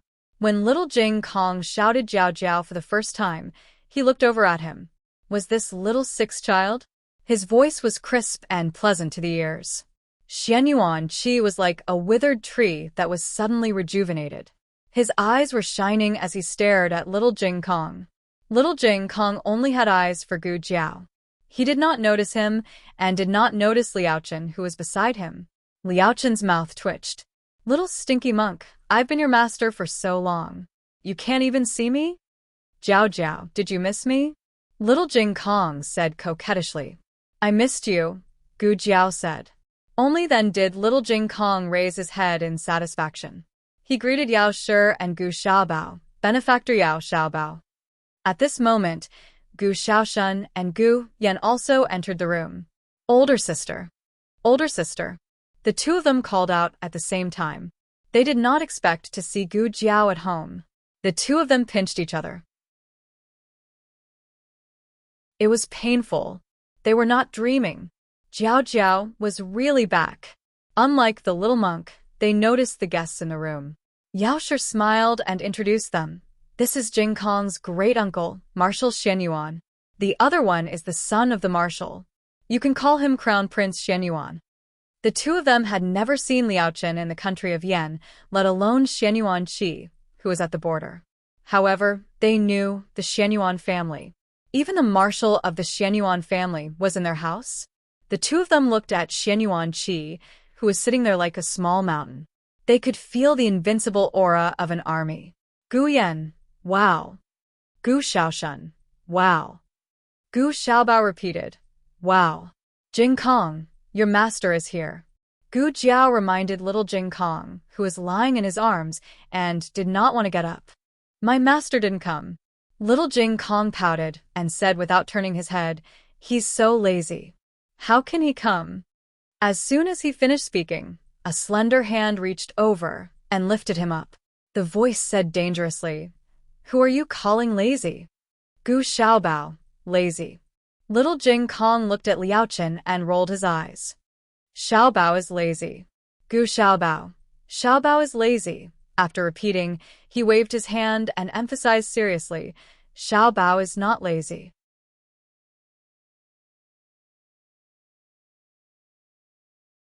Chapter 9:12. Yao Shi lowered her head to look at her son in her arms and guided him. If Xiaobao is not lazy, then what is Xiaobao? Gu Xiaobao spread his fingers and patted his small chest. Xiaobao is smart. Everyone in the room was amused by him. Gu Jiao looked at Gu Xiaobao curiously. You're already so good at talking. When I left, Xiaobao only knew how to cry. Yao Shi smiled. He's 1 year and 8 months old. He walked late and was only willing to stand up when he was 1 year and 2 months old. It was only last month that he completely let go of himself and walked. But he did speak early. He called his mother for the first time when he was 11 months old. She remembered that Yan'er and Jinyu only spoke when they were 1 year old. She just did not know Jiao Jiao, thinking about how her daughter grew up in the countryside and how she knew nothing about her. Yao Shi felt guilty and uncomfortable. Little Jing Kong drooped his head in despair. Shifu, put me down. I'm dizzy because of you. When did Shifu shake you? He carried him and did not even move, okay? Little Jing Kong sighed. Shifu, you're too handsome. Of course I'm dizzy, because of your beauty. Liaochen. Everyone. Yao Shi knew that Xianyuan Qi and his son were going to reunite with Jing Kong. She carried Gu Xiaobao and stood up, saying to the two, I'll go to the kitchen to take a look. Then, she gave Gu Xiaoshan and Gu Yan a look. We'll go too. Gu Yan understood and pulled Gu Xiaoshan, who was still worshipping the Grand Marshal, to the backyard. Yuan Yang, you come too. Yao Shi called for Yuan Yang. Yes, madam. Yuan Yang put down the cut fruits and followed Yao Shi out of the main room. The noisy room instantly quieted down. Before coming, Xianyuan Qi, Gu Jiao, and Liaochen discussed reuniting with little Jing Kong. Between hiding from him and telling him, the three of them unanimously chose the latter. Jing Kong was not an ordinary child. He was precocious, intelligent, and intelligent. At the same time, he also had a very sensitive heart. From the time he was born to the age of 3, he had been abandoned more than once. Gu Jiao remembered the first time they had met and talked. It was when he had packed his little bundle and was about to go down the mountain to be adopted. However, that family had changed their mind and didn't want him anymore. Gu Jiao could still feel the loneliness of little Jing Kong whenever she recalled the little figure sitting alone on the stone bench. He even thought that his parents didn't want him because they didn't like him. Ever since he was adopted by Gu Jiao, he had inadvertently revealed his cautiousness. He was worried that he would become a burden to Gu Jiao and that he would be sent back. At his age, he had endured things that he shouldn't have. He needed to understand that he had parents who loved him very much. He was a child born under the expectations of his parents. He was not abandoned. Liaochen put his disciple down. Gu Jiao took his hand and made him look at Xianyuan Qi. She said softly, Jing Kong, that's your granduncle. Granduncle? Little Jing Kong widened his eyes in surprise. Obviously, he didn't quite understand the meaning of this title. Gu Jiao paused and said, he's your father's uncle. Little Jing Kong's eyes widened. I have a father? Gu Jiao touched his little head. Yes, you have a father and a mother who love you very much. Little Jing Kong looked up into Gu Jiao's eyes. Then why don't they want me? Gu Jiao looked at him sincerely. She took a small petal from his head and said softly, "They want you, but they're going to a very, very far place. They can't take you with them." Little Jing Kong tilted his head and thought for a while. Just like how they can't take me with them when they go to war in Jiao Jiao, right? Xian Yuanqi looked at Gu Jiao nervously. They had planned to make it clear, but now everyone felt that it was cruel. He was only 6 years old. He shouldn't grow up in the pain of his parents' death. Gu Jiao paused for a moment and nodded slowly. "Yes, that's about it." "Oh." Little Jing Kong nodded thoughtfully. Xian Yuanqi secretly breathed a sigh of relief. "Why don't you lie to him? What's the use of lying to him? A failure is a failure. White lies are the most boring thing in the world." She had really changed a lot. With compassion, one would be able to empathize with the emotions of others and change one's own principles. Little Jing Kong was a very smart child. He had an amazing learning talent, but some things were beyond his knowledge. He couldn't question them. "Will they still come to see me?" he asked Gu Jiao. Gu Jiao said softly, "They can't come. They've asked Granduncle to come and visit you. Will you be disappointed?" "A little." Little Jing Kong scratched his head and said honestly, "But since they didn't abandon me, I'll forgive them reluctantly." Gu Jiao curled her lips. Xian Yuanqi and Liao Chen both relaxed. Let him live on with hope in his heart. Little Jing Kong came to Xian Yuanqi and looked at him with his big eyes.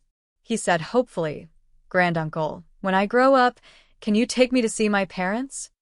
Xian Yuanqi raised his calloused hand and carefully placed it on his head. His throat was swollen and painful, and his arm was trembling slightly. He smiled and said, "Okay. Granduncle, my name is Jing Kong." Little Jing Kong introduced himself seriously. Xian Yuanqi looked at him as if he was looking at little Six when he was a child. His eyes reddened unconsciously. "How old are you?" Little Jing Kong stuck out his chest. "I'm 9 years old."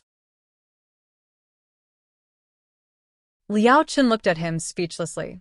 Little Jing Kong said, "Okay, I'm 3 years old." Little Six was weak when he was young, and he always liked to pretend to be older. Xian Yuanqi looked at him and endured the pain in his throat. He smiled and said, "Jing Kong is your Dharma name. You have a name." Little Jing Kong tilted his head and looked at him. Xian Yuanqi finally put down the hand on his head. He stroked the top of his head and hugged him in his wide arms. "Your name is Xian Yuanqi." At this moment, Xian Yuanqi didn't know that this quiet and sensible name would make the 7 kingdoms tremble many years later. On the other side, Yasher went to the kitchen and ordered the kitchen to make more dishes to entertain the guests.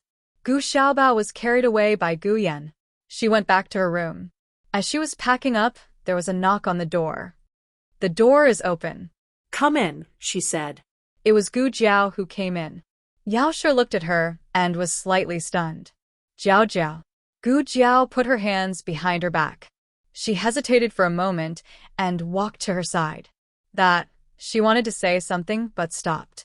Yaoshe glanced at her and lowered her eyes. Smiling, she said, "Are you going to leave after eating?" She continued to fold clothes. The light was dim, and it was difficult to see whose clothes she was folding. She calmed herself down and endured the bitterness in her heart. She said, "It's okay. Mother knows." "I think you might not know." "What?"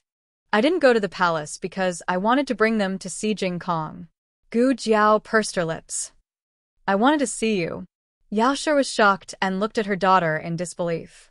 Gu Jiao raised a hand and pointed at her heart. "Here." "What?" Yaoshe's eyes reddened. She always felt that her daughter was very distant from her. It was not that her daughter did not treat her well, but there seemed to be an invisible barrier between them. She tried to get closer to her daughter. She could feel her daughter's kindness towards her, but she could not enter her daughter's heart. Until now, her daughter had never called her mother.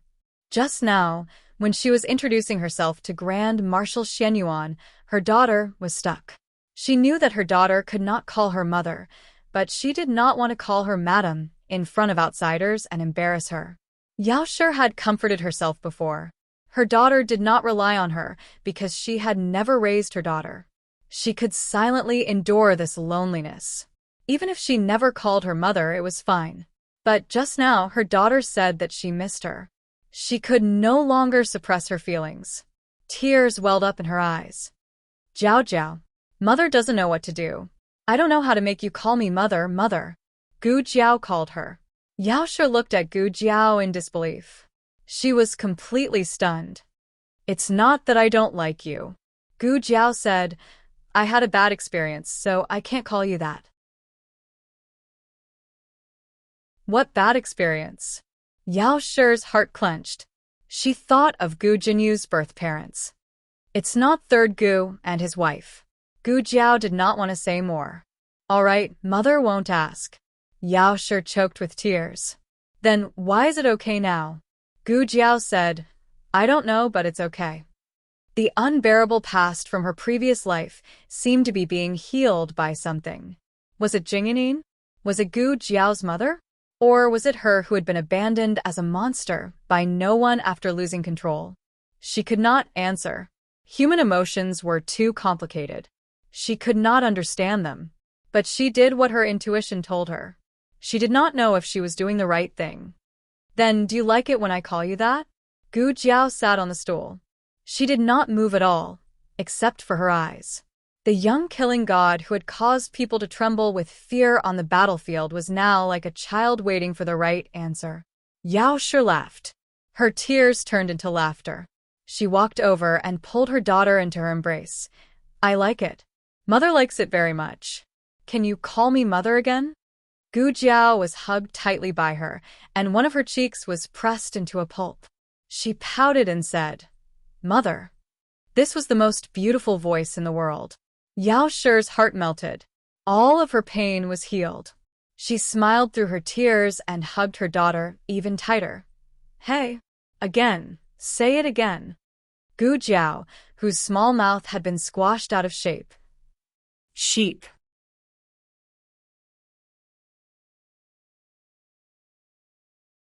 Chapter 913. Granny Zhou's family was going to celebrate their birthday in a few days.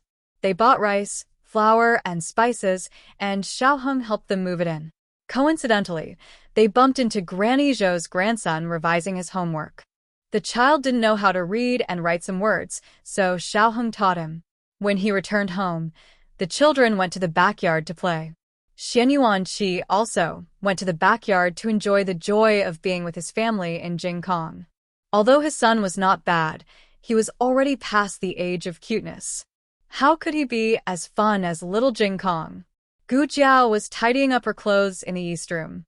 She neatly spread the beautiful dresses all over the bed. When Xiaoheng entered the room, she was admiring her clothes one by one. She looked like she was enjoying herself, and she was also a little proud. Xiaoheng came to her side and looked at her in amusement. What happened?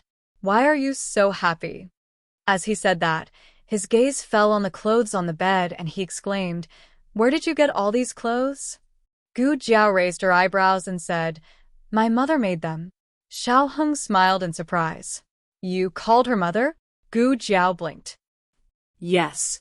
Does this girl know how to be shy? Xiaoheng couldn't hold back and laughed out loud. What are you laughing at? Gu Jiao asked sternly. Xiaoheng cleared his throat. Ahem, it's nothing. You're cute. Of course, Xiaoheng wasn't laughing just because he was amused by her. There was another very important reason.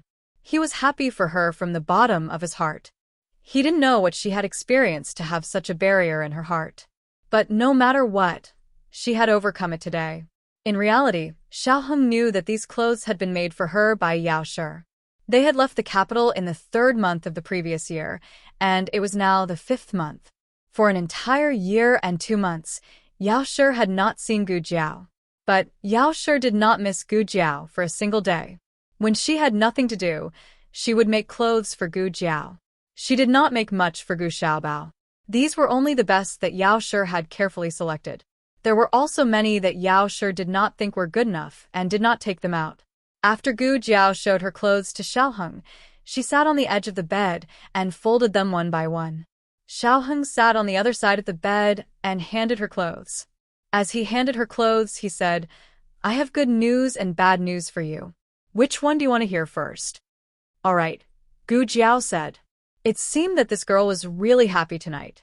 Otherwise, based on her usual personality, she would have heard the bad news first. Xiaoheng was affected by her mood, and his lips unconsciously curled up. The good news is that our wedding date has been brought forward. We don't have to wait until the 10th month. HM? Gu Jiao stopped folding the clothes and looked at him with surprise. Xiaoheng said, Uncle Emperor changed it to the 18th of next month. He did not have time to announce it to the public. The reason is that the Empress Dowager of Zhao is ill and needs a wedding to drive away the bad luck. So the marriage between the two countries was brought forward. Gu Jiao, great aunt, you're also being naughty. Empress Dowager Zhuang, who had been provoked by Marquis Xianping showing off his daughter all day, finally gave up on her principles. She wanted a little great-grandchild. Now, immediately. Xiaoheng gently looked at her and said, But don't worry. It's just that the date has been brought forward. The wedding will not be simple. In fact, Princess Xinyang had been preparing for the wedding since the beginning of the first month. Everything was ready.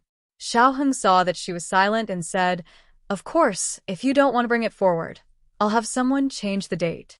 Gu Jiao said seriously, It doesn't matter whether it's brought forward or not. The main thing is that we want to drive away the bad luck. Xiaoheng held back his laughter. Then, what's the bad news? Gu Jiao asked. At the mention of this, Xiaoheng looked up and sighed. The bad news is that because we're getting married, I'll resume my identity as Xiaoheng. I'm no longer Xiao Lulang. According to the rules, I can't live here before the wedding. Great aunt will come back late. So, Jing Kong, Gu Yan, and Xiao Xuan's homework. I can only trouble you. Gu Jiao, a bolt from the blue. At night, the family sat in the main room and had dinner together. Little Jing Kong insisted on sitting next to Gu Jiao. He still used his own small cutlery and vegetarian dishes. Xian Yuanqi sat on the other side of him and listened to him proudly showing off his cutlery. This wooden bowl was made by Jiao Jiao. This spoon was also made by Jiao Jiao. The pattern on the chopsticks was carved by Brother Xiaoshan. He spoke with great familiarity. It was obvious that he was well taken care of in this family. Gu Xiaobao went to grab his chopsticks and messed up the cutlery that he had painstakingly arranged. He was not angry. Instead, he picked up a wooden bowl and passed it to Gu Xiaobao. You can only play with this. The chopsticks and spoon will be poked. Gu Xiaobao obediently took the wooden bowl and played with it clumsily. Xian Yuanqi never thought that he would be able to reunite with his family other than his son. Everyone ate happily during the meal. Xian Yuanqi's gaze fell on little Jing Kong and Gu Jiao from time to time. Even Liaochen noticed it. There was nothing strange about looking at Jing Kong. After all, he was his grandnephew. But why did he keep staring at that girl? Xian Yuanqi sighed softly. I never thought that she would be able to live like a normal person one day. Father, what did you say? Liaochen thought that his father was talking to him. He did not hear him clearly. Nothing, Xian Yuanqi said. Let's eat. After dinner, it was time for Xian Yuanqi to go back. Duke An's men had bought a house in the capital in advance. Xian Yuanqi and Liaochen lived there too. Xian Yuanqi bade farewell to his family. Gu Jiao held little Jing Kong's hand and went to the door to send the father and son off. Talk to granduncle for a while. I'll go boil some water, Gu Jiao said to little Jing Kong. Okay, Jiao Jiao. Little Jing Kong nodded and let go of Gu Jiao's hand. Gu Jiao turned and went into the house. Xian Yuanqi knelt down on one knee and looked at him deeply. He removed a piece of rice stuck to the corner of his mouth and said kindly, Jing Kong, do you want to stay with granduncle for a few days? Why? Little Jing Kong asked. Xian Yuanqi said, Because granduncle misses you a lot. He wants to see you more often. Little Jing Kong said, Oh, if you miss me, you can come and see me. I can't leave. Bad brother-in-law has already left. I want to stay and accompany Jiao Jiao. I can't let Jiao Jiao be lonely. Xian Yuanqi smiled and patted his little shoulder. Okay, I won't let Jiao Jiao be lonely. Little Jing Kong sent the two of them out of the house. He stood at the doorstep and waved at the two of them. He said goodbye cutely. Goodbye, granduncle. Goodbye, master. The father and son rode their horses and left. Little Jing Kong closed the courtyard door and stood on his tiptoes to lock the door. He stopped acting cute in a second. With a serious expression, he put his hands behind his back and walked out of Master Zhao's house next door.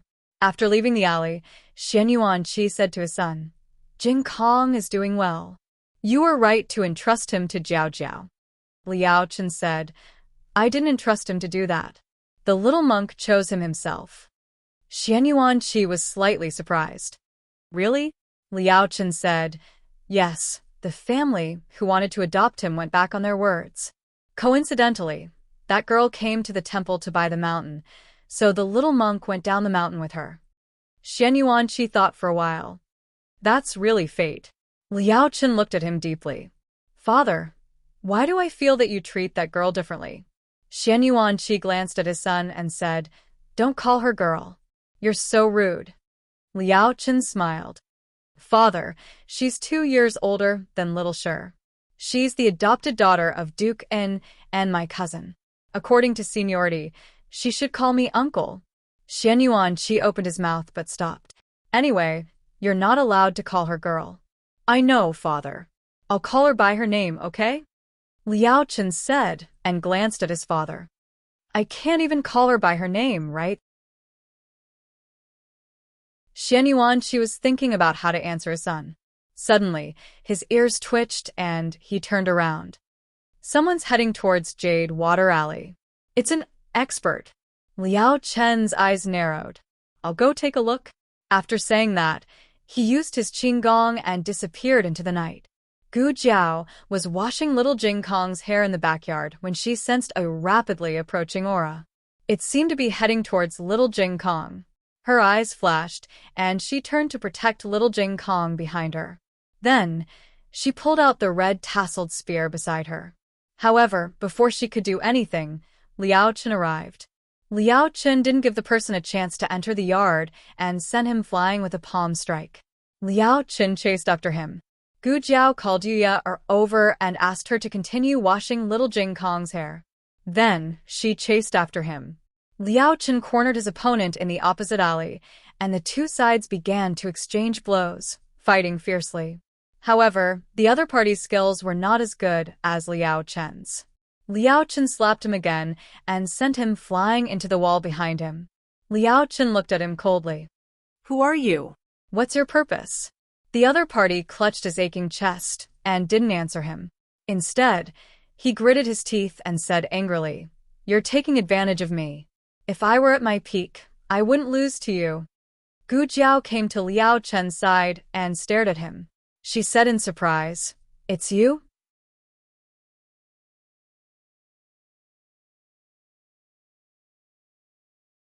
Chapter 9:14. You know him? Liao Chen looked at Gu Jiao. Gu Jiao said, Oh, he's been stalking Jade Water Alley for a long time. He even bought a golden abacus from Jing Kong. He calls himself Young Master Mingyu. Liao Chen looked at him again, his eyes cold. You're here for Jing Kong? Who are you? Young Master Mingyu also recognized Gu Jiao. He rubbed his chest, straightened up, and said angrily to Liao Chen, I'm not here for that little monk. I'm here for you. Liao Chen said, Me? Young Master Mingyu said angrily, I've been looking for your whereabouts for the past few years. It wasn't easy to follow you to your temple, but you rarely showed up, so I could only keep an eye on your disciple. I've been watching from Zhao to Yen, and then from Yen to here. However, Liao Chen's whereabouts were too secretive. Even if he had been watching little Jing Kong, there would be times when he missed him. Liao Chen didn't understand. Why are you watching me? I don't know you. Young Master Mingyu said coldly, You don't know me, but you hurt my people and stole my things. Give them back to me. Otherwise, I'll teach you a lesson. So, it's about the two of you. Gu Jiao withdrew her murderous aura and held her red tasseled spear, calmly watching the show. Liao Chen was not someone who could be threatened. He curled his red lips mockingly and said, "Oh? You said I took your things. Do you have any proof?" Young Master Mingyu's face darkened. "That guard is dead. There's no witness, but you know best whether you took it or not." Liao Chen smiled faintly. "What did I take from you?" Young Master Mingyu said angrily. "A sword." "A sword." Liao Chen smiled carelessly. "Indeed, many people have given me swords. I wonder which one was given to me by your guard?" Young Master Mingyu said in exasperation. "What gift? You're the one who snatched it." Liao Chen looked at him with a faint smile, not at all angered by his words. Young Master Mingyu also knew that he was the passive party now. His cultivation had been affected, and he was no longer a match for these people. Since they couldn't beat him, they could only try to reason with him. Mingyu Gongzi turned to Gu Jiao and said, "Miss, back then, I spent 500 silver taels to buy an abacus from your younger brother. You snatched the abacus back and didn't give me a single silver tael. At the very least, you did earn some silver taels from me. Shouldn't you at least prove my character to him?" Oh. Gu Jiao said to Liang Chen. "As you can see, he can still take a beating." Young Master Mingyu, he took a deep breath and said, "Forget it, I won't argue with you about this. That sword is a treasured sword that my father spent a lot of effort to find. My father passed away, and it's the only thing I have left in this world. You can name a price. I'm willing to make a deal with you." Liao Chen's interest was piqued by this man's generosity. "What does your sword look like?" Young Master Mingyu said, "It's a black iron sword. The scabbard and hilt are engraved with sapphire blue peacock feathers." Liao Chen narrowed his eyes and said thoughtfully, "Now that you mention it, I do think I've seen such a sword before." A trace of eagerness flashed across young Master Mingyu's eyes. "As long as you're willing to return it to me, I'll pay you however much you want." Liao Chen spread out his hands. "Unfortunately, you're too late. The sword isn't with me. I thought it was too heavy, so I threw it away." Young Master Mingyu was stunned. Threw it away? How could that be? "You better not lie to me." Gu Jiao thought. "Why would I lie to you? Is it strange that a prodigal monk who threw the fushi zither into a charcoal brazier would throw a sword to you?" Liao Chen said innocently. "I'm not lying to you. Believe it or not, I really threw it away." "Where did you throw it?" Young Master Mingyu asked. Liao Chen smiled. "I don't remember. I threw away so many things. How can I remember them all?" Young Master Mingyu choked. Let's go." Liao Chen ignored him and led Gu Jiao out of the alley. "You really don't remember?" Gu Jiao asked. Liao Chen said indifferently, "Even if I do, I won't tell him. How dare he lay a hand on his disciple?" Liao Chen was lucky that he didn't kill him today. Let's go in. Liao Chen walked Gu Jiao to the door. He hesitated for a moment before deciding to tell her. "It was a few years ago. In the Yen Kingdom, I didn't take the initiative to rob him. It was his bodyguard who delivered it to me. His bodyguard bullied a weak old man in the tea shed. I couldn't stand it and taught him a lesson. I wasn't interested in weapons, so I sold it to a blacksmith shop near Xing City." Gu Jiao suddenly understood. "I see." In the alley, the guard in gray found his master. He saw his master holding the wall with one hand and clutching his chest with the other. He seemed to be injured. He strode over and held his master's arm.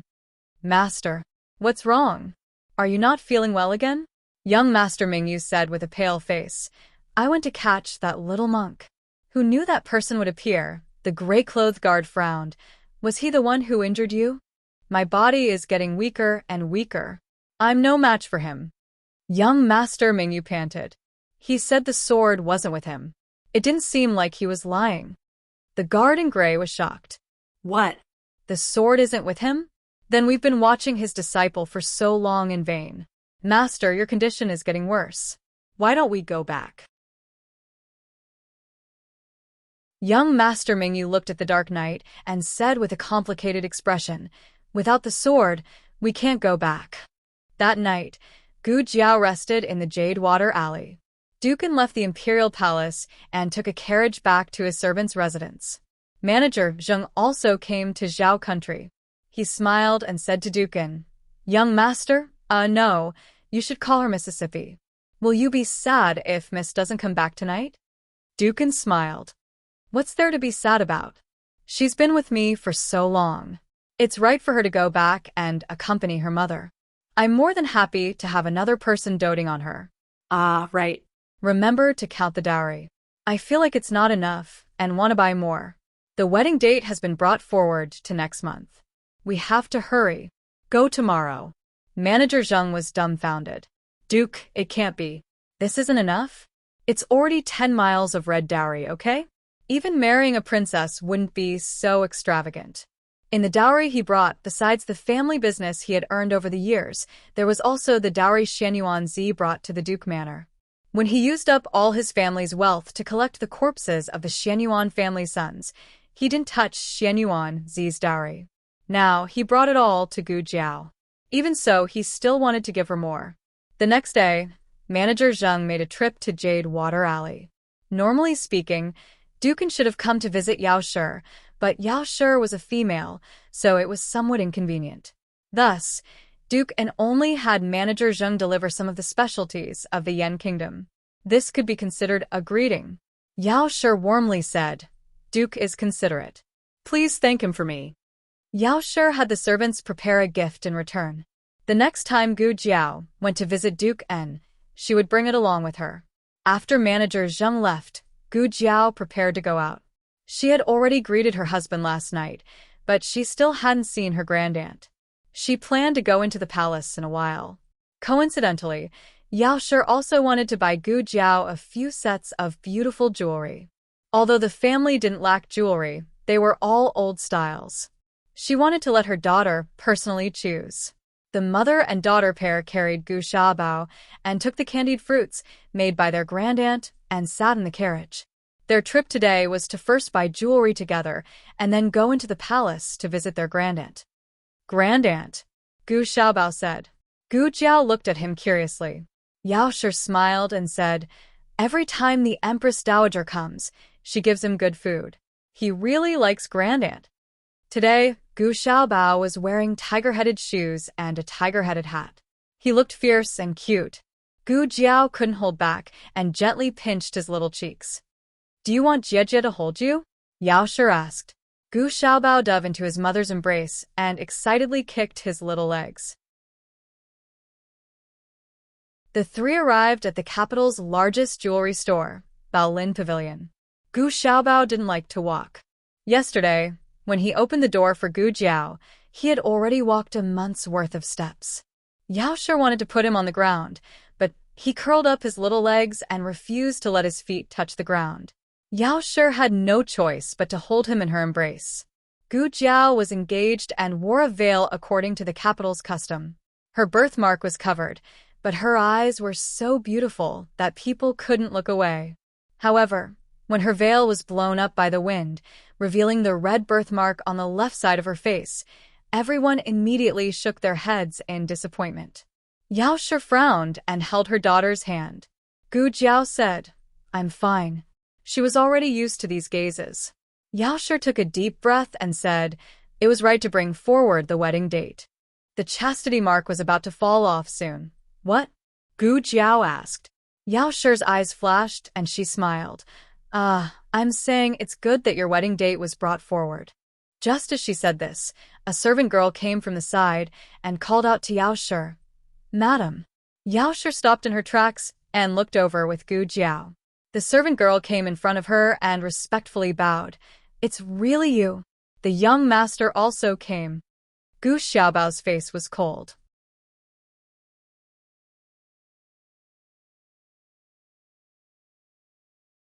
Chapter 9:15. The young maid said awkwardly, "Are you also here today to pick up jewelry for second miss?" This is..." She saw Gu Jiao beside Yao Shi.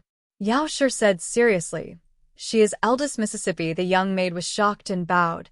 "This servant, Chun Lu, greets eldest Mississippi," Yao Shi said to Gu Jiao. "Chun Lu is Jin Yu's maid. I forgot to tell you, Jin Yu is also getting married. Her fiancé is the third young master of the Marquis of Chongping's family, surnamed Quan. This marriage was chosen by Gu Jinyu herself. Yao Shi had originally chosen the legitimate son of an assistant minister. Although his background was not high, he was kind-hearted, upright, and diligent. Her parents-in-law were also kind people. In addition, they did not mind that Gu Jinyu had a bad reputation in the capital. Gu Jinyu would be able to live the rest of her life peacefully after marrying. But she said she did not want to marry. Coincidentally, the Marquis of Chongping returned to the capital from his fief to report on his work and brought his family along. Third young master Quan fell in love with Gu Jinyu at first sight and hurriedly sent people to propose marriage. He was not from the capital and did not know much about Gu Jinyu's reputation in the capital. They would get married in the capital and go to the fief after marriage. Although Madame Yao was angry at Gu Jinyu's past actions, she still hoped that Gu Jinyu could find a good home on account of the Gu family's third branch's sincere love for Gu Jiao. Gu Jinyu's relationship with Yao Shi had faded a lot. Her marriage was now managed by old Madame Gu. Chun Lu came to the manor last year. You haven't seen her, Yao Shi said to Gu Jiao. Chun Lu bowed and began to secretly size up Gu Jiao. Her eyes were extremely beautiful. Even Second Miss did not have such a pair of cold and moving eyes. Chun Lu said, Madam, Second Miss's wedding date has been set. It will be on the 18th of next month. Wasn't it set long ago? Yao Shi asked. You haven't asked yet, Chun Lu whispered. Gu Jiao looked at her indifferently. Does my mother need to personally ask about this kind of thing? As servants, don't you know how to report it? Feeling wronged, Chun Lu said, I thought Marquis and Madame had already talked about it. Recently, something had happened to the mines in the capital and the Ministry of Works had to rush to repair them. Marquis Gu had not returned for almost a month.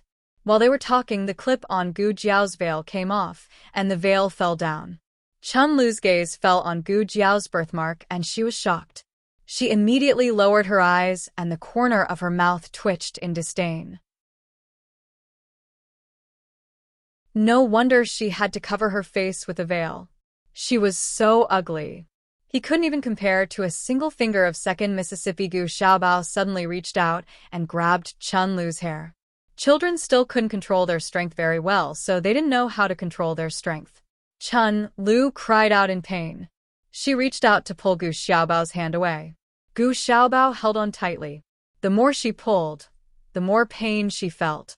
In the end, her tears came out. Xiaobao.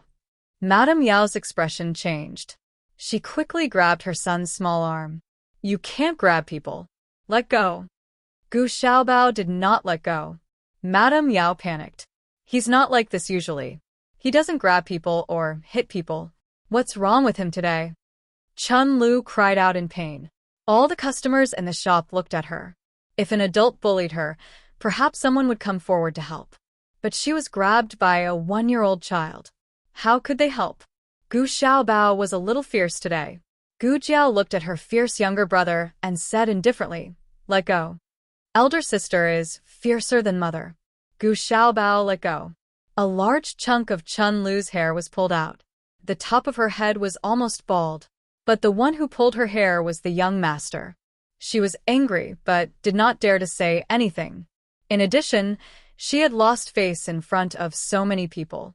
She did not want to stay a moment longer. She even forgot to take Gu Jinyu's jewelry and ran out crying. Madame Yao frowned and looked at her son in her arms. She said sternly, Xiaobao, what's wrong with you today? Why did you grab people? She was really angry. Gu Xiaobao looked at Madame Yao innocently. 3 seconds later, he held Madame Yao's face and said in a childish voice, Mother, Xiaobao loves you. Madame Yao. The people around them were amused by the child. They told Madame Yao not to blame the child. The child was still young and could be taught slowly. Only Madame Yao knew that her son was very obedient at home. He was very sensible. It was just that he was a little strange today. Gu Jiao glanced at the little fellow, raised her knuckles, and knocked on his head. They were siblings after all. They got familiar with each other very quickly. When they were sitting in the side room looking for jewelry, he was already willing to play with Gu Jiao. Gu Jiao carried him onto her lap. He struggled a few times without much effort, then lay flat and let her do whatever she wanted. However, he still did not call her elder sister. Plans could not keep up with changes. They spent a long time looking for jewelry. When they came out, it was already afternoon. Gu Xiaobao was drooling in Gu Jiao's arms. At this time, her grand aunt was also taking an afternoon nap. Gu Jiao did not want to disturb her. "Mother, how about I go over to Godfather's place first?" Madame Yao thought for a bit, then warmly said, "That's fine. Duke An has just arrived. You should take good care of him."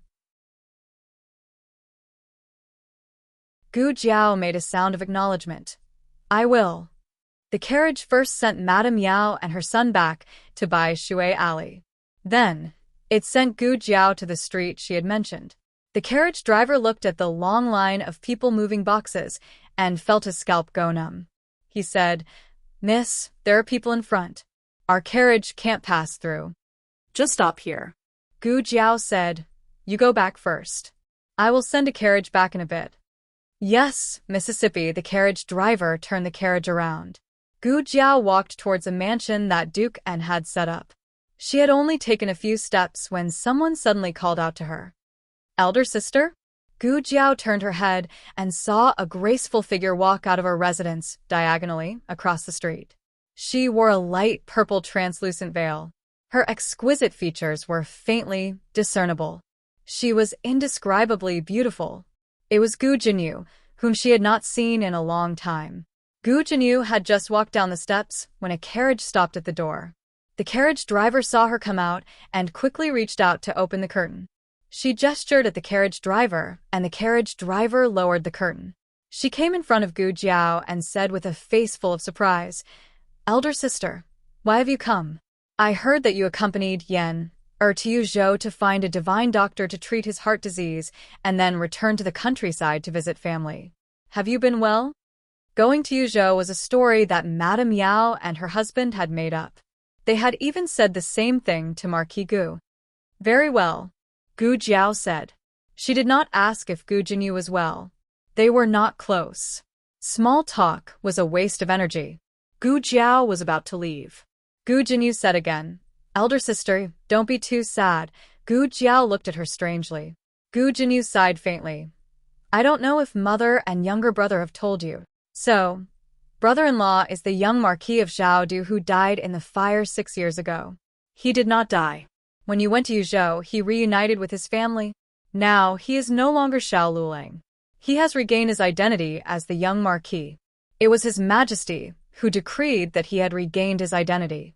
If elder sister does not believe me, you can go to the palace and ask His Majesty and the Empress Dowager for confirmation." She had a sad expression. When I first heard this news, I was very happy for elder sister. The husband that elder sister had picked up in the countryside was actually the young Marquis who had fallen on hard times. What kind of good fortune is this? In the future, elder sister will be the young Marquis wife and the future mistress of Marquis Xuanping's residence. But I never expected that just a few months ago, news of the young Marquis marriage alliance with the Yen Kingdom came from the palace. Speaking of this, Gu Jinyu looked at Gu Jiao with eyes full of heartache and regret. But Gu Jiao clearly saw some joy. My reputation was in tatters. I thought that I would never be able to get married in this lifetime. Who knew that I would be chosen by the legitimate son of Marquis Chongping? And you, elder sister, who had always been above me, have become the young Marquis wife. After not seeing her for a year, Gu Jinyu had changed a lot. It seemed that she had been pleasing old Madame Gu recently. Marquis Chongping was a marquis with real power. He guarded the eastern border of Zhao country together with Marquis Xuanping's younger brother, General Wei Yuan. He doted on his youngest son the most. No wonder old Madame Gu changed her usual behavior and doted on Gu Jinyu. Tears welled up in Gu Jinyu's eyes. I heard that back in the countryside, elder sister had to scrimp and live frugally in order to support the young Marquis's education. You suffered a lot. Originally, I thought that after suffering was over, the good would come. Who knew that you would be demoted? Gu Jiao said. You seem to really care about me. Of course I care about elder sister. Gu Jinyu's voice was choked with emotion. Elder sister, you don't know. The young Marquis's fiancée is the daughter of the Duke of Yen. Behind her is the Empress of Yen and the entire Xian Yuan family. With this kind of background, not only can our Ding and Marquis Fu not afford to offend her, I'm afraid that even His Majesty and the Empress Dowager would not dare to easily stand up for elder sister. She raised her hand and pointed at the dozens of guards carrying the boxes. Elder sister, do you see that? That manor is the one the Duke of Yen bought for his daughter's marriage. It's even bigger than Ding and Marquis Fu. Last night, I saw them bring hundreds of dowry.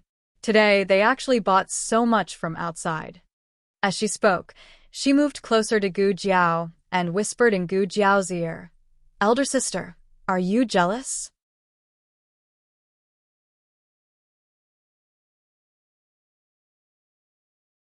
Chapter 916. Novels with substance that cannot be found online are all available here. Gu Jiao did not answer Gu Jinyu's words. Instead, she looked at the long line of people moving boxes outside the residence. She made a sound and said, right? You also think that it's too extravagant. Gu Jinyu smiled and glanced at Gu Jiao. Of course it's extravagant for the daughter of an aristocratic family to marry. When elder sister got married in the countryside, she probably did not even have a dowry, right? No wonder elder sister feels uncomfortable. If it were me, I would also find it hard to accept. The husband that she gave up became someone else's in the end. It's a pity for elder sister's efforts all these years. If elder sister had known, she would have listened to father and severed ties with Xiao Heng. After all, it was elder sister who did not want him. Before the news spread to the capital, father might have been able to find a good marriage for elder sister. Now that the entire capital knows that elder sister is the wife who was cast off by the young duke, who would dare to marry elder sister? On the other side, a box was stuck in the carriage. They could not push it or pull it out. Gu Jiao went over to help. Gu Jinyu sighed at her. This time, she did not manage to stop Gu Jiao. She thought for a moment and chased after Gu Jiao. Second miss. A servant girl chased after her. Where are you going? Didn't you say that you were going to the shop to get the jewelry? You can also go to the embroidery shop to change the size of the wedding dress. Gu Jinyu looked at Gu Jiao's back and said, it's the same if I go later. My silly elder sister is going to embarrass herself. I should stop her. Elder sister, don't be rash. She chased after Gu Jiao to the carriage. A coachman was standing in the carriage unloading the goods. He tried to push the box out, but it was stuck. Not only that, his fingers were also stuck. Gu Jiao looked and drew a dagger from her waist. She was about to pry open the box when Gu Jinyu grabbed her wrist. Elder sister, what are you trying to do? No matter how unhappy you are, you can't do something like destroying someone else's dowry. Everyone turned to look at the two of them. The people who came to deliver the goods were local shop assistants from the capital. They didn't know Gu Jiao, and naturally didn't know that she was the young mistress of this mansion. Gu Jinyu quickly said to everyone, apologies, I am the second young miss of Marquis Ding and Manor. She is my older sister. She just took things too hard for a moment, but I think she did not do it on purpose. Please do not blame her. The crowd listened for a long time, but did not understand what she meant.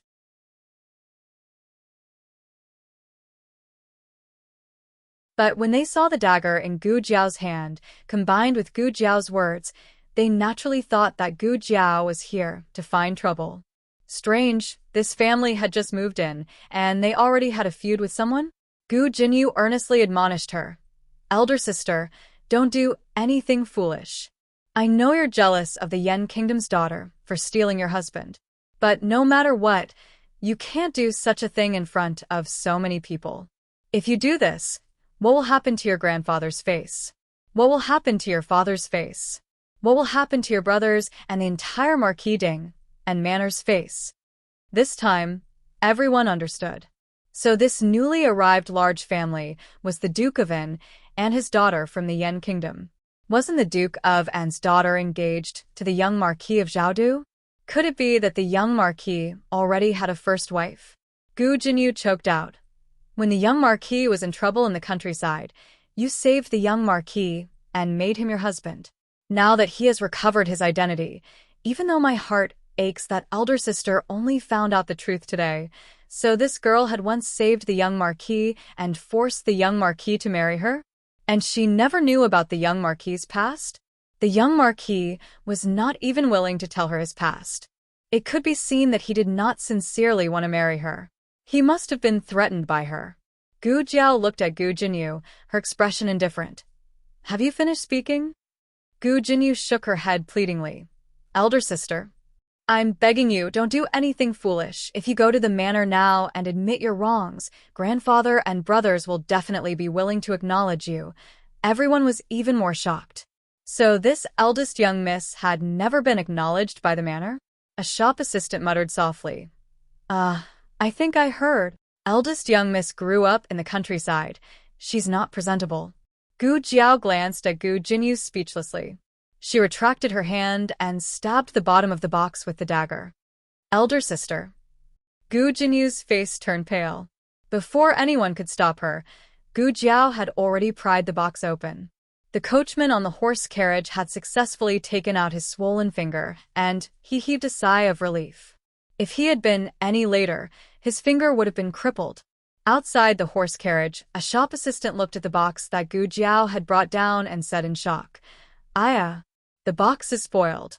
This is a top-quality mahogany box. It's filled with this year's fashionable jewels.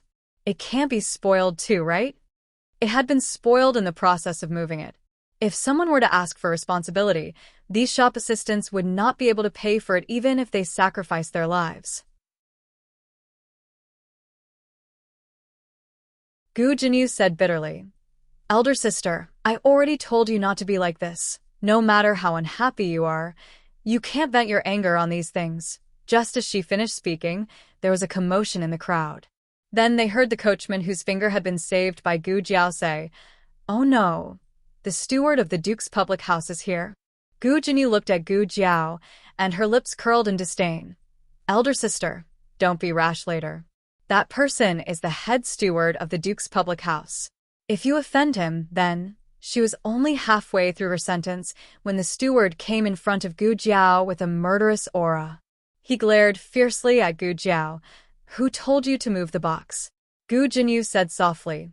Steward, don't be angry with my elder sister. My elder sister? Doesn't your hand hurt? Steward Zheng said with his hands on his hips. Gu Jinyu was stunned. The other coachmen were also shocked. Steward Zheng had learned the language of the country of Zhao. He was speaking the language of the country of Zhao, so everyone present could hear him clearly. He had just been asking, Does your hand not hurt? Gu Jinyu blinked in confusion and came in front of Steward Zheng. Standing next to Gu Jiao, she said, I am truly sorry. My elder sister broke your box, but don't worry. Our Ding and Marquis Manor will definitely compensate for your losses. I ask that you do not blame my elder sister. My elder sister is just too upset, too angry. Steward Zheng glared at Gu Jinyu and unhappily said, Who are you? I am speaking with my family's young miss. What are you interrupting for? Gu Jinyu was once again stunned. She suspected that she had heard wrong. Your family's young miss? Steward Zheng said, That's right. She is my family's young miss.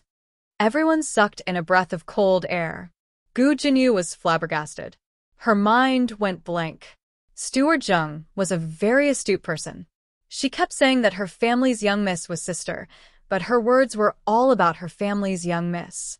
Her family's young miss was low-key and did not like to flaunt her status. Did she think that she had caught her family's young miss in a pigtail? Oh my. The Duke's manor did not have a tradition of taking in concubines. The inner residence was peaceful. He had no place to display his skills. Coming to the country of Zhao, he had encountered it. Steward Zheng rolled up his sleeves and took 2 steps towards Gu Jinyu. He arrogantly said, My family's young miss is the Duke's beloved daughter. These things all belong to my family's young miss. My family's young miss can break them however she wants. Even if she takes them all and burns them for fun, she will be happy to do so. What does it have to do with you? Gu Jinyu was rendered speechless by the rebuke. Steward Zheng advanced step by step, forcing Gu Jinyu to retreat step by step. Steward Jing chuckled. Don't keep calling her elder sister. Are you worthy of being related to my family's young miss? Gu Jinyu was dumbfounded. What on earth was going on? Hadn't she been divorced by the young Marquis? How did she become Duke and Manor's young miss? She was clearly just a girl who grew up in the countryside. She didn't know if it was because she was too shocked or too jealous, but her entire body trembled lightly. Her fingernails dug into her palms, almost drawing blood. She looked at Gu Jiao in disbelief. Didn't you go to Yuzhou? How did you? Just at this moment, another horse carriage came from another direction. It was the old Marquis and Gu Chongqing who had returned from court. Perhaps they had noticed the commotion in front of the Duke's manor. After the two of them got off the horse carriage, they walked over. What happened? Gu Chongqing asked with a frown. Gu Jinyu saw her grandfather and elder brother. At first, she was stunned. Then an idea flashed through her mind. It was as if she had seen her lifesaver. She said with tears in her eyes, Grandfather, elder brother, elder sister didn't go to Yuzhou. She secretly ran to the country of Yen. She even became the Duke's Manor's young miss. Grandfather had always been the most disciplined. He would never allow his own granddaughter to run off to another family to be their daughter. Moreover, they were from another country. This could be considered treason. Grandfather was a general. He would never tolerate this kind of behavior. Gu Jinyu looked at the old Marquis expectantly. The old Marquis only frowned. How many times have I told you? You're not my granddaughter. Don't call me grandfather. Gu Jinyu's face turned white in an instant. In the past, no matter how much her grandfather disliked her, he would not make a fuss about it. Now, he had embarrassed her in front of so many servants. Why? Gu Chongqing did not even look at Gu Jinyu. He came to Gu Jiao's side.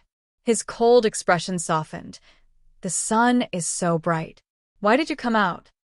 I came to see Godfather, Gu Jiao said. The old Marquis put his hands behind his back. His face was cold as he looked up at the sky. He cleared his throat heavily. A strange feeling rose in Gu Jinyu's heart. Was Grandfather jealous? Was he blaming that girl for only looking at Godfather and not Grandfather? You're tuning in to the Dreamy Chapters YouTube channel. We're so grateful for your support, and don't forget to subscribe to join us on this incredible journey through captivating stories. Your generosity through donations truly makes a world of difference, as it's the primary source of revenue that allows me to expand and enhance this channel for you. Thank you from the bottom of my heart for being a part of this adventure.